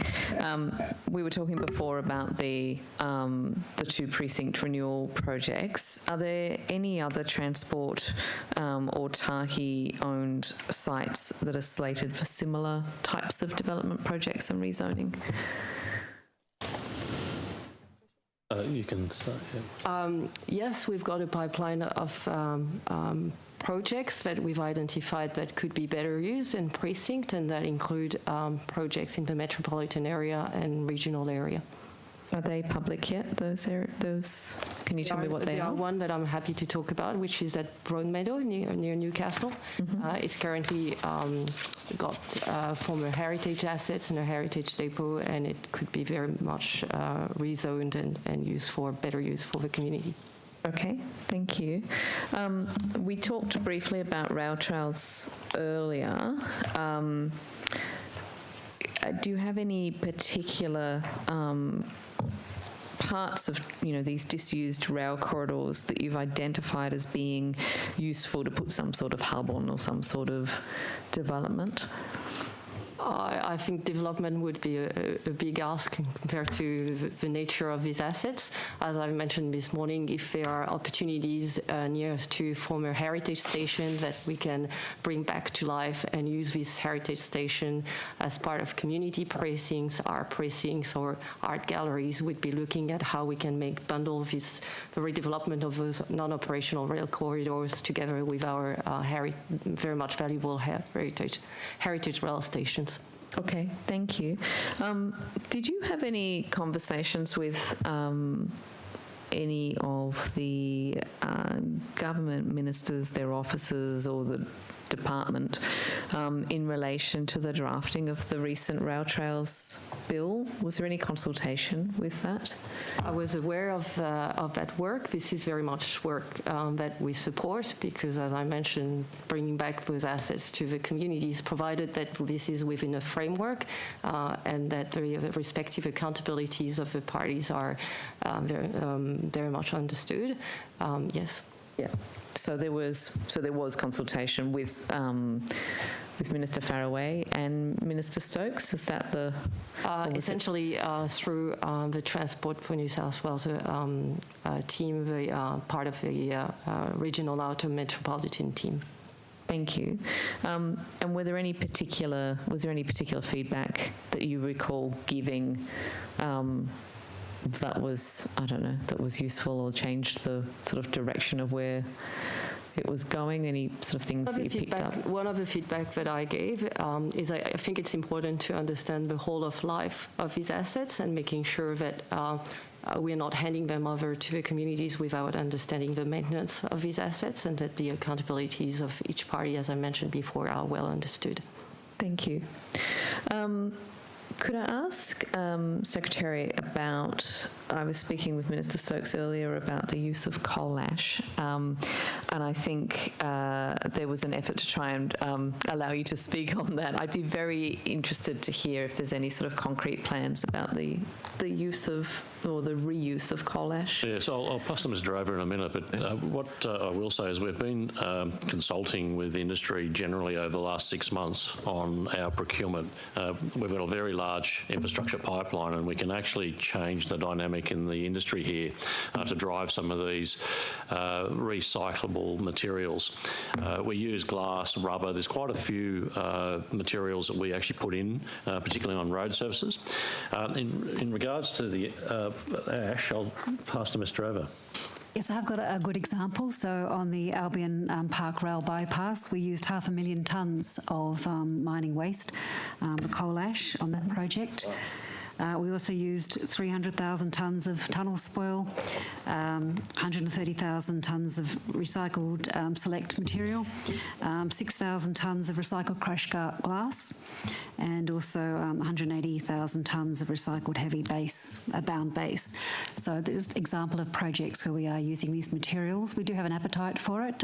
We also recycled all the concrete pavement for the Pacific Highway, Tuggerah to Doyleson. We're also seeking approvals to do the same for the Hume Highway. So when we're putting in the heavy-duty pavements, we want to use that current recycled concrete or current concrete pavement and recycle it. And as the Secretary mentioned, we have got this new initiative, the Sustainable Procurement and Infrastructure Initiative, which we did start engagement with industry in February this year on. In fact, we had a workshop online last week, and I think there was 200 participants. So there's a big appetite. What we want to do is make sure that we just don't have these ad hoc examples of reusing materials on projects, but we actually codified it and it becomes sort of business as usual on all our projects. And we are looking at some of those examples the Minister mentioned, the Scandinavian example, where you may have, for example, a comparison against a base case and to see whether we can better that. So we're doing a lot of work in that space, but we don't want to mandate things. We want to make sure that we understand the hurdles to doing this and we engage with industry, because we think we'll get a better traction with this sort of initiative if we engage with industry. But there is lots of good practice happening. We just want to make sure it's business as usual across all our projects. Thank you. Secretary, can I ask you about the streetlight spend that was announced in the budget, the $30 million for lighting, CCTV and foot traffic upgrades? It's also that amount was marked as being also for an anti-street harassment campaign. How much of that money is for lighting, CCTV and foot traffic upgrades? I'd have to take on notice the breakdown, but certainly happy to come back with that breakdown. It is actually quite an important element for us because we have quite remote infrastructure and the lighting isn't consistent, so we are looking to uplift the standards. Similarly, as we've spoken in prior budget estimates, we also look at accessibility across railway stations, and I know there's still a progress to be made on that front, but it is actually making a big difference. So that uplift across all our infrastructure is part of our strategy. So one of the criticisms of that lighting project was like, why do we already have, places where the lighting is so bad that it's made it unsafe? I think that's not quite the correlation there. But in terms of this $30 million for lighting, is it presumably all of the new roads and new infrastructure are they already have appropriate lighting? So this additional amount is for upgrading old sites, I guess, that are you identifying them based on sort of what's a hotspot? And I'm sure there'll be a criteria specifically on where they're investing, and I'm happy to come back to you on it. I don't know that level of information at the moment. Thank you. And if you could let me know how far that money will go as well in terms of 30 million, how many streets does that light? How many CCTV cameras? We'll provide that context. Yeah, thank you. That would be very useful. And coming back to you on the stuff we were talking about with the CCTV and the smart CCTV technology, can you talk to me more about sort of where we're at the moment in terms of the type of CCTV or smart CCTV that we're using and what it's being used for? Sure. So I'll give you an example. We've been trialling with Cisco CCTV on taxi ranks. And what we've been doing is looking at the classification of the cars. So is it a taxi? Is it a non-taxi that's actually coming in and using that public space? So it's things like double parking.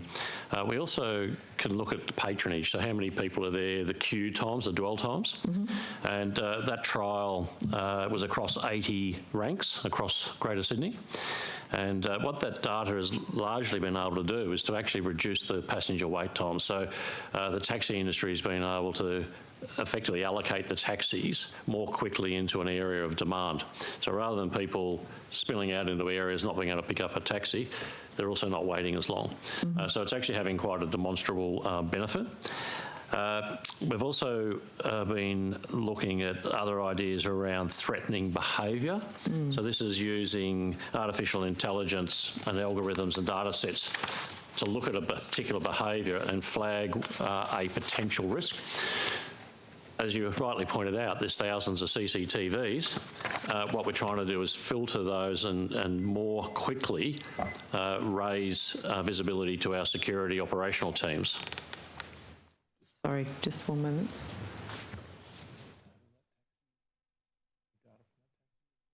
Yeah, that would be good. Sorry. Sorry, Mr. Shah, were you, the taxi trial, are you able to table, was there a report done or is there any data that you'd be able to share with the community? I'm sure there would be. That's completed, so I'm happy to take on notice what I can provide to you out of that study. Yeah, that would be great. Thank you. So with that the taxi trial, you can see that, like, when you're talking about numbers of cars and double parking and even being able to work out, is it an Uber or is it a taxi, and also patronage kind of figures, you've got this kind of de-identified group of people. But when we start talking about monitoring for threatening behaviour, that's when we're getting into a sort of a more personal type of CCTV usage.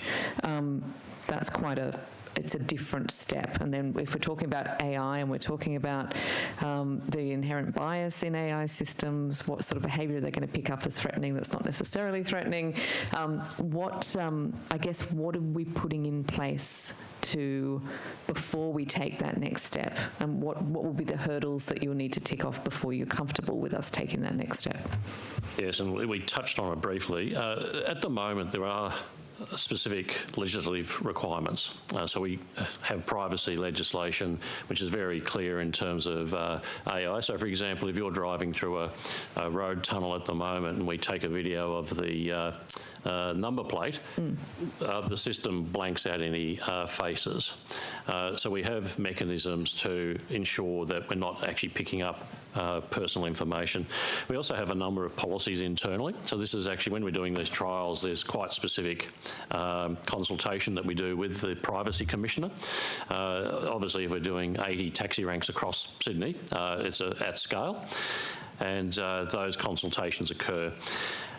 We do have a number of ethical policies, and to give you a sense for it, if we're using AI, it's actually got to pass the first hurdle, which is, are there other ways we can do this? So it's actually not the first go-to.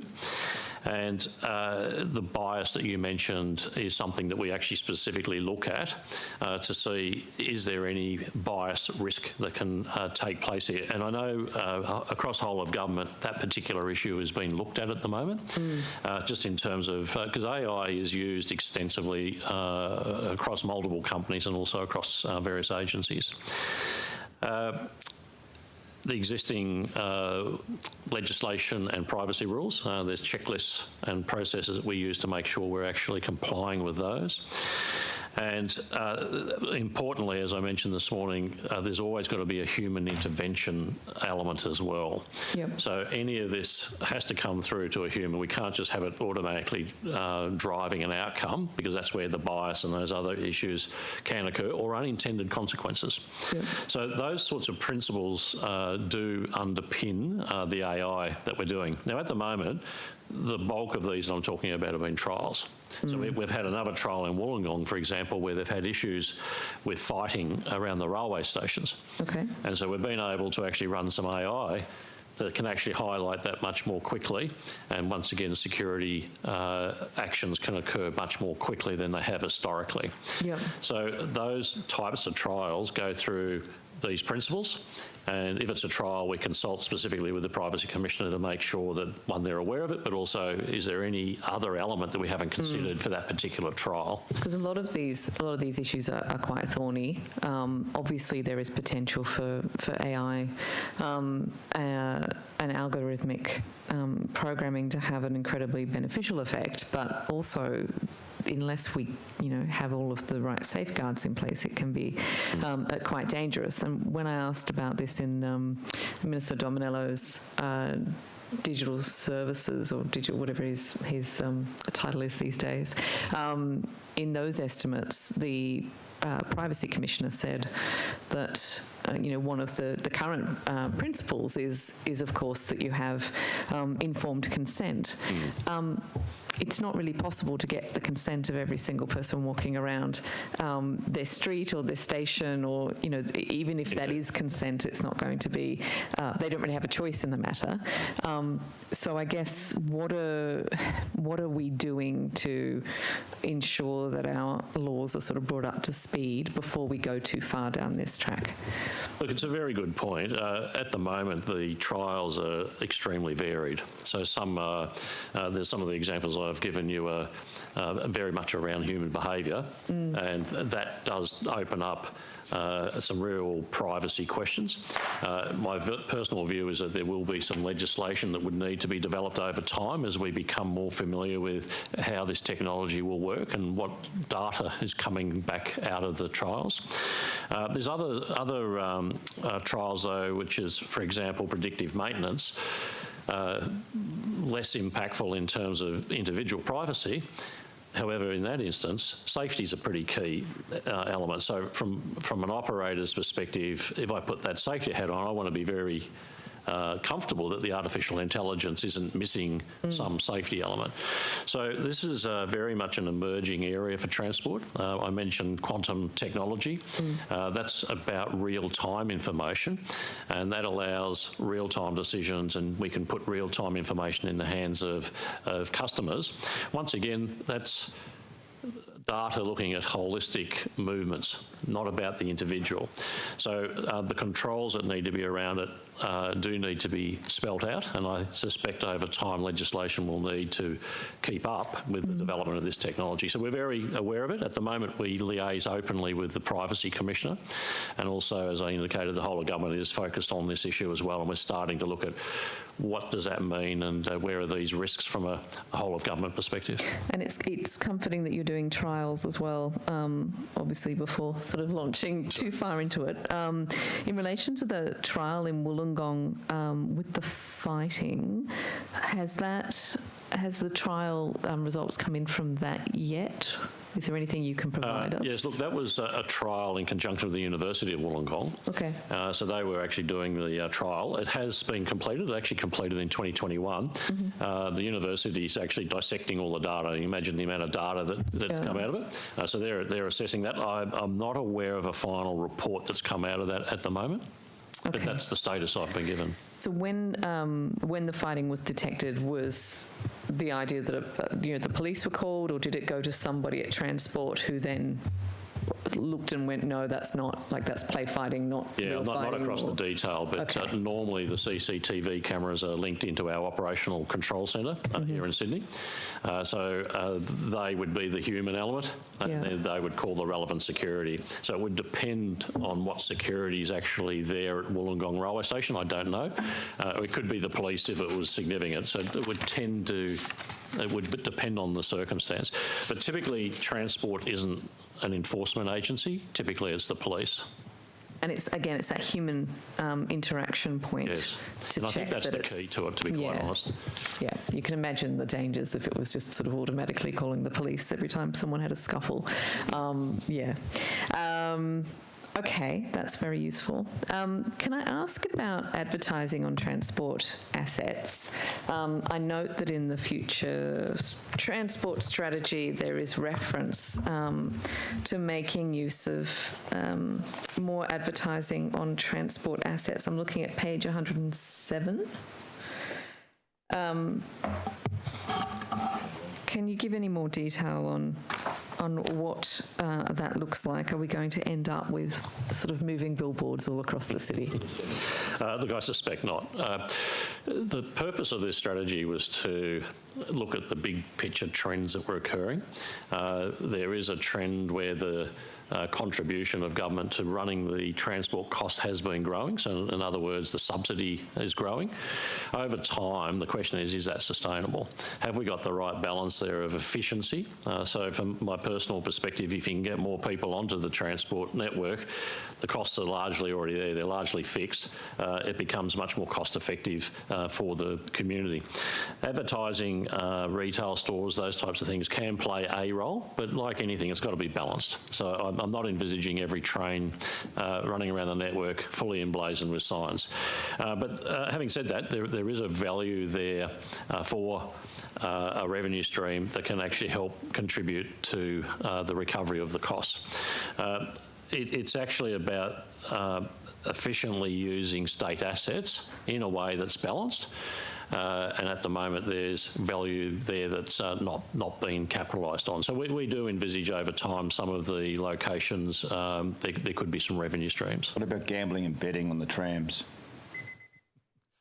I'll come back to that questioning. I think we've got, 8 minutes before tea, so back to you, Mr. Mookie. Mr. Secretary, through you, do you mind if I just pick up where I was, Ms. Collin? Thank you. I think we were just going through your projected access fees and licence fees. Thank you for that.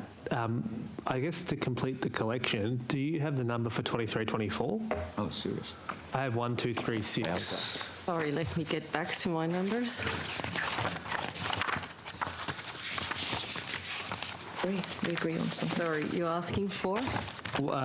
The projected access and licence fees for 2324? 2324, 1.298. 1.298. And do you have it for 26-27? 1.92122. Sorry, Mr. Mallard keeps talking loudly and you speak rather softly, Ms. Collins. So perhaps, do you mind if I get the number again? 19. What trade it's called? Sorry, I'm getting confused. Can Yeah, you so ask? am I. So am I. 26-27, you had 1921.8. 1.8 and, well, do you have the rest of the decade, really? I do. Do you mind going through? Yes. For 27-28, 1.992. Yep. For 28-29, 2.065. 2.065. And for 29-30, 2139.1. Yep. And for 30-31, 2252.8. Okay. Can I just say that these are estimates? Yeah, that's why we asked. They are based on our current asset base. Obviously, there is a process within the existing agreement to revisit that pricing depending on how much capex is spent and also depending on market conditions. So there's an opportunity for Tahi and the transport operator to revisit that pricing on an annual basis. Not just an opportunity, a requirement. That's true. Yes, thank you. Okay, but there's some material changes in the forwards on that, especially from 28 onwards, where in the last 3 years it's dropped. Your revenue from that is dropping quite significantly. 2209 down to 2065, 2405 down to 2139, 2629 down to 2252.8. Why was there? I mean, the Auditor General required you to... As I've just mentioned... because the equity contributions are going down? That might be the case, but it's also the most plausible explanation is, as I said, we will revisit our pricing depending on the capex spend and reprofiling, and that might tell off some of the access and prices. That is true, We Ms. were Collins. bringing new assets in there, the pricing would go up. Indeed. Hence the point, the questions, right? Like, because I accept your point, right? Like that you revisit it every year as you're required to. But the issue that arises, and do note, I'll ask the Auditor General this tomorrow when she's here too, is that the Auditor General made it quite clear that she signed off on these accounts on the assumption that what was told to her by way of the letter was in fact likely to be the outcome of the negotiations for the forward decade. It wasn't an immaterial issue in her consideration. In fact, in the last estimates, she came before us and said she was adamant that those numbers had to be met. Now, Mr. Mookie, I'm just not sure that the numbers you're talking to, they're reflective of your comments, because the projected revenue under the heads of agreement that you're referring to has actually gone up. So if I look at the forwards... To be clear, I wasn't referring to the heads of agreement. I'm referring to what the Auditor General has published in the state accounts as her projection, which, to be fair, is in note 11 of the total state sector accounts that I'm referring to. And I guess the heads of agreement was meant to be the outcome of the negotiation, correct? Correct. Are you referring to the note 11 under the total states account? Yes, I am. So if you total the projected access and license fees from 2021-22 to 30-31, The same? the total would be $17.1 billion. The total of the number I've just given you is $17.8 billion. Okay, so it's reprofiled. It's reprofiling. Well, thank you, Ms. Collins. You've just saved me many more questions on this point. I'm happy to help you with this. You are very helpful. Do you have the dividend numbers, please, just for the decade? We'll just have to go through them. I wouldn't mind getting how they've changed, given you can see in note 11 that we have projected dividends. So I don't have a detailed number with me, but the total dividend for the next decades are projected to be $3.5 billion, based on a dividend based on distributing 70% of the net profit after tax.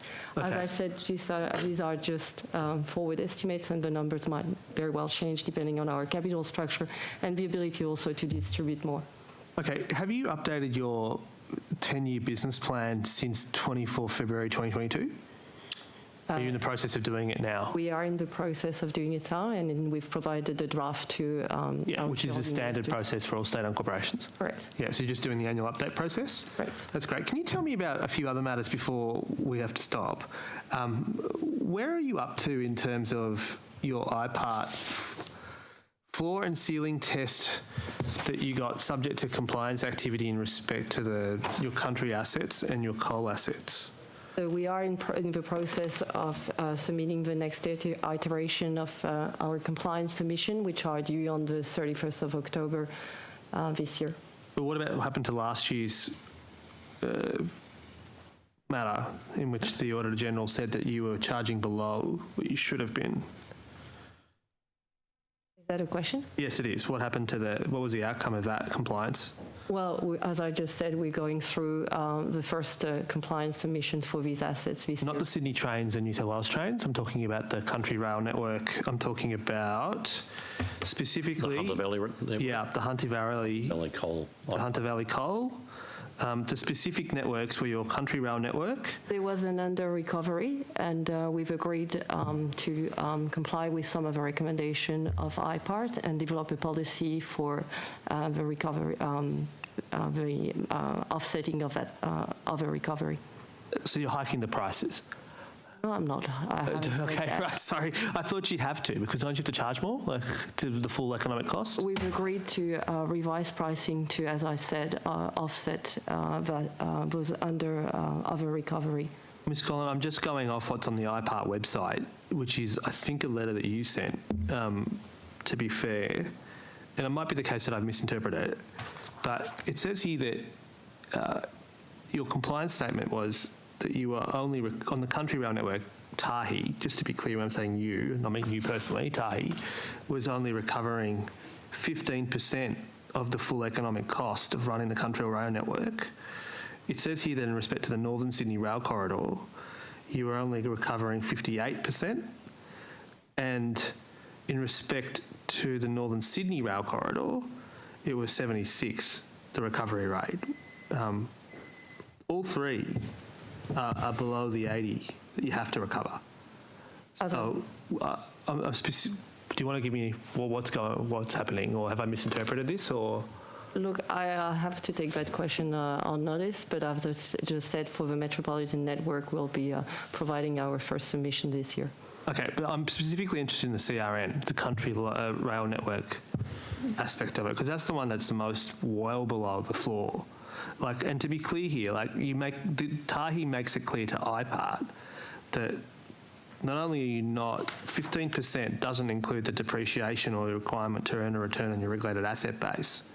So, like, on notice, if we can understand where we're up to in respect to those three matters, and I do accept that the Sydney trains and the New South Wales trains will go through the process now, but it's quite below. The recovery rate's 15%. Well, I think it's very well known that the Country Rail network is heavily subsidised so that we can run.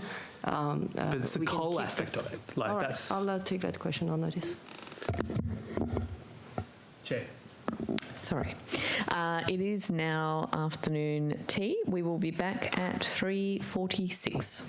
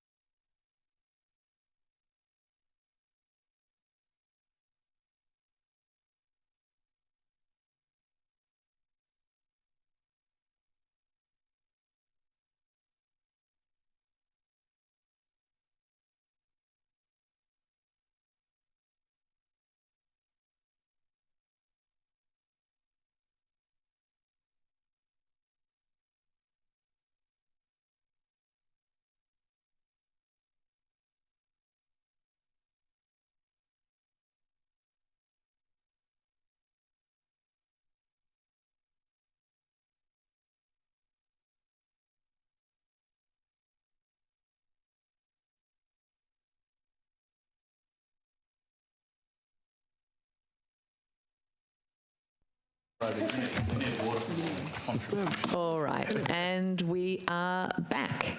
And I will go back to the opposition. Thank you.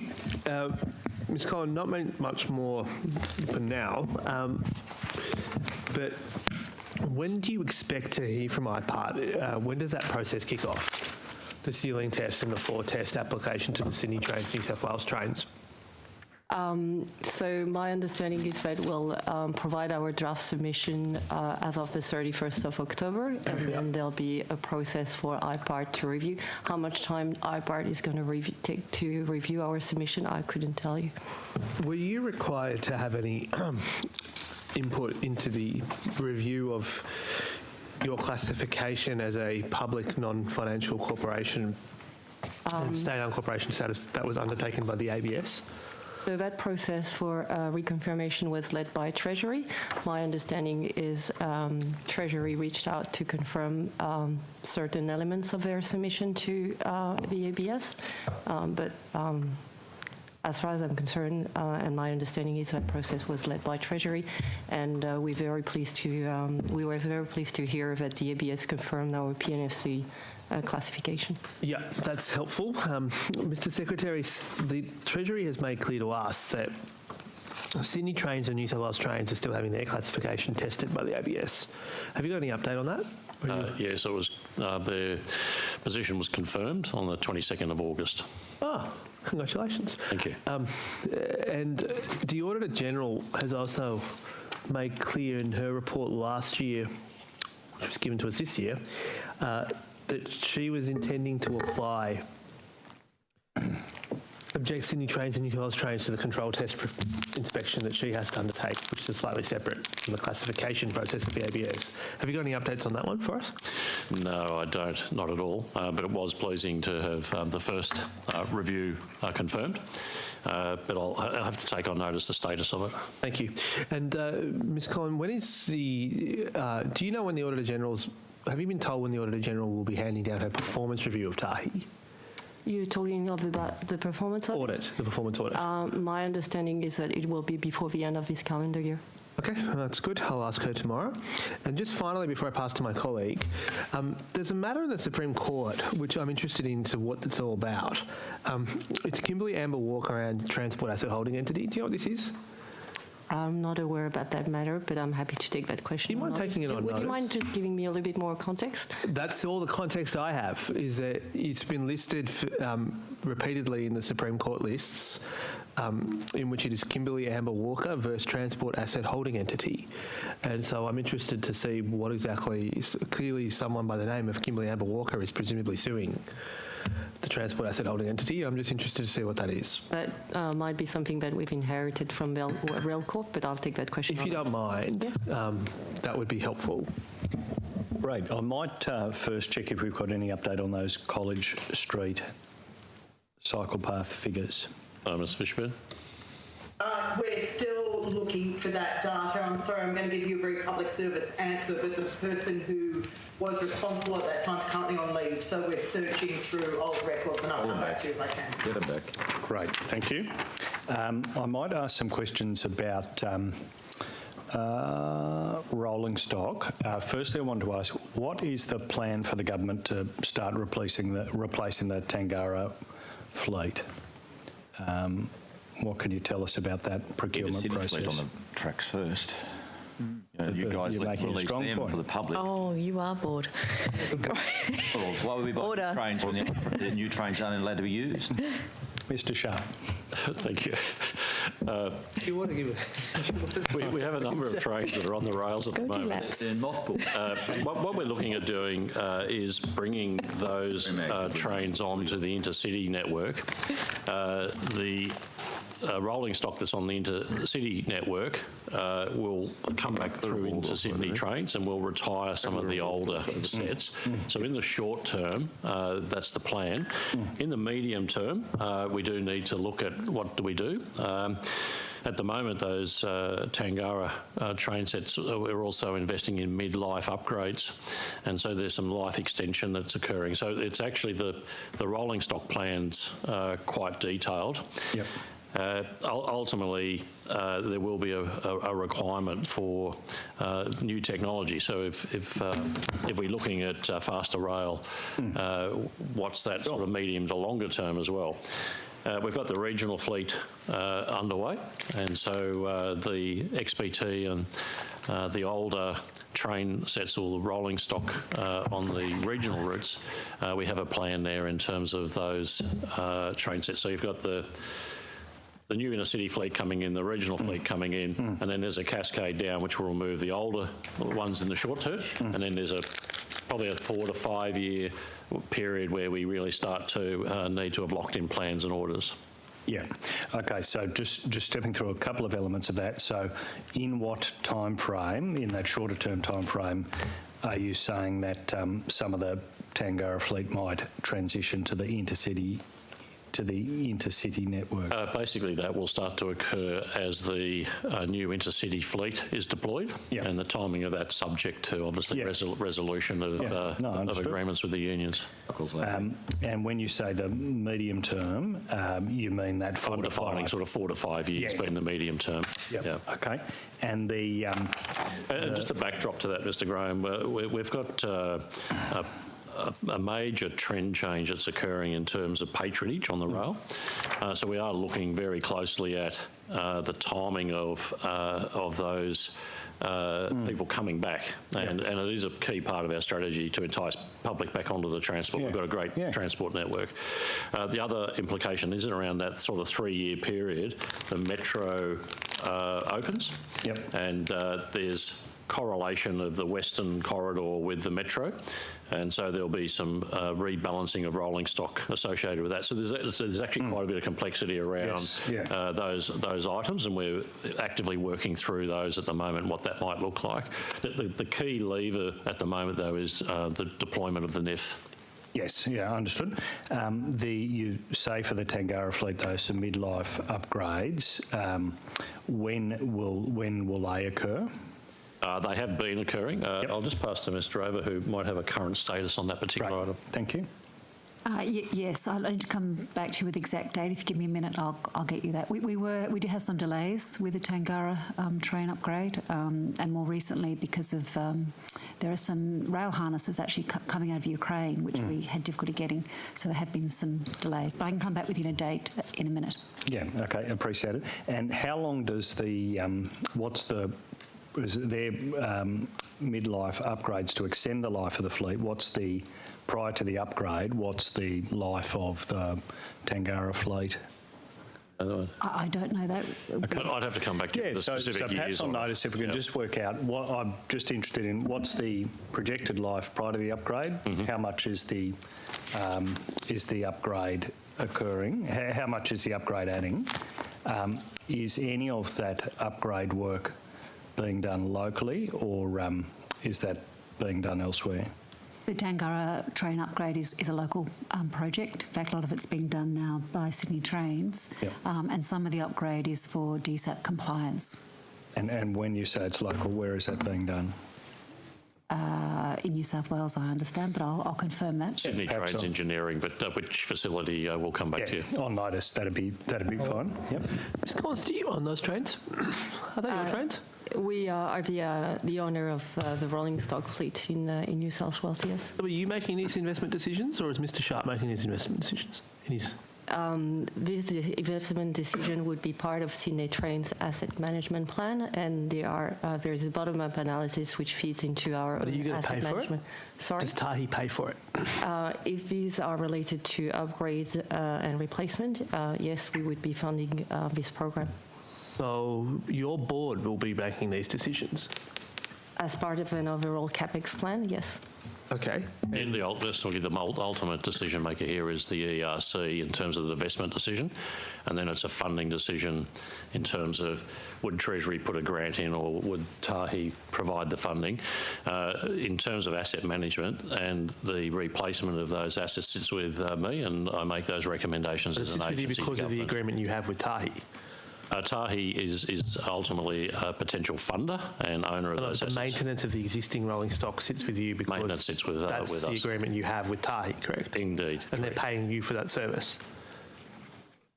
they're paying me for that service. No, we own the maintenance responsibility and accountability and pay for it. Okay. So I plan that, pay for it. We advise Tahi because they're obviously keen to make sure we're not running the assets into the ground, and there's a sharing of information, but that decision sits with me. And just in terms of the requirement, in terms of determining where maintenance is conducted and what is bought in the future, Tahi makes that decision, or government makes that decision, and Tahi funds it. Is that? Well, that's an option that's available to government. Maintenance decisions sit squarely with the rail entities. No, I'm talking about the replacement fleet. The replacement of the rolling stock? Yeah. That's a recommendation based from Transport in terms of the actual requirement, and we would present those options to government. And there's clearly a number of options in terms of timing and how you might want to go about doing that. Presumably, the funding would sit with Tahi, though, because and ownership would sit with Tahi. Correct. Yes, Okay. if they fund it, and then the quid pro quo is we would pay an access fee to access that rolling stock. And then, but the Tahi could set the requirement, for example, as to where to maintain it, where to buy it from, what to buy, or do they have to accept your decision? No, our agreements are very clear for transport infrastructure. Transport for New South Wales is our delivery partner, so those decisions are made by Transport for New South Wales. Right.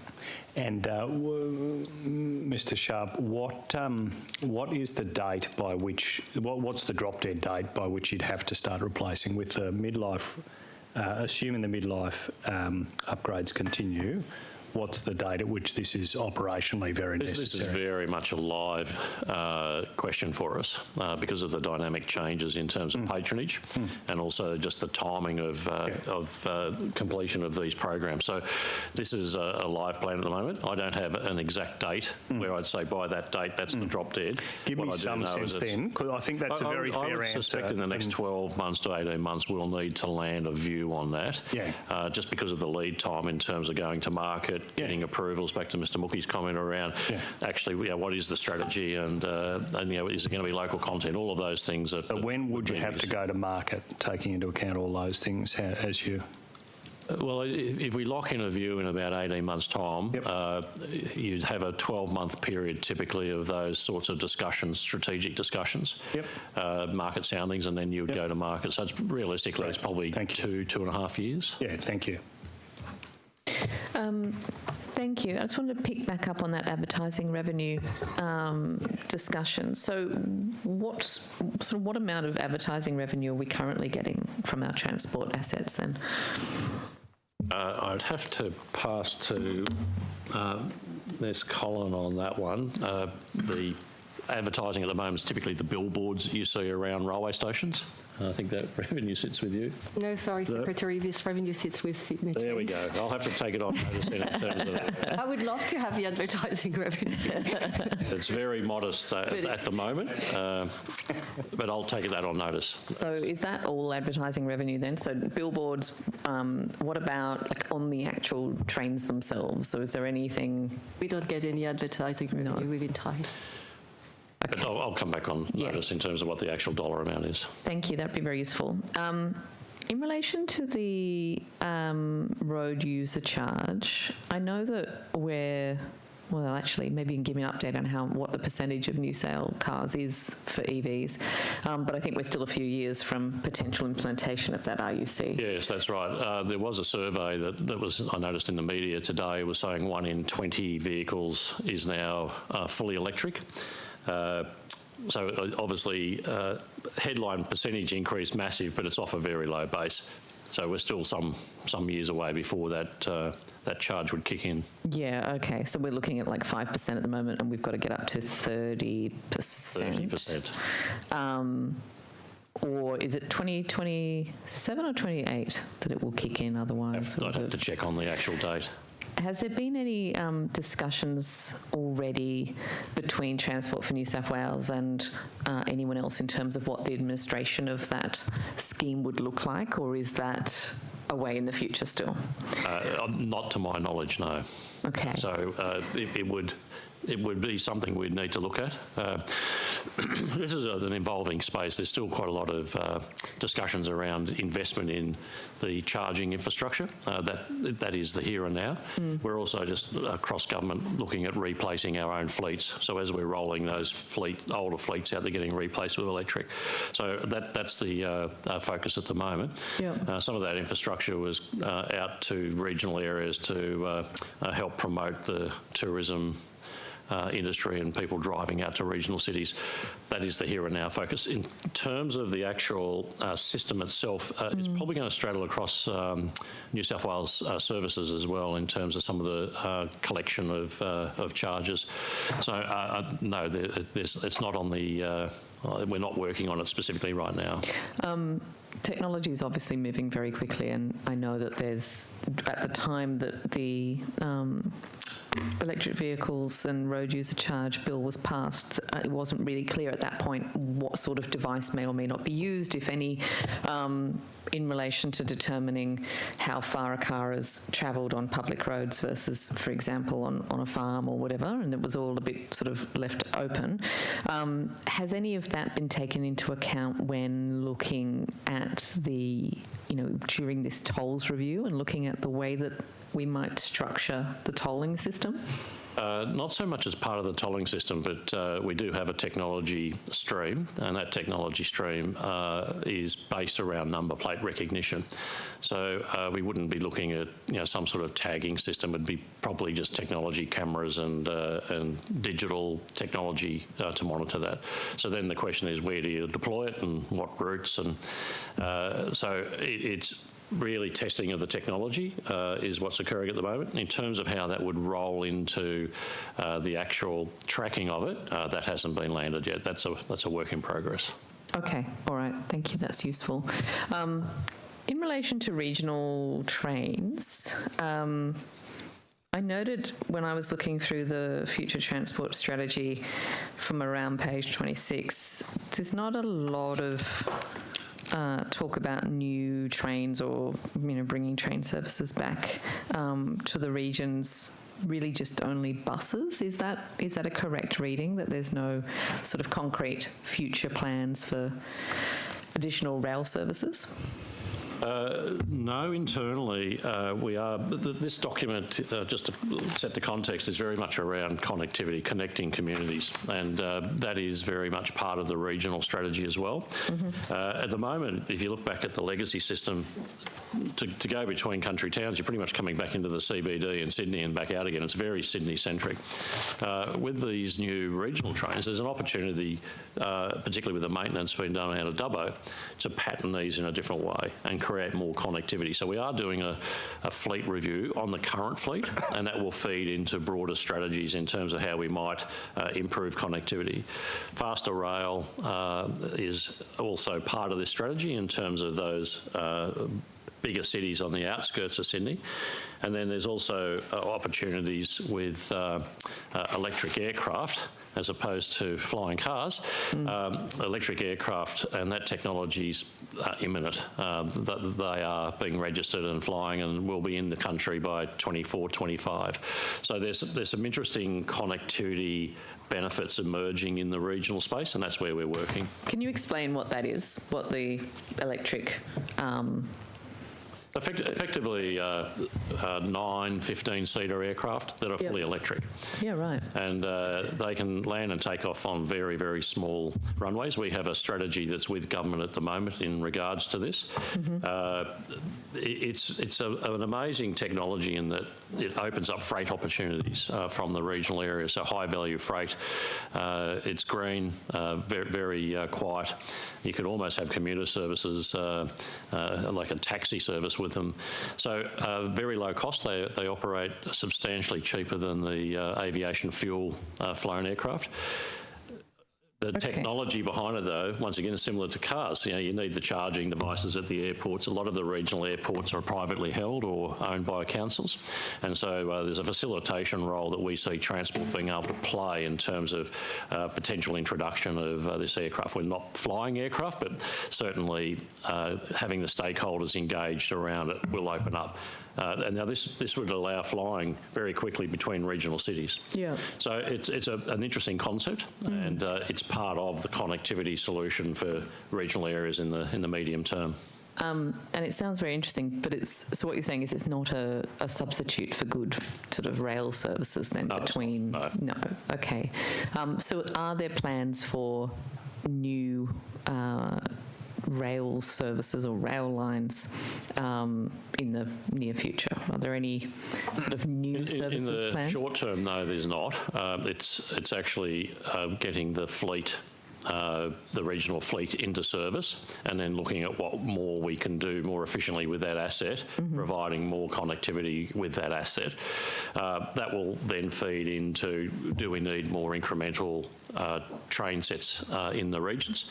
If you're talking heavy rail, there are some business cases being run there, but that's from the new airport heading down to Leppington. Is it metro? Is it heavy rail? There's corridors from the Illawarra, for example. Those are being explored, but they're medium-term corridor decisions around heavy rail. But if you're talking country towns, no, that's not on the agenda at the moment. Okay. And can you just clear up this flying cars thing? So, you don't want to do that, do you? I do. I actually do want to. I feel like, it's the last day of transport estimates. Perhaps we could clear this up. So I am looking at a press release that I'm sure you're very familiar with, published on the 8th of July 2020, entitled Outback to the Future, Flying Cars in Narromine. This is where the term flying cars comes from.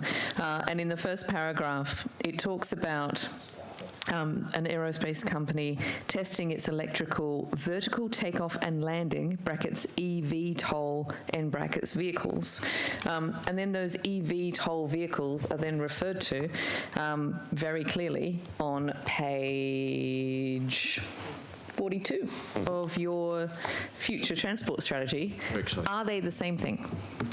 So electrical vertical takeoff and landing vehicles is what that acronym stands for, and there's a number of companies developing them.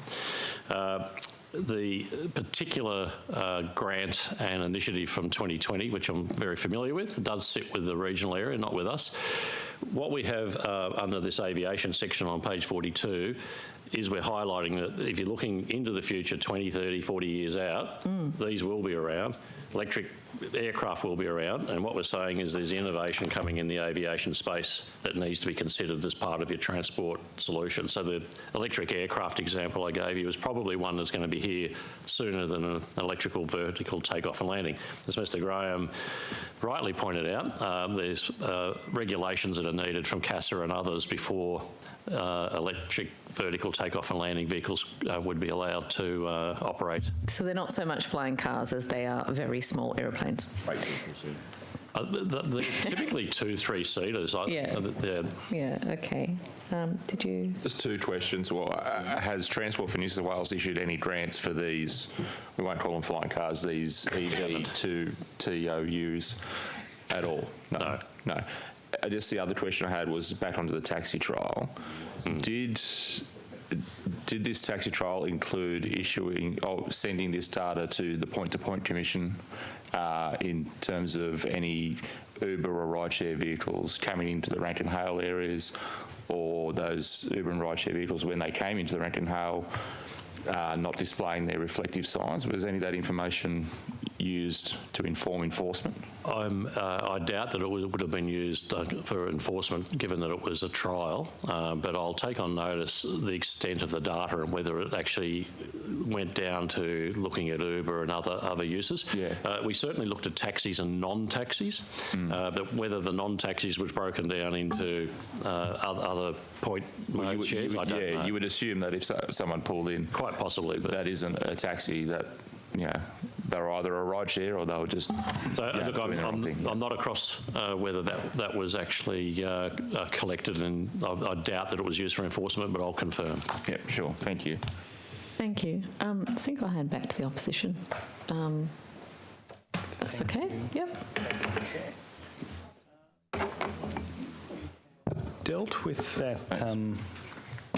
we'd successfully dealt with that other issue. So I might just turn to a toll relief question, which is in relation to the government's new 40% toll relief program.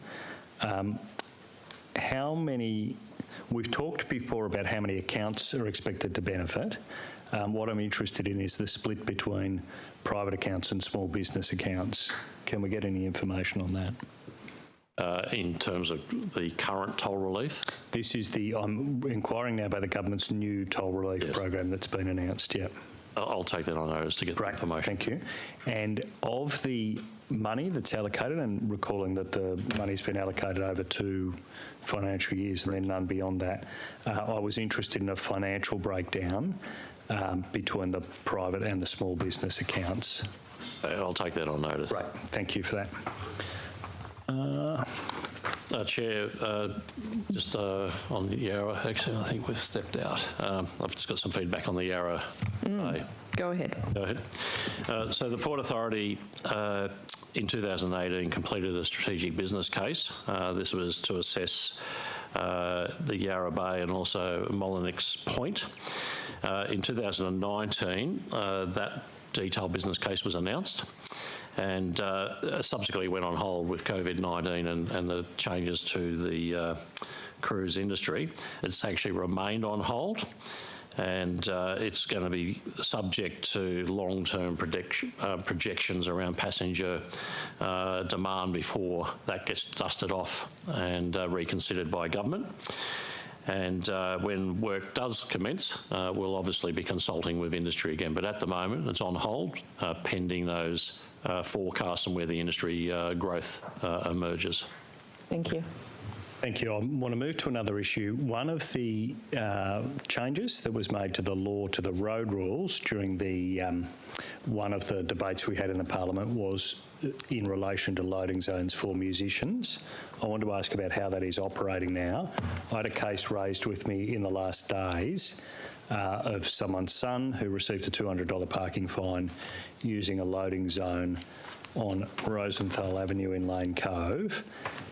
He was a musician loading out heavy equipment. He appealed, but the appeal was unsuccessful. I just want to ask about Transport's view about how this road rule, this is Road Rule 1791, is operating. The formulation that was used, which was a note to say loading zones were able to be used. For example, a driver may stop in a loading zone to deliver music equipment at a venue on advice from the government, and I think I recall on advice from the Transport Agency. In this instance, it doesn't seem to have worked. Can you give us any views either on this instance or more generally, operationally, how is this working? Look, this is the first time I've had anyone raise this particular issue. I am aware of ongoing concerns around loading zones and clearways. It's obviously a sensitive topic. I'll take on notice this particular rule and revert to you on the background to it. As I indicated, I haven't actually had this one come up before, so it's an interesting one for me as well. And so what I might do is I'd be happy to refer this specific case to you to see. But then it's really that operational question about, is the rule as it's written now sufficient to cover this sort of situation, which I think the parliamentary expectation was based on some advice about the drafting. I mean, this is a complex area, so it is. I'll go back and look at the intent, and clearly, if on appeal the intent's not been delivered, we'll certainly commit to having a look at it. Really appreciate it. I wanted to come, Mr. Draper, to you, just to bring you back into the.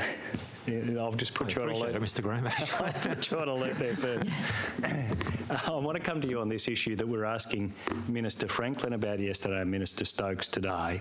The ministers seemed unaware of any discussion about the idea of using Barangaroo, the Cutaway, as an Indigenous cultural centre.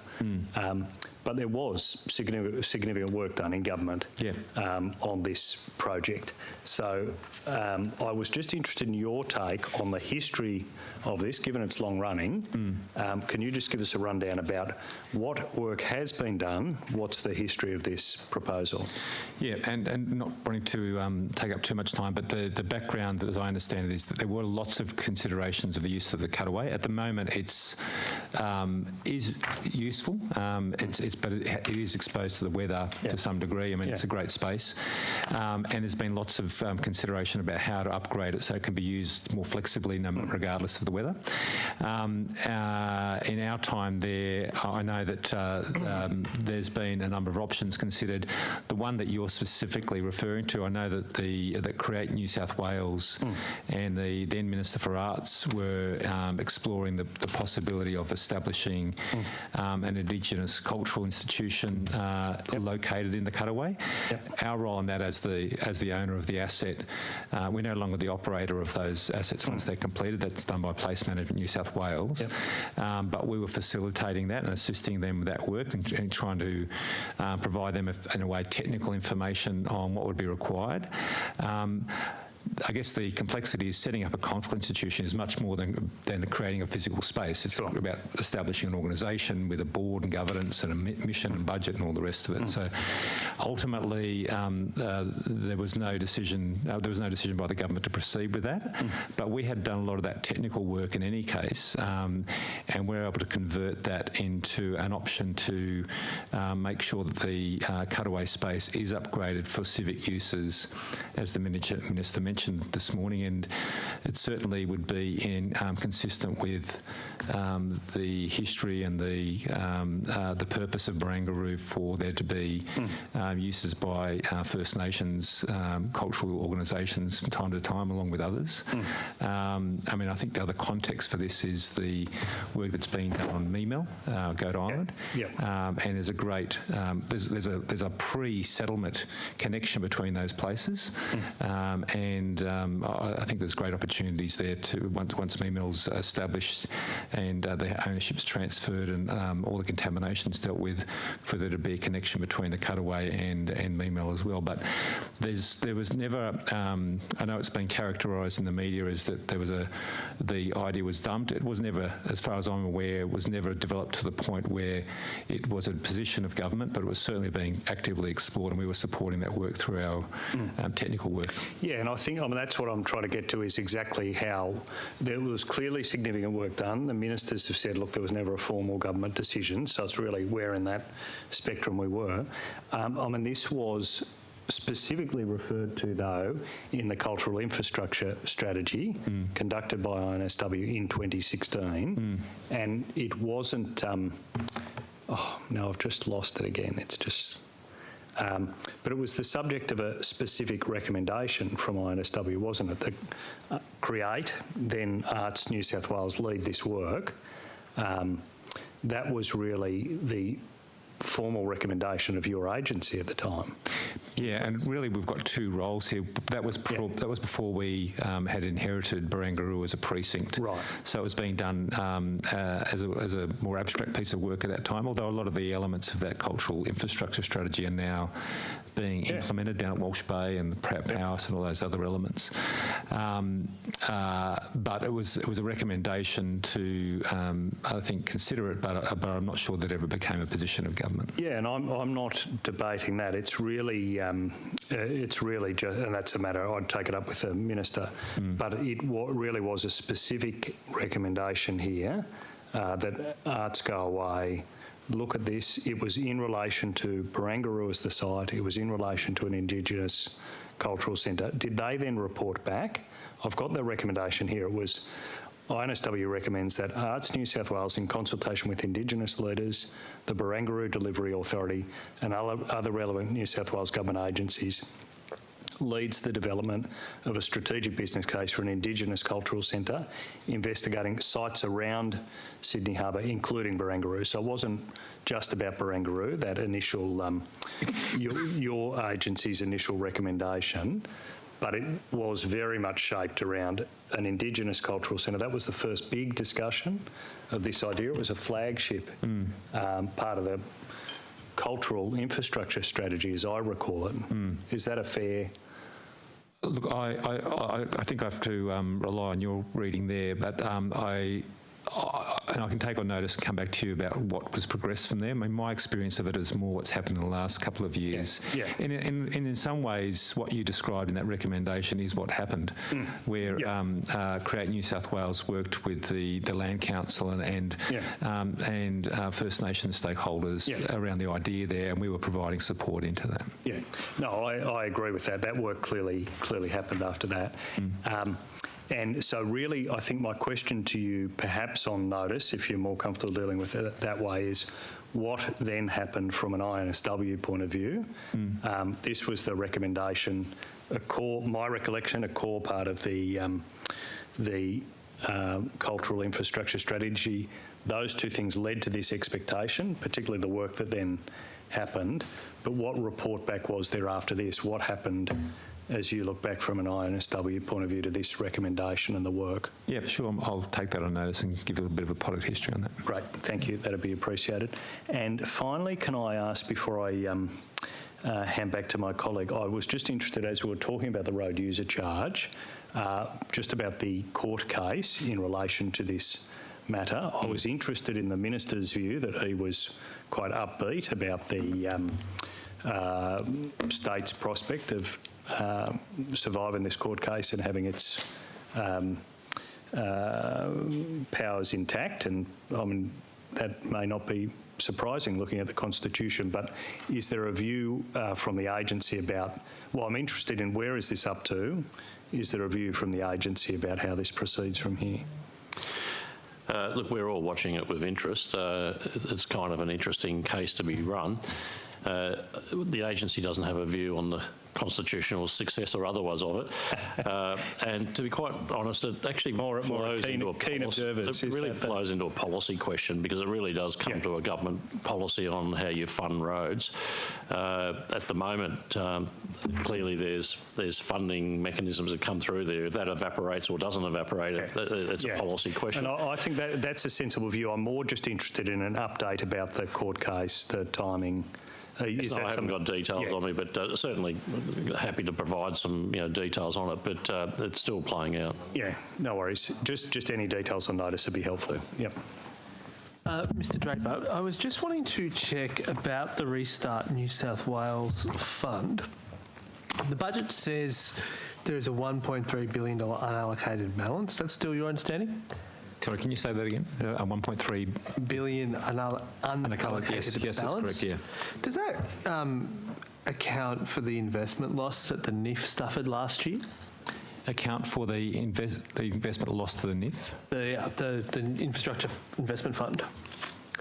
Treasury told us at their estimates that we lost $500 million out of this fund last year. Out of the NIF, yeah. Yeah. Is that $1.3 billion account for that loss? I'm not sure there's any direct connection between those items, Mr. Well, there has to be, because that's the fund. So do you know where you invest that fund while we're not spending the cash? A couple of things. It's a Treasury managed item, so I need to refer to them, but I'm happy to come back to your notice. But I don't believe that there's been any loss to the Restart New South Wales fund because of that, any returns or losses in the NIF. Okay. Well, the Restart New South Wales fund is the New South Wales Infrastructure Future Fund, isn't it? Or that's an inflow into this fund? Yeah, we're getting into areas where we should be better off asking Treasury how that's managed. Well, it says here in the budget, the government established the New South Wales Infrastructure Future Fund in December 2016 as the investment vehicle for Restart New South Wales proceeds. So there's a clear nexus between the two. Do you accept that? I accept it, but I don't have any operational involvement in any of that. The only role we play in the Restart is to provide recommendations to the Treasurer on the eligibility of items. Okay, so if he lost $500 million, you wouldn't know about it? I only in the same way as you would, through public accounts. Well, I'll continue to ask questions, but can you, just in terms of what the Restart New South Wales, it says that we spent 3.9 or $4 billion of previous reservations were used to fund commitments since the 2021 budget. Do you know which of the reservations moved and which ones remain? Because we used to be in the habit of publishing what the money reservations were, but we got no idea this year. Yeah, no, I know you've asked me about that before, so I don't have that breakdown. Who does? This is a mystery. It's Treasury. Treasury have the breakdown. Okay, so they're the ones who would know what existing reservations are still been reserved. Yes. But we don't have a role in the reservations, we only have a role in the commitments. Okay, so in order for the $3.9 billion to be turned from reservations into commitments this year, you would have had a role in that. We would have a role in that, yes. We would be providing advice to the Treasurer on the eligibility of those items to be committed to under the fund. Okay, so look, I'm not going to spend too much longer on this, but I'm going to work off the assumption that the reservations that turned into commitments are listed as the commitments, because in the budget as well. So I think that will answer that question. Yeah, I think there's a reconciliation there, isn't there? Yeah. Yeah, but it says here that we relinquished $50 million and reprofiled $50 million from projects that are no longer proceeding. Like, do you know what projects are no longer proceeding as a result, and which led to the return of the $50 million?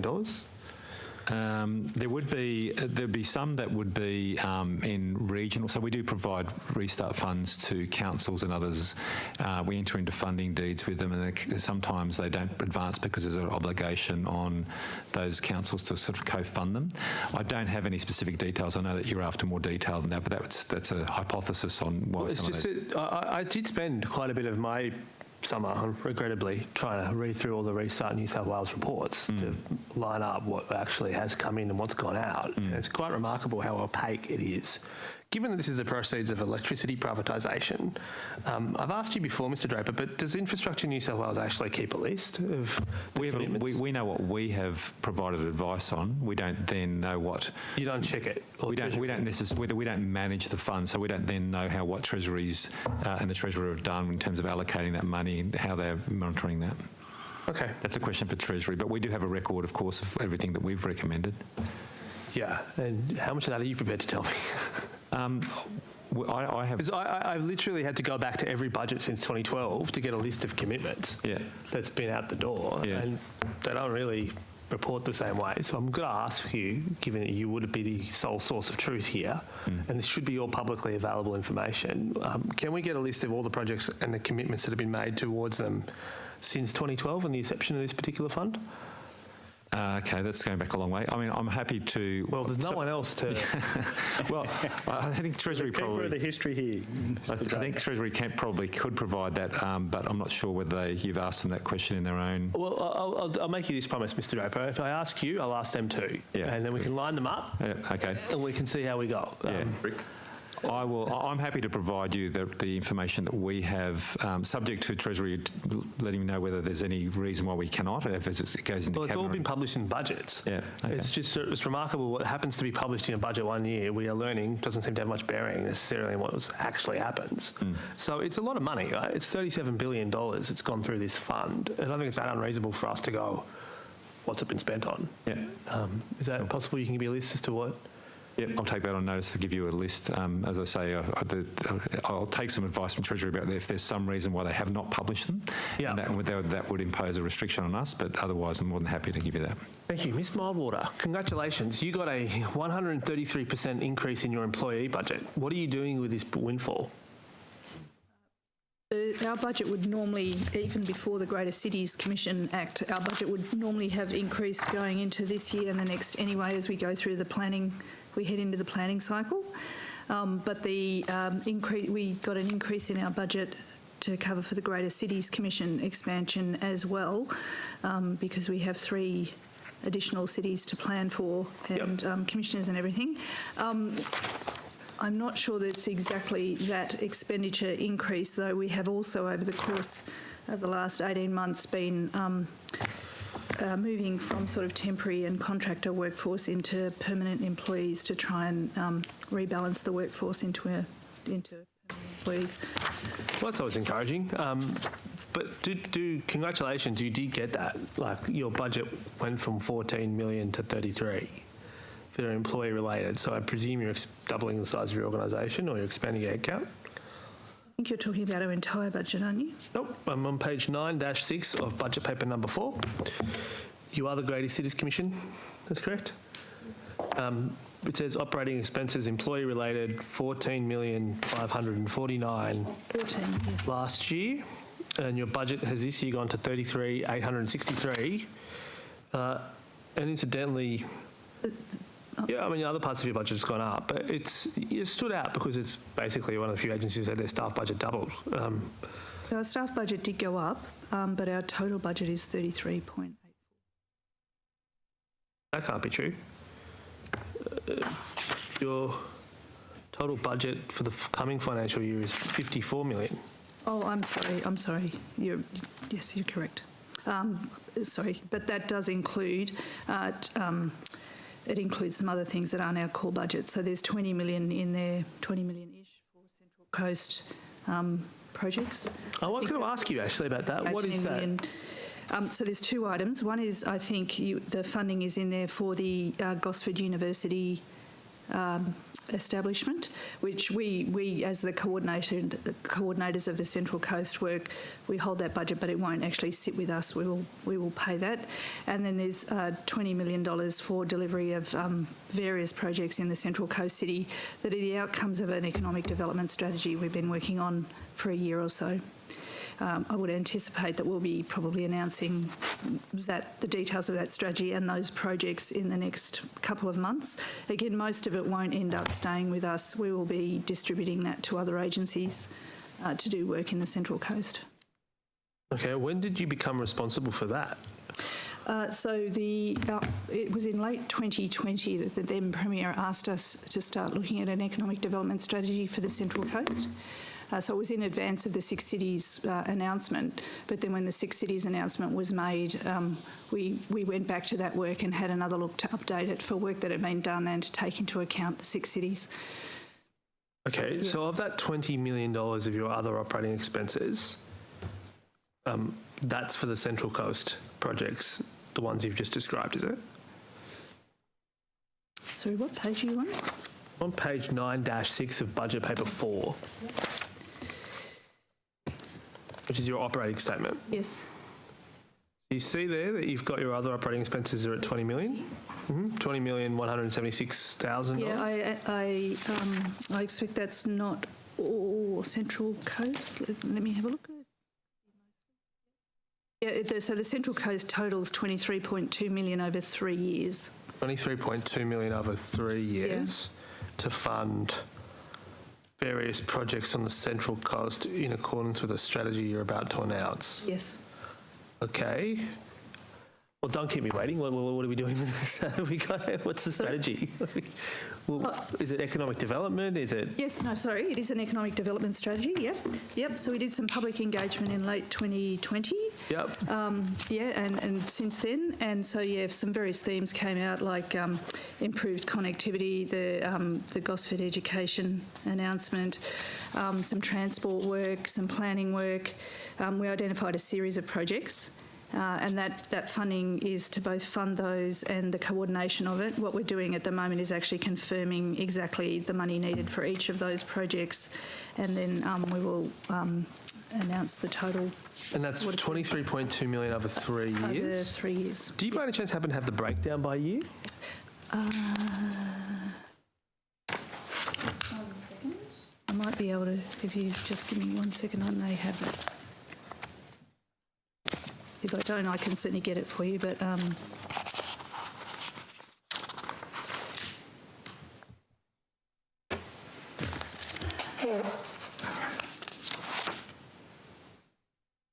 no, I don't have it with me, but I'm happy to take that on notice. That would be good. And so just back to the staff budget, that's really to fund your expanded operations now that your operations have expanded.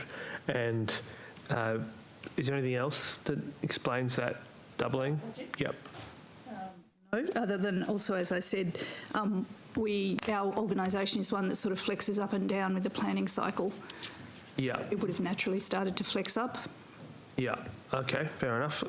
That's good to know. And I think with that, I might go to my colleague. Right, thank you. I just want to ask about a number of road projects and essentially about their funding. So leaning on budget paper 3, just in the transport list there, so that might be so it's around 5-49. So I was interested in these questions. So on 5-51, there's a total for minor works. Just what is the definition that Transport applies for that minor works? Minor works? Yeah, so you can just see that total there, total minor all works. projects other than major. Yeah, very good. Any other details? Look, no, I'm not privy to a dollar limit or a definition, but I'll come back to you in terms of the budget definition of what's in major and minor. But right. So what is the definition and just some sense of what's in that that bucket of projects? Mr. Rabbit, do you know the?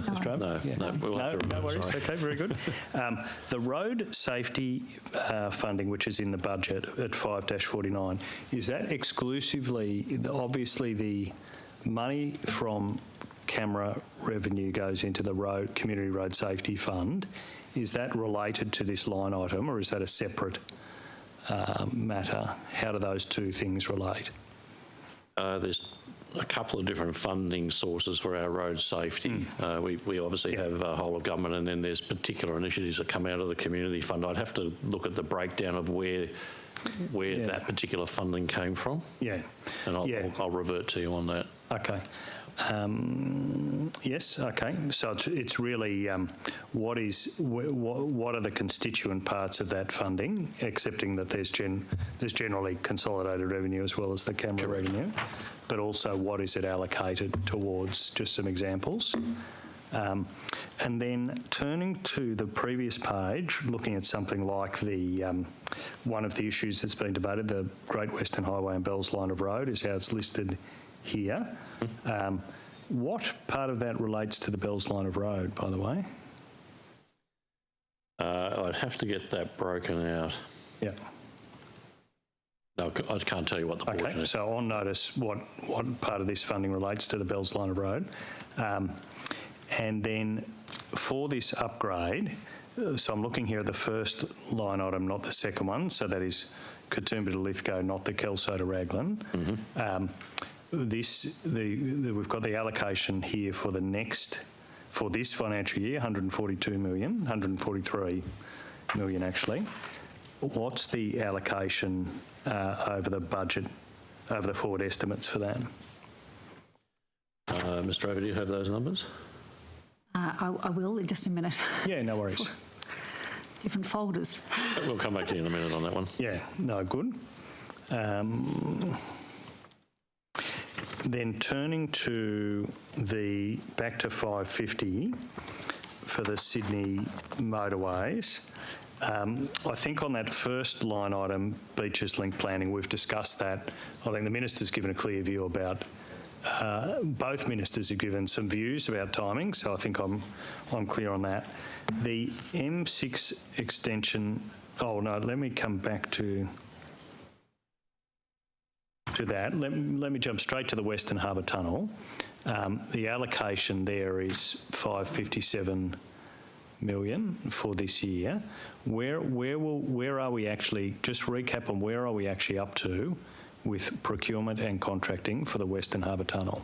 Yes, we're out in tender at the moment, but I'll pass to Mr. Drover for a detailed update. Yeah, okay. So we're delivering Western Harbour Tunnel in 2 packages. The first one was awarded earlier this year and they've started on site. The second package, we're in tender evaluation at the moment and we're aiming to award that by the end of this year. And that will complete all the packages for that project. Yep, okay. So that's all of the construction contracts will have been issued by the end of this year. Western Harbour Tunnel, yes. Yeah, okay. In relation, looking just above that for WestConnex, the estimated total cost for WestConnex is 16.8 billion. That's no surprise. That's the figure that's been used for years. What is a surprise is that the estimated expenditure is only 5.4 to June 22, how, and this is going to be complete next year, how does that budget line item work?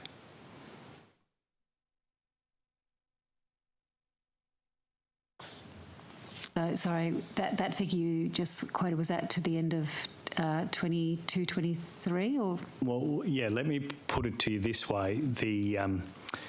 This project's going to be complete in the budget in 2023. We're supposed to spend $16.8 billion. That's been well canvassed, but we're only showing $5.4 billion to June 22 and another $866 million this year. So the 16.8 billion is the budget for WestConnex. It doesn't necessarily reflect the New South Wales government's the state contribution. Funding. Yeah. So M4, M5 link is due to finish first quarter of next year, March 23. And that is under the PPP. Yep. So there's little from the state, but the Rosal Interchange, which is due to finish at the end of 2023, that does have the allocation. Yeah, so that'll gives us essentially the state contribution over the total of the contract, pretty much in the budget paper there. That's really how much the state has contributed over time. Yeah, and is that consistent with how we're showing all these other projects? If there's non-state, non-New South Wales contributions, the estimated total cost will be higher, and just the New South Wales contribution is it's the funding that flows through transport.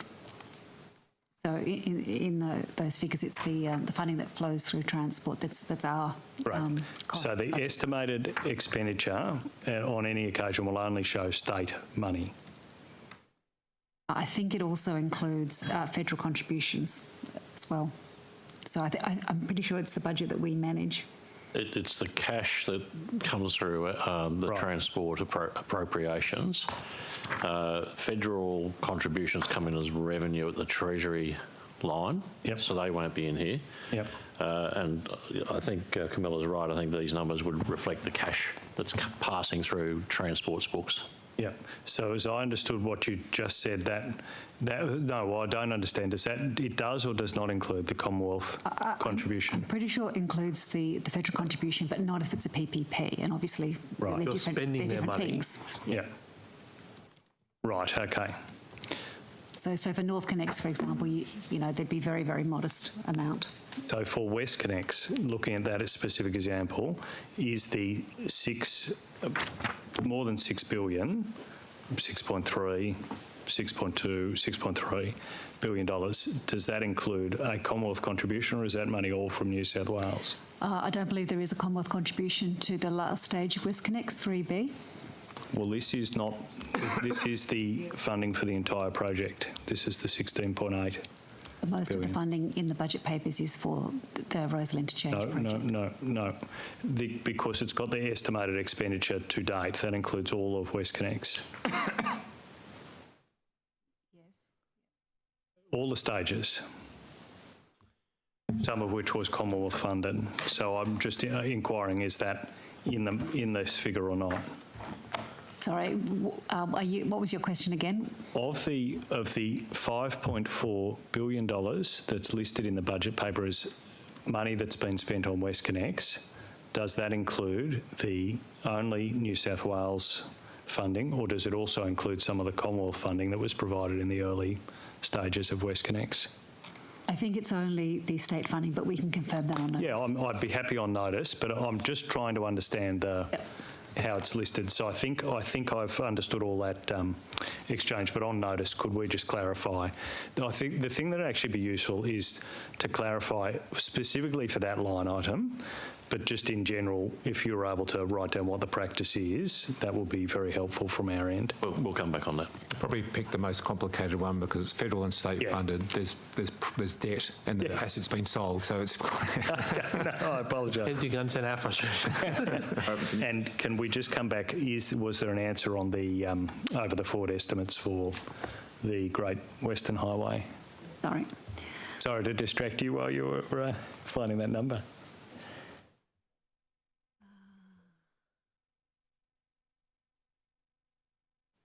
163.2 million for this financial year, 3.2 billion over the next 4 years.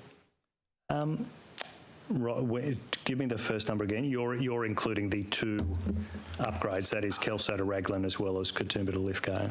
Yes, although Kelso to Raglan's very modest. Yes, yeah, I agree with that. So, sorry, so 163.2 million for this financial year. And then I've got the 4-year figure, and can you just step it out over the next couple of years, please? I haven't got just with me today.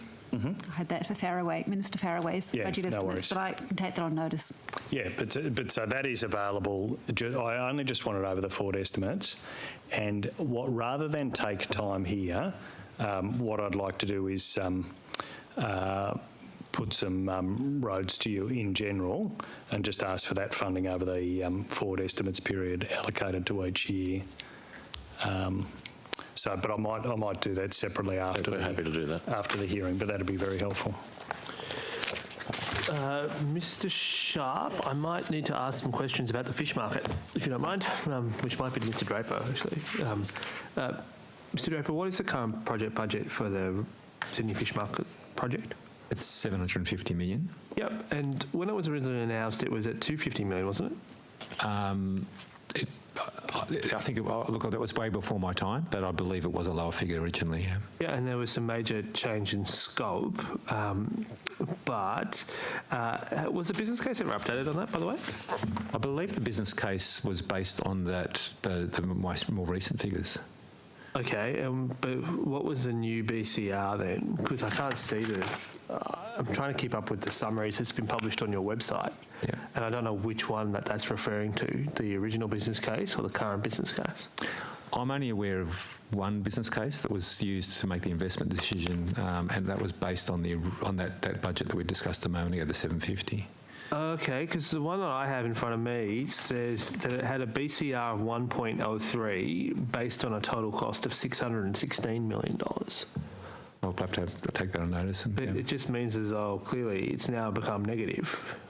No, look, the business case for this project is not just for the fish market itself, but for the whole Blackwattle Bay precinct. Oh, look, unless, but it's just the maths, right? Like, unless there's been further changes in scope since that business case was done, because this 1.03 is based on a cost of 616 million, which means the benefits would come out at something like 630-ish million, which is still well below the 120. I don't have all the history of all the various cost estimates and BCR calculations in front of me, but happy to go back. When's it opening again? It'll be in 2024. Are we on track? Yep. All good? Yep. Good to know. Might hold you to that. No, we are held to it contractually with a number of parties. Well, then I guess it's reassuring, such confidence. Can I ask as well, just in terms of the actual business case summaries that are being posted on your website, it says that all major infrastructure investment decisions are required to be supported by a business case. And in the summary of the business, we've been saying for a long time the entire business cases should be published. But the practice of publishing business case summaries has also seemingly come to an end. Can you tell us why? No, as far as we're concerned, it hasn't come to an end. So when we publish the business case summaries for Tier 1 projects. How many Tier 1 projects are there, by the way? On our current list, I'd have to go back and check, but it's usually between 45 and 50 at any given time. They're at various stages between sort of early planning through to delivery.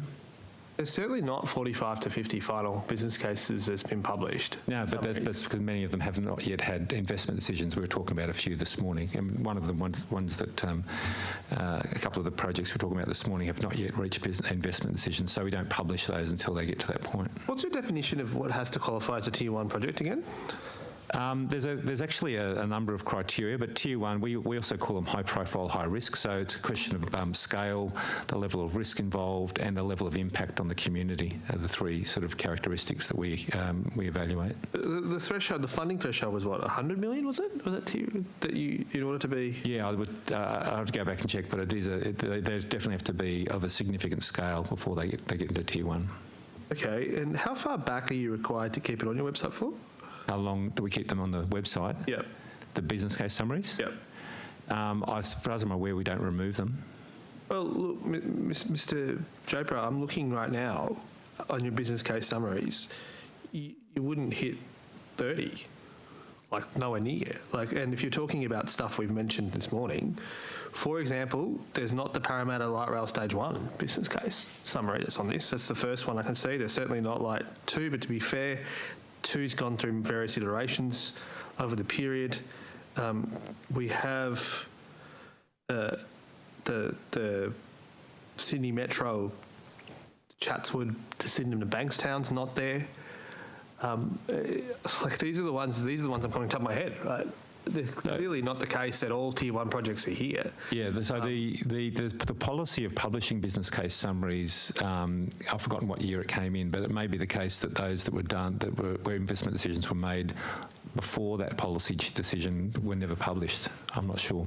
I'll go back and check. That can't be true, because there is definitely ones that go back earlier in time that are published here. We've got the Coffs Harbour bypass, that's great. Yeah. But the F6 extension stage 1, the investment decision on that was made a long time ago, 7 years. That's there.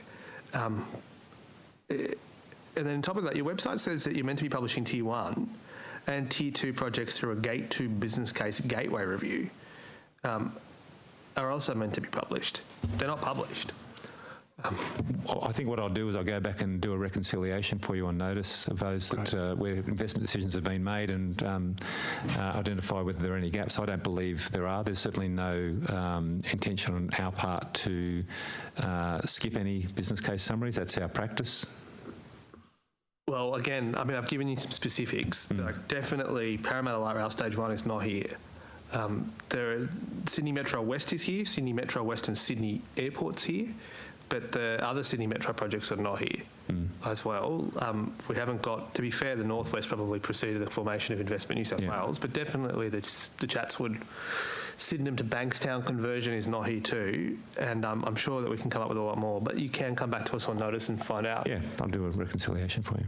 Thank you, and I can, but you have no discretion over this, do you? You have to publish them once investment decisions are made. That's our policy. It's a cabinet policy, actually, to do that. Okay, I do look forward to you coming back on that as well. Can I ask someone questions about the Parramatta Park and Pay app as it applies to Parramatta Park in terms of the trust? Who's that? No one? In relation to Parramatta Park? Yep. That would be me. Great, excellent, thank you. I'm not sure I can answer questions about the Park and Pay Act though, however, please give me a go. Sure.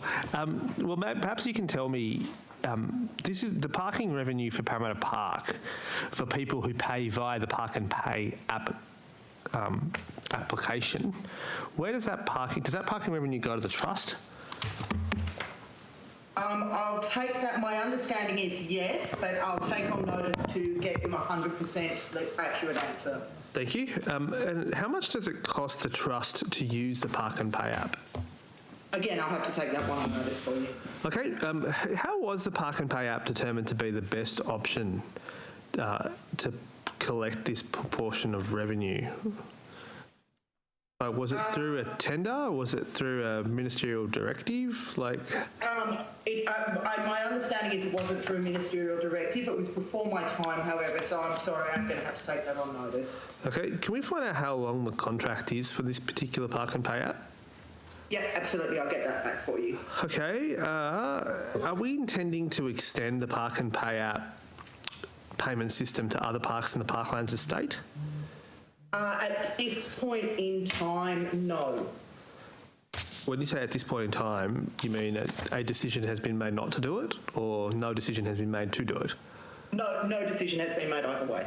Okay. And just on obviously the redevelopment of the stadium in Parramatta had an impact on Parramatta Park. Do we know how many trees were removed for parking at Parramatta Park?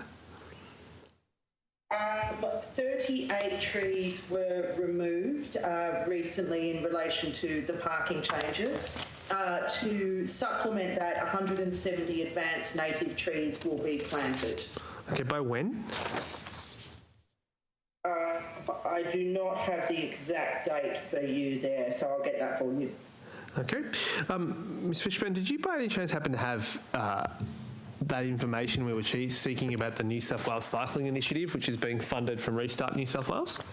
Yes, I do. Thank you. And thank you for giving me the opportunity to make sure I had the accurate information for you. It's for the Sydney Harbour Bridge North Cycleway access. Excellent. Okay. And acknowledging, just coming back around on College Street, acknowledging, unless you've got it now, you may... Look, I'm as frustrated as you are, Mr Gray. Yeah. No, I'm sorry, I don't have it for you. No, well, I'm not frustrated, but what I might do is, can I just describe to you exactly what information we're hoping for on notice? Yeah, absolutely. Yeah, so I think you told us the $4 million build cost that you referred to was the first or the second build?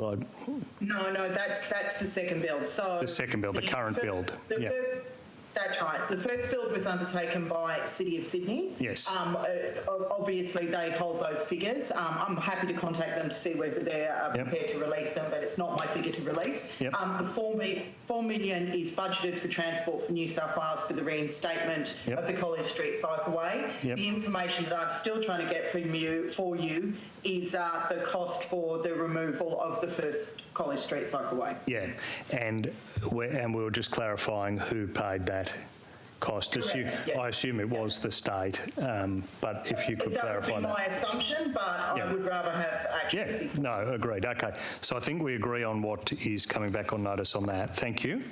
I did want to ask, the Minister spoke about the business improvement districts, the white paper he was looking to bring through, and he's also been public about that process. Can we get any more details about just the timing on this, or perhaps the background about who's doing the work?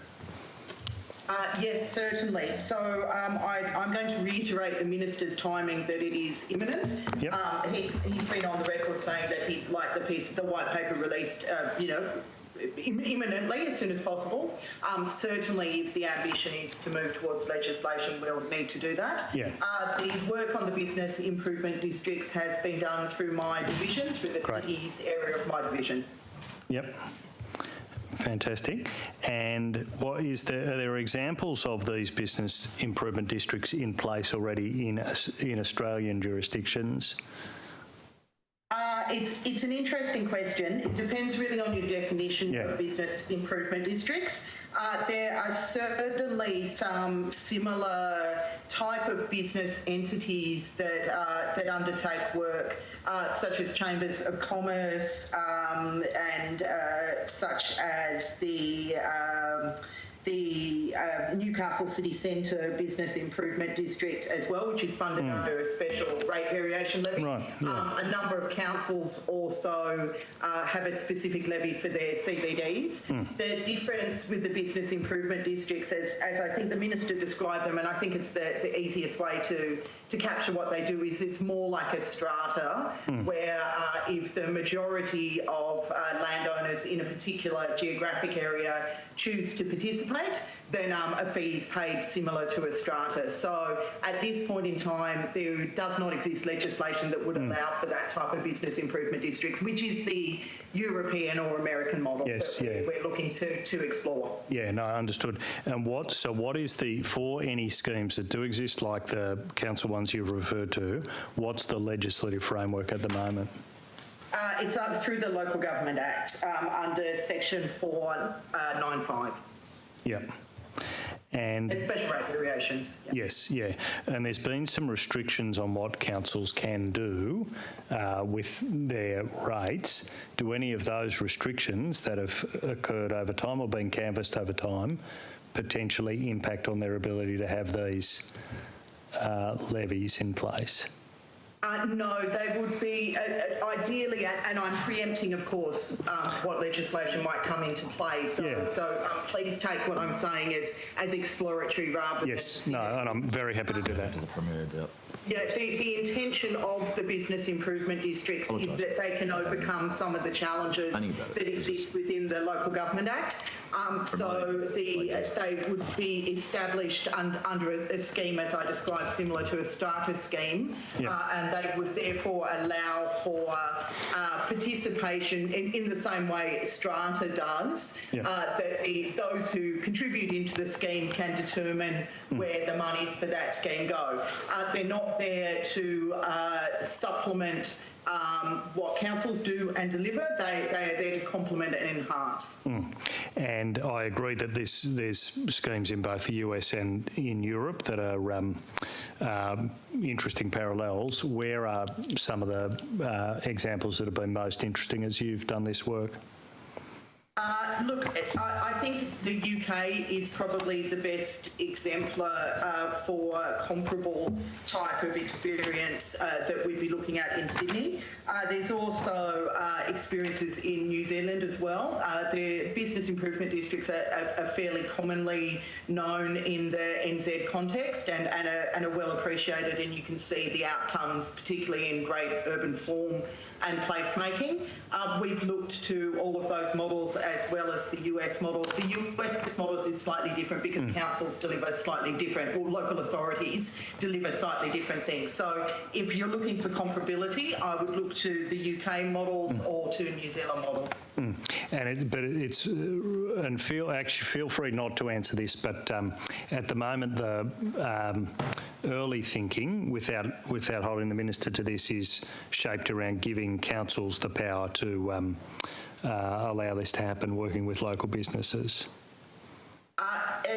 Look, I'm cautious about what I'm saying because I'm aware that we haven't even put out the white paper yet. But whatever business improvement districts would come into play need to have an extremely close relationship with local government for them to be effective.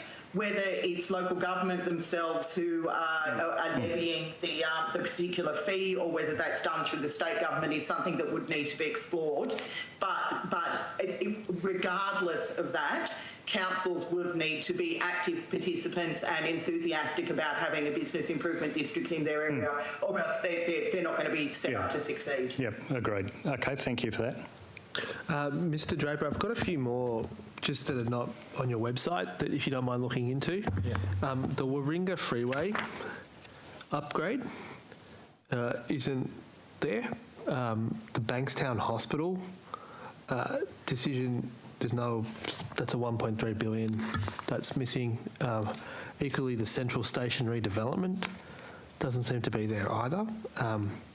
So again, we would appreciate a full reconciliation, but there's some other matters which have just come, I've been advised, are also not present there as well, if you don't mind having a look into.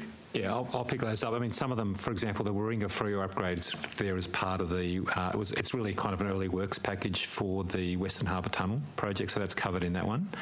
I'll go back, but I'll go back through that reconciliation, as I said. Yeah, I think we're going to need to go back till 2019, because from what I can tell, that's sort of where there was certainly, it looked like it was being updated to that point, but if you could.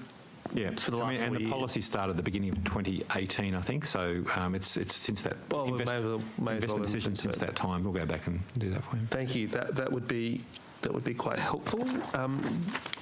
Can I just ask again, I think Ms. Fishburn will have to answer these questions about cycling, if possible, through you, Mr. Secretary. Can we just ask how many temporary cycleways are still operating right now? Pop-ups. Are we calling them pop-ups, are we? Okay, sure. Pop-up cycleways is the preferred term. Pop-up cycleways. Yeah, how many of them are operating? You have the capacity for me to talk to pop-up cycleways? Yes, at present we have a number of pop-up cycleways, some of which are in the process of being reverted to permanent cycleways, for example, Bridge Street in Glebe. Others, such as Moore Park Road, which is in the control of the City of Sydney, remains a pop-up cycleway while the detailed design work for the Oxford Street cycleway is currently underway. I'll make sure I get you the exact figure of the pop-up cycleways. There's a few that are in play at the moment, so I'll take on notice to get you the exact number. But at the moment, they're all under review to either become permanent or to, either be removed or be moved to a different place, such as Fantastic initiative. Has their planning permission for any of these pop-up cycleways expired? I'll have to take that on notice. My understanding is no. There was that issue raised, which is why the work has been done, for example, with Bridge Street to ensure that it will now become permanent. So we didn't breach the planning consent, but I'll make sure I have the full detail. That was the one I was specifically going to ask you. Did the planning permissions for the Piedmont Bridge pop-up cycleway expire? And if so, when? Or was it at danger of expiring? I'll have to take that one on notice so I get you the exact information. My understanding is that it hasn't, but I don't want to give you an inaccurate answer. I'm just flicking through notes to see if I can give it to you this afternoon. That's helpful. Was it? I guess if you're going to take it on notice, can we also, I guess, find out whether it was extended after, as in, if it's been extended, for how long has it been extended? And equally, we have applied to turn it into a permanent one, or we're in the process of deciding whether we will? Let me take that on notice for you. I don't have a specific note here on Piedmont. Okay. Do we pay for that, or will that be paid for by the City of Sydney? Again, I'll take that on notice. Okay.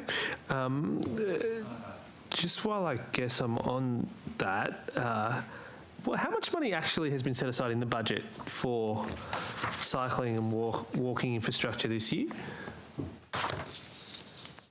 It's actually a somewhat difficult question to answer on the grounds that cycling and walking infrastructure sits in a number of different budgets throughout the transport area. Over 5 years, there is approximately 950 million allocated. In this financial year, there is 110 million specifically allocated for the Get New South Wales active grants. There are a range of other active transport projects that are in play that sit against the infrastructure budget that Ms Drover manages.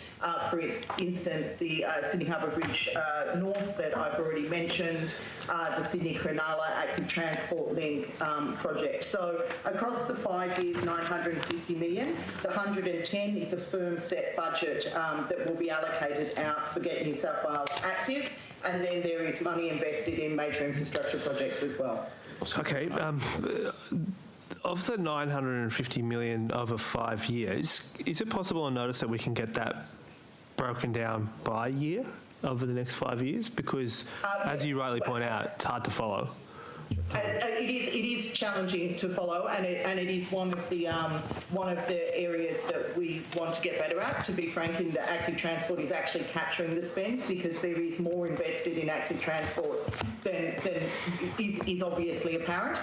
But yes, we'll do our best to break that up over 5 years, noting that some projects, of course, have longer lead times and don't fall in a particular year. Yep, that's fine. And I presume this is actually just a part of the capital spending that the department's doing? Is that where? Yes. Yeah. So it's coming from the. It's predominantly CapEx, but because active transport is co-delivered with local government, there is a significant element of that is also OPEX that goes out in the form of grants to local government as well. It's again, the challenge with AT, the challenge and the great thing about AT is that it's done very much in partnership with councils. And so the investment that is made in it also needs to be reflected when we're investing into councils, for instance, design work that may be paid for by the state government, then is realised by local government as well. So it's got a multiplier effect. So presumably there's agreements put in place with each council when you're giving grants? Yes, of course. So I presume it would be possible on notice for you to provide a breakdown of the grants funding that will go out the door from Transport to LGAs this financial year by LGA? Yes, absolutely. That's all publicly available information. The Get New South Wales active grants are being delivered out in 4 tranches. We got over 475 grant applications, which is wonderfully telling about how much people are valuing AT at the moment. To ensure that we didn't delay delivering out that money to councils, we have tranched the spend. The first 2 tranches have been publicly announced, so I can provide that information on notice for you. Tranches 3 and 4 will be released prior to the end of this calendar year, and all that information again will be publicly available. And that provides the LGA. It's broken up by LGA, and we also break it up by regional and metropolitan as well. Has the department put in a request or a bid for West Invest money for that? For that specific program, no. No, for other programs. For other active transport programs, like every other government department, we're keen to see West Invest flow into our areas. So that's a yes? We have, yes. Now's the time to make your case, right? I'm giving you a free microphone. The opposite. Tell us, what are you... Look, we do have a number of applications, as does many government agencies. There is a criteria that Treasury has set, and we're awaiting Treasury to complete the review to advise which of the projects are successful. So effectively there's a bidding process internally for those projects. We have an array which covers roads through to active transport, and there are quite specific criteria around community benefits and things that will deliver very quickly. So the nature of those projects is quite specific to that criteria. But it is exciting because it does open up the opportunity for some projects which are harder to actually deliver. Yeah.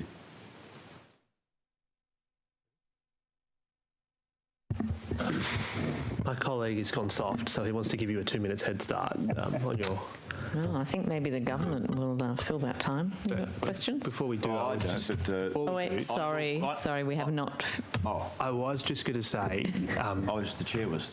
Well, the chair had... I had to redirect backwards. Go on. I was just going to say thank you, Mr Secretary, and to the transport officials for appearing 4 times in this current estimate session. We did appreciate that. Thank you. Thank you. I echo that. Mr Rath. We've been here 4 times. Do you have a question, Mr Rath? Mr Rath might have a question. Sure. Unscripted. Bit cheeky. On the electric buses, how many, obviously recently there were certain zones that have been part of a franchising model. How many electric buses were in those particular zones before that franchising model came in? It's a good question. I don't think there were many. We specifically were looking to drive the initial uptake of the electric buses. I'd have to take on notice, but unless Mr. Ravi, you know specifically, no, it would have been a very, very small number. Okay, that would be useful. It's been actually really interesting, the interest, though, from the bus companies in this space. I'd say the industry as a whole is really engaged with the electric concept. And so as a consequence, when we went out to the franchising, we got a lot of interest back. So the buses that Mr Graham was questioning you about before in terms of the rollout, they're all basically being provided by private companies. All in partnership between the New South Wales government and private bus providers.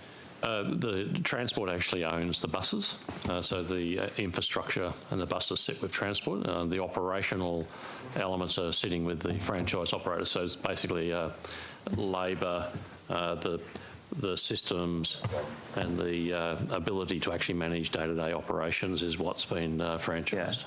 So I suppose the question I've got, so in the inquiry we're currently doing in the privatisation of buses, the Upper House inquiry, it says in the Transport for New South Wales submission, it says the most significant environmental outcome of the franchising model is the introduction of zero-emission buses, which is discussed under the term of reference titled the transition to an electric bus fleet and supporting infrastructure. So I suppose I was just giving a broad question about the benefits of franchising in terms of rolling out electric buses, as you would say. Look, as I said, the industry is really engaged with this, and it has actually opened up that opportunity.